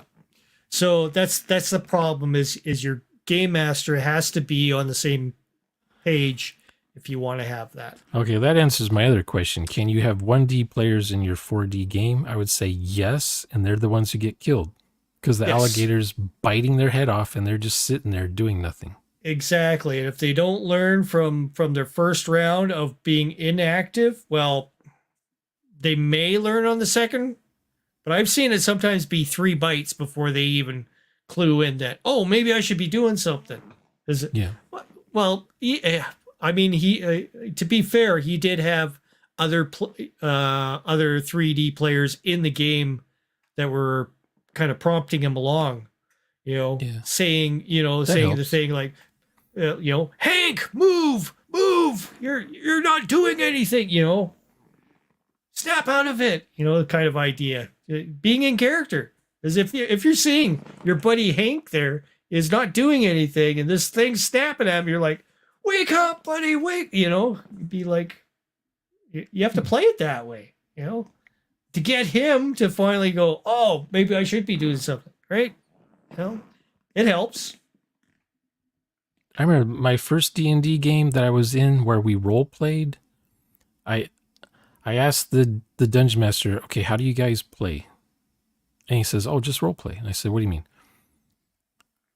And he says, oh, you never role played before? And I said, I've played D&D before. And he says, oh, so you haven't role played before. So he says to me, just tell me what your character is doing. In character, just say what your character's doing. And I had only one question, and that was, I can just say anything, or is there a limit? Or if my character wants to do something, I can just ask you. And that's when he came up with, it was just me and another player, and we were separate. Our characters were separate from each other. And he says, just tell me what your character's thinking. And that's when he described that I found this orb laying on the ground. And I said, I pick up the orb and I examine it and I'm looking to see how it works. And I think to myself, I wonder how this was last used by a magician. And then poof, I'm teleported to the magician who owned that orb. Oh yeah. And then he like poofs me back away and after he takes the orb from me. I thought that was so cool. Nice. So I got to see the guy who knew how to use the orb. So it was just a matter of me meeting up with him at some point later on. That was so cool. Right. And that was my what do they call baptism by fire. Game speak talk. The baptism by fire, and you did fine, right? Yeah. And then I didn't see another game like that for, I don't know, 20-something years, 30-something years. Yeah. What is going on? So that sucked. Full screen, please. Technical issues. I hate these things. And then it's going to be 2 for my game of choice. And that's the D20 old school formula that has rules. And it's going to require me to say, I'm going to hide in shadows, pick locks, or I'm going to cast sleep, or it's going to require some meta talk. And I can sit beautifully in a comfortable sweet spot of both into character now, out of character for mapping questions. I mean, you could use the meta talk in your action. That's totally fine if you're in dialogue. Yeah. Say, I'm gonna go up the stairs and rescue the princess. I don't know about you guys, but I'm heading up there. And then you start walking up the stairs. That's right. Right. into character for talking to the king, out of character for asking Jose if he has torches, right? Or I could in character ask Jose if he has torches. Asking out of character to a player who's not in the scene. Invisible entity. And Jose, who's standing outside with the horses, asking him from the throne room. Oh, did you bring torches? Yeah. I think that's where a lot of these guys are getting it all bent out of proportion, is because they're not realizing the way we see a game master is not as a physical person in the game.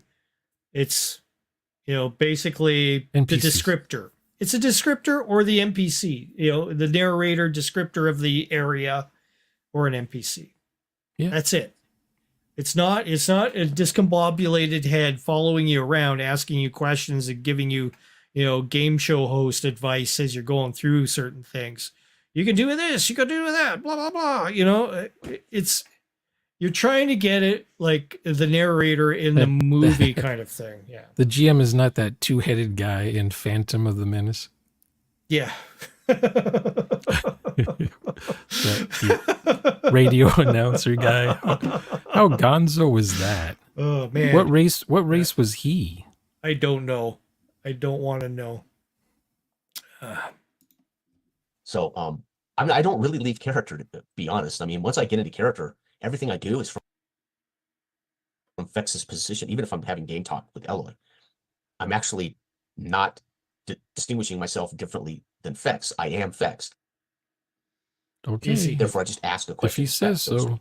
And I don't mean I am Vex like method acting, where if you said, Jason, we're method actors again. Hey, you want to play? Yeah. Well, I mean, sure, you could go ahead and give a little bit of finesse with your voice or whatever it is. I mean, a lot of people do that just because they're naturally in character. So they'll do the sneaky voice whenever I talk sneakily, like that. It's just natural to be kind of doing that. You're not actually acting. You're just, doing the, mannerisms. The mannerisms of your character. And that's cool. That's fine. Sometimes I'll use a voice, but not all the time. I don't use a voice with Alaric. But here's the thing. I've watched people LARP. They're not role-playing. Yeah. Yeah. They're just running around in groups.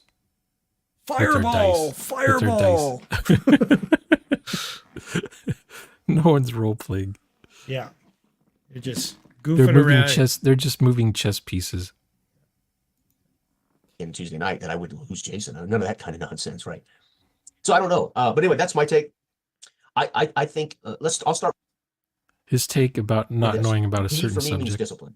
And we start with what game are we playing and what's our discipline? What's the discipline of the game?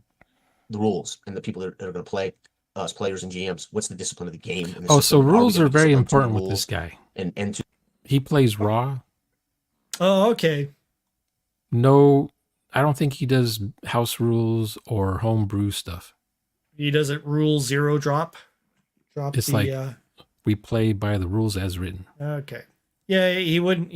I mean, he might work out in something that is a little less die rolly intensive, like Cypher. TPS, sure. Yep. Simpler systems like that would be great. I mean, even Traveler. But if he's not core micro. He's not into playing those games. Well, he's stuck in. Oh, I just want to play. He wants D&D. OSR. Yeah, D&D OSR. Yeah. It's not gonna. Yeah. You don't have a real character. You just have a sprite in the video game. Yes. To the hard and fast roles of a GM and what his role or her role is, and players what his or her role is as a player at a game, at a table that's socializing. Then there's the next discipline. Are we going to show up? We're going to show up on time. Tuesday night. I mean, we're talking about all of. Are we going to bring food? That are disciplines. Then the very last piece is concerning myself at this stage, having fun in my life with. Is everybody at this table in character? Have we all agreed we're not going to say roll initiative? That's the last piece, and 90% of the time, I'm not concerned with it because this is first and foremost social. We talk all the time about inclusivity and inviting all kinds of people Here we go. adhere to 4D play, is and enjoy, racist. and share. Well, Yeah, sorry. We're not inclusive. Yeah, we vet the players. If that is a bad thing, it's probably not for you then. If you feel that's bad. So unfortunately, yeah, they'll probably never play a 4D or 3D game. No, he won't. Because you have to have, a 3D or 4D game master to be doing the stuff that you want in 4D. It just doesn't come instantly with a 2D or 1D game master. Yeah, it's like, my last most important rule is no one says roll for initiative in this game session. Everything else can be said. Just don't say roll for initiative. Yeah. How can a GM still say, what do you guys do? Is that still allowed in the game? Yeah. Do you like hearing that? Game. No. That's romper room. That's romper room play. There you go. When the class what do they call those people in daycare centers? Oh man, what are they called? Not babysitters. What's the one step up from babysitter in a daycare center? Oh, there's counselors, there's babysitters, and there's something in between. They're the ones who say, who say, "What do you guys do?" Oh, okay, because she was just a daycare provider. Caregiver. They're called caregiver. Caregiver. Oh, okay. Yeah, caregivers. Yeah. They're the ones who pass out the clothes to all the kids so they can do their dramatic play.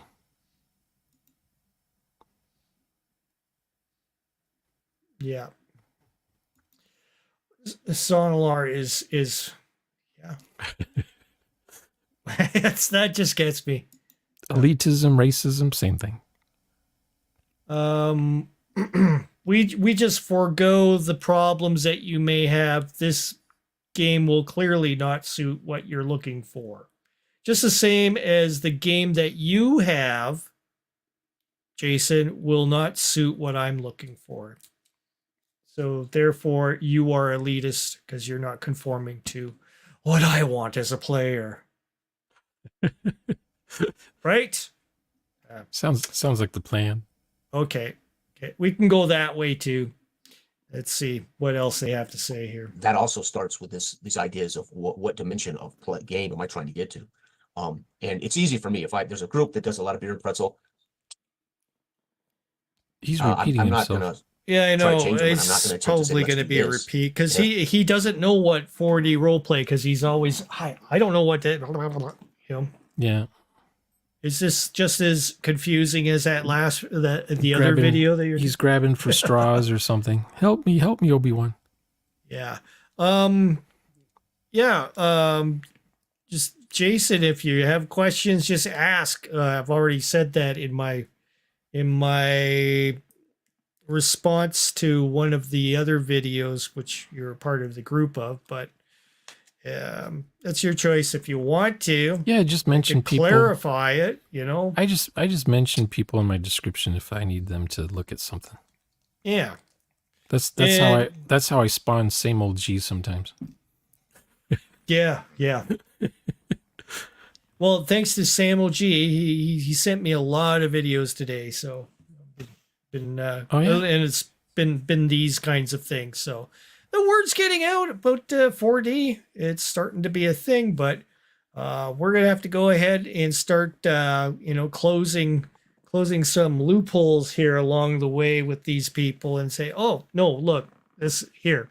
You want the information instead of guessing, go to the source and ask us. We'll be able to run you through it. We'll run you through a practice or whatever. We're not trying to be. It's hard to do it without reading my book. Yeah. But because I don't explain roleplay anymore on my channel. I got tired. Yes. Yeah.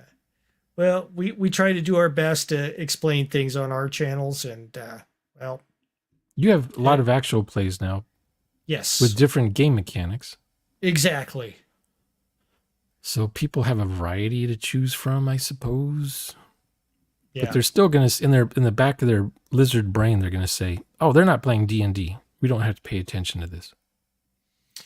Yeah, because I Because mean, a lot of people have that. D&D means role play to a lot of these guys. Yeah, exactly. Yeah, RPG, D&D, they're interchangeable. Let's go on here. Hey guys, why don't we try it? I'm just not going to play with those guys, right? Even if we've had a great time, it's not so much that. I mean, that's for the time I'm putting in. I don't want it to be constant jokes and nothing matters, nothing counts. We can take it or leave it. We can all go to the football game and just blow this off. And no, I want people to prioritize this activity for 2.5 hours. It's all they want to do, and it's all they care about, and it's important to them. So, beer and pretzel. But there's different levels of beer and pretzel. You know, I would argue we've had some Joth games that were very fun and like eating with your mouth open. We didn't make a joke of the game. We didn't treat spilling it. your drinks on the table and on the map. Leaving glass rings on everything. Yeah. So there are degrees of not picking up, not paying for stuff, not bringing your own food, stealing your books, getting Frito grease all over the books, pizza grease. I mean, if you want to play with those people, fine. You know, that's your thing. But yeah, we have to vet everybody that comes into our game group, and those that stick around. You know, there's a lot of us that are sticking around. There's been only maybe a couple of people that have tried it and thought, this isn't quite my thing, and they go off and do their thing. They tried. So it's cool. You know, at least they tried. Do we bother going through the rest of this? I think he's going to be repeating everything again. Yeah, he just repeats. He's a broken record. Yeah. I don't want to subject maybe same old G probably saw that video and thought, "Oh, that reminds me of 12, 13, 14 years ago on YouTube." Yeah. People haven't grown at all in the hobby. They haven't improved. Normally, okay, like all the people I went to art school with, over the years, the decades, I see their artwork and it's like they're doing amazing stuff since college. You know, we all take drawing and painting in college. They improved over the years. They're not still painting like they were back in 83, 84. But role players, no, they're doing it the same way still. And on top of that, they say they role play. Liars. That's like an artist saying, "I'm an artist, I'm a painter," and they can't paint. Yeah, but you know, that finger painting is a thing, Shauner. Come on, Shauner. It's a thing. It's painting. Now, if you know how to wrinkle your skin and apply just the right of paint, you can use your hand as a stamp. Yep. Without it looking like your hands are just being, you know, you could. Don't just mix all the colors and have. Don't mix all the paint together and end up with grayish purple color. Oh my goodness. I've never read a whole adventure book page to page, but I can read How to Role Play the Hard Way. Good point. I have other books I can recommend for role playing in, or at least prepping for, that are really good. Oh yeah. Maybe I'll do a video on that. Yeah, on Jameson's book.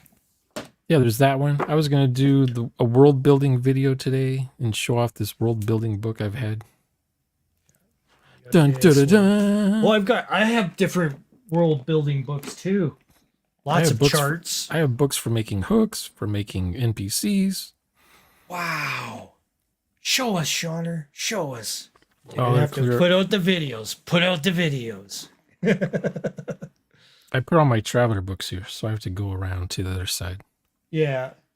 I have quite a mess on my table here. You don't see my real bookshelf here. See, I'm not too sure if you'll be able to see much on my back end. Here we go. I've been working on some stuff. I've been building some shelves and stuff in the back. Oh, I can't do it from here. I have to do it from the side. here. Broadcast, please. And let's do this. Background removal. There we go.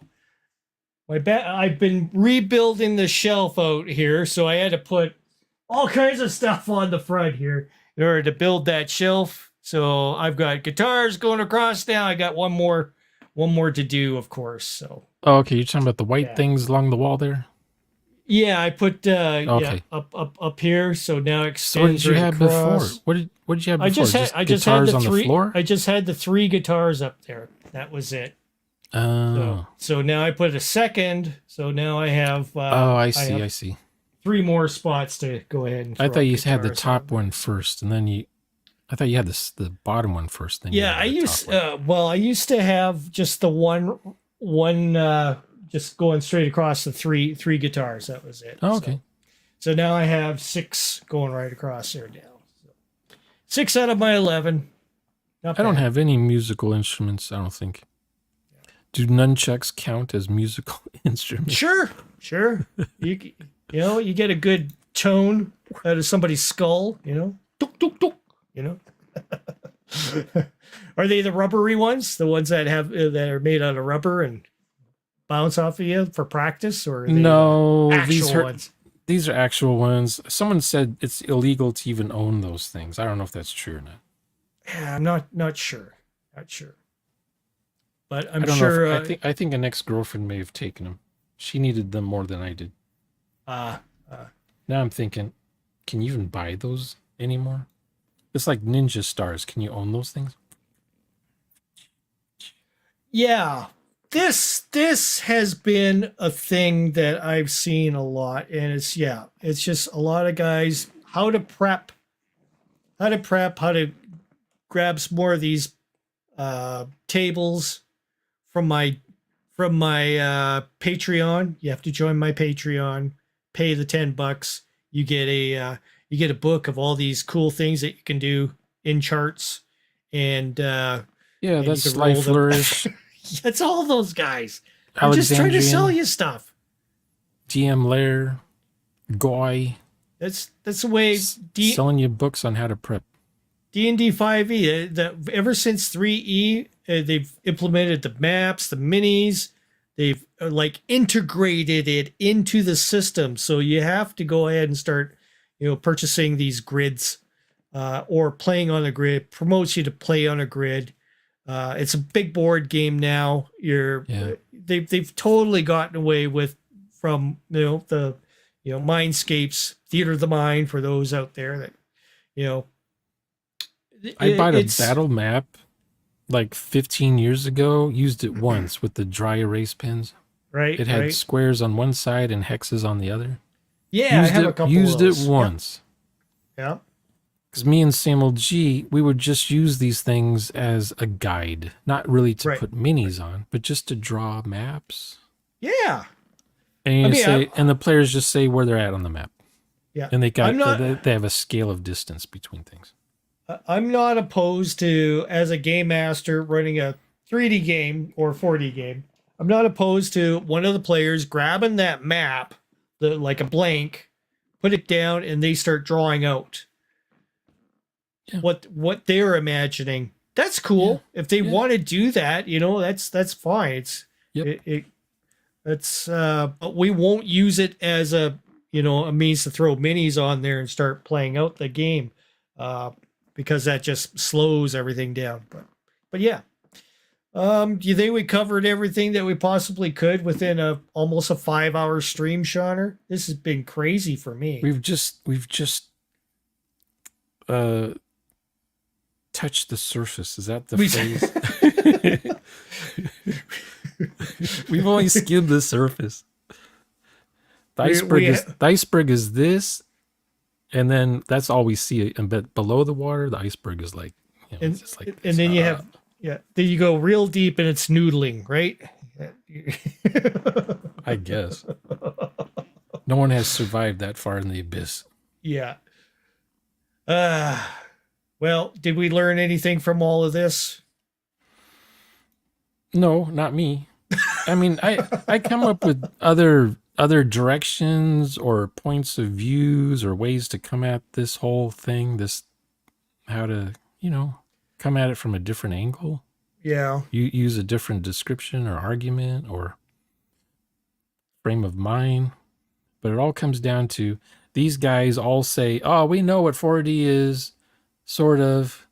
Actually, I don't know. I've done it before. This sounds like easy to do. I'm not LARPing, though. We shouldn't be doing LARPing.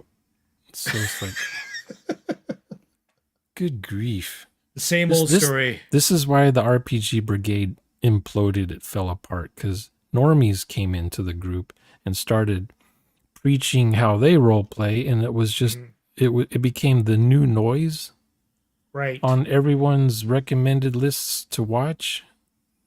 And then Google killed off video responses when they bought YouTube. I don't know if you remember video responses. Okay. On YouTube, you while you're watching a video, you could click upload video response. Right. And you could just make a video on the fly right there, and it would film it and upload it, and it would be linked in their description below on their video. Cool.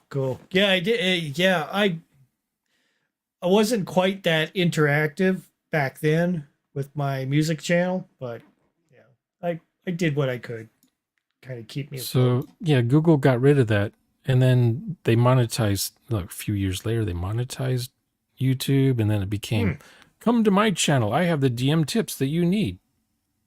Like and subscribe. No one said that 15 years ago. No one said like and subscribe on YouTube 15 years ago. We just posted videos. And then people would post their videos, and you have like a little conversation going on. There was no content creator. That wasn't a thing. My videos still look the same as when I started 15 years, 12 years ago. Yeah. I don't do all the things that I never said like and subscribe on my channel. Yeah, it became important later on when they monetized everything.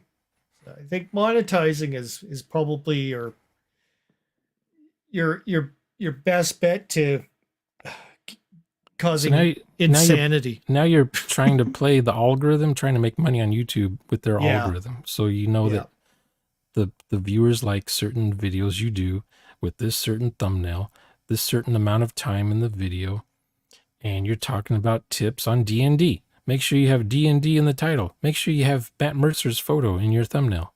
People will come watch it. Right. And now they're complaining that there's not enough money for everyone because everyone's doing that. There's not enough sponsors or advertisers to pay everyone $1 million. Yeah, it's crazy. Have you noticed the amount it gets divided up?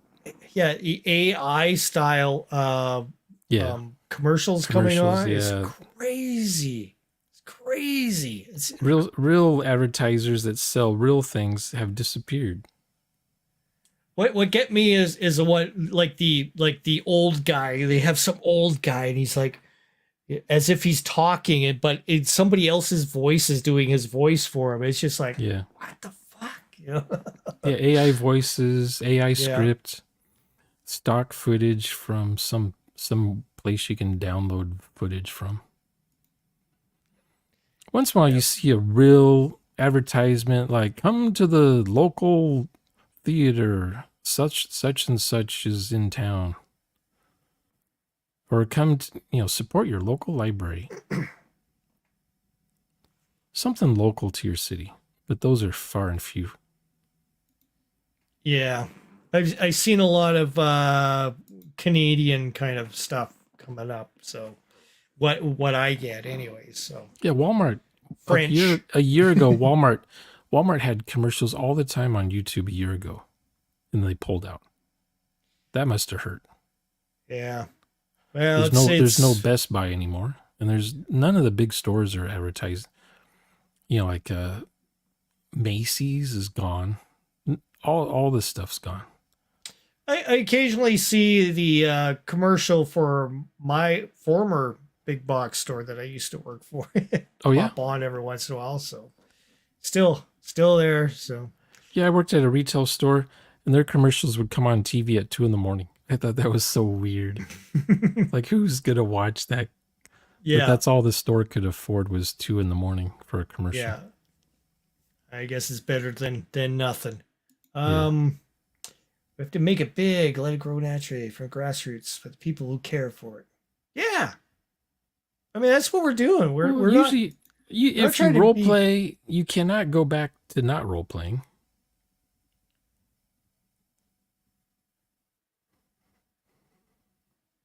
Esports. Yeah, esports. That's Matt Crafty's thing, right? He still lives in the 90s when he was doing esports. Yeah. Watching people play first-person shooter games or RTS games, competitions. It wasn't Eastband, was it, that was doing those shows? No one watched that crap. Yeah. Watching a bunch of Koreans play StarCraft. Lineage. As far as the role play thing for our group, we'll remain as a fairly small group, concise group of guys that continually play and put out content of game footage for people to, grasp onto and learn from. But if the 4D role play was to catch on and go on fire and start, people started gravitating towards that, that's fine, but it won't be happening on my Discord. It'll be the other players playing with other people in their Discords, and it's open to it's their towns, their cities, their YouTube channels, whatever, exactly. Facebook groups. We're not here to go ahead and create this as the only vestige of We're not control central, Just go out and do it. We're not Amway doing a pyramid scheme. Yeah, exactly. You can come into our group, play with us for a while. Let the system kick you out afterwards. If you're done playing with us for a while, you can come back, a year, 2 months, whatever it is. Come back in, say, hey, can I come in? Yeah, pop it open for you. Come on in, and want to play a game with us? Go, great. Yeah, and with more players, you have more time zones. Yeah, because that's usually the big deal is time zones. Yeah, I mean that's where Zonalar and the other group they're going to be shining for what's that? They'd be shining examples on the other side of the world. How come he only paid $80 to get on your $80? Oh my God! I wish people were paying me money. I got ripped off. Yeah, I've sunk quite a bit of money into what we have for a website and all that kind of stuff. AI. So, yep. So it's not cheap. We're doing this. StreamYard. Yeah. We're doing this to show people and make it somewhat entertaining. So, they like it. They like it. If they don't, they don't. It's fine. I know not everybody's going to like what we're doing. It's the way it goes. I'm fine. It'll work. You remind me of me 12 years ago on YouTube. I was so frustrated back then. But then I got used to it. I got used to it. Yeah. I never get upset at people or anything. It's only when they start actually attacking me and saying stuff about my character. You're LARPing. And you're dividing people with your divisive, 1D, 2D, you're 3D. not inclusive. But the people that bring up all that stuff, the inclusive and the LARPing, it's like projecting. Yeah, they're projecting. Exactly. It's like what's happening in their lives for them to even be bringing that stuff up? Exactly. We're just talking about role play. Yeah. You can take it for whatever you want to imagine it, I guess. I'm not going to be changing your mind. What if we talked about Monopoly, how to play Monopoly all the time? We just talked about Monopoly. There's channels that do that. Yeah. People watch this and they say, "Oh, these guys they're slumlords, they're money grabbers, they're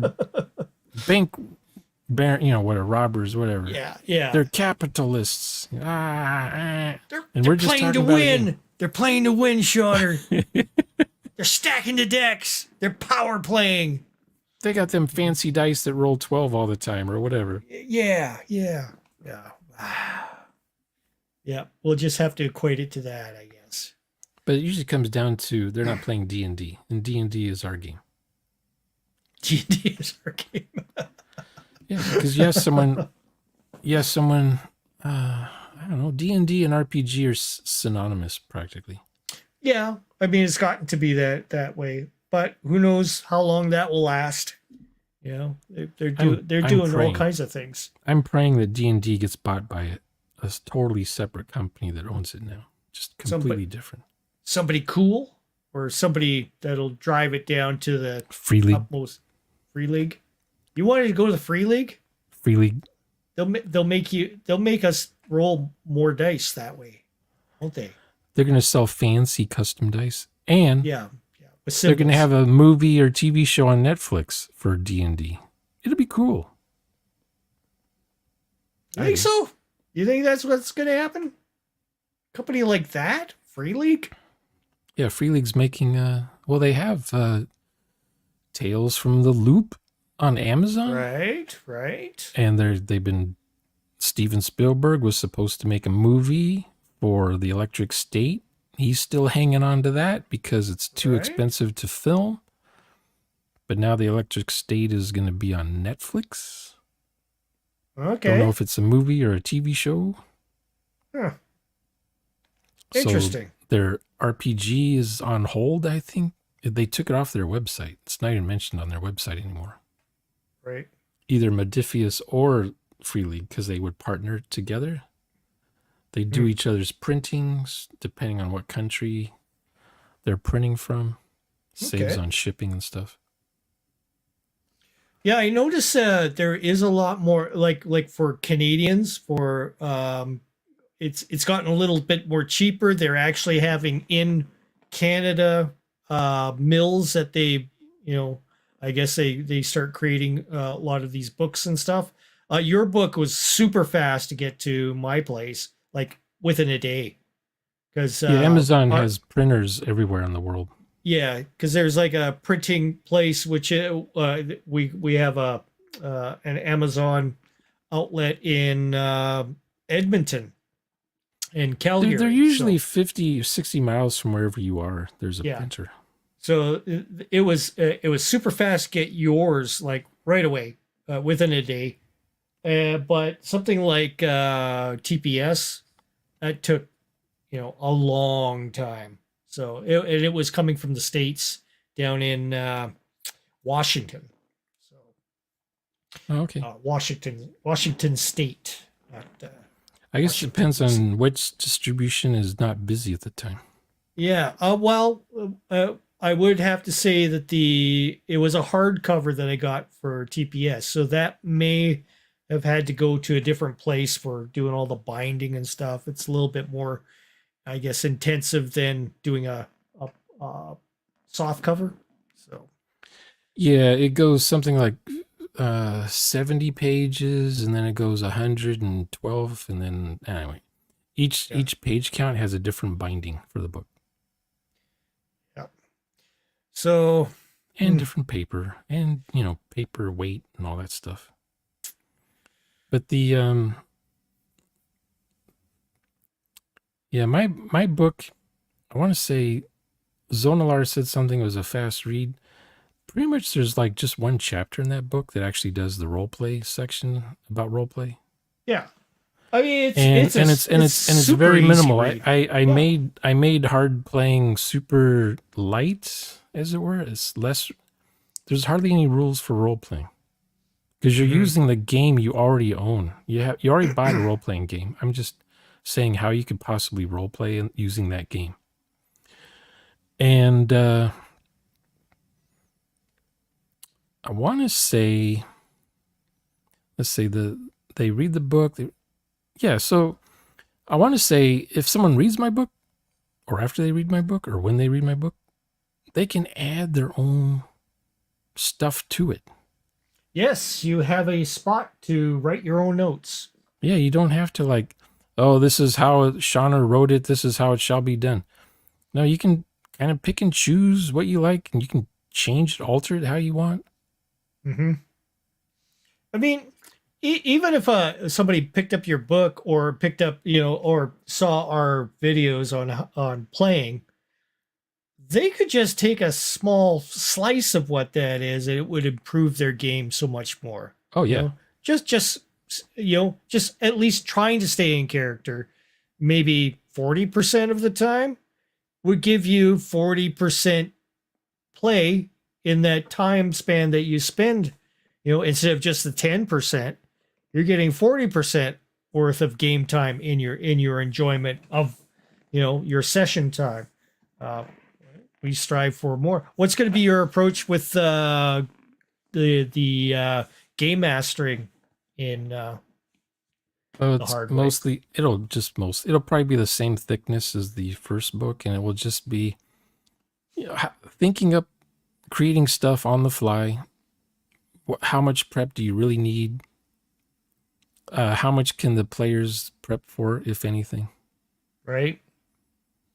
How do you I don't know, what training other players, training other GMs how to run games, practice sessions, more maybe focusing more on practice sessions, the pre-gen stuff, maybe stuff I kind of hinted at or glossed over in the first book might have chapters in the bigger book.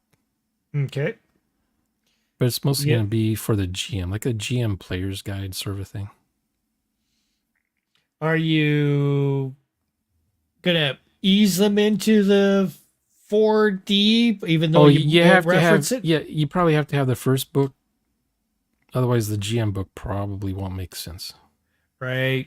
Are you gonna start using 1D, 2D, 3D, 4D? Or no, it'll just be how to I don't know, something the hard way. It's still a hard way series. Okay. The hard way series of books, Runner's series of books. It's going to be called how to run a game. How to run a game, or how to prep a game. Okay, Seth. How to prep a game the hard way. Yeah. Well, we've hit the five hour mark on this. Holy crap. And it would just focus on one shots, probably. Okay. Maybe there'd be a third book, how to campaign the hard way. Depends. I've thought about there's not a huge audience for my book. Well, hopefully with enough videos out there, we can finally get 4D to, lose its black mark, his black eye on society. Yeah. It's like I said, I'm an elite role player. I'm not an RPG elite. That doesn't mean squad. I'm an elite role player. Well, Shauner, I think I will close off this stream. It's time for me to go ahead and grab some. Go eat pizza. I'm gonna go to In-N-Out Burger. Okay. I might just make a burger. I think I'm gonna make my burger. Lucky. All right. From scratch. We'll see.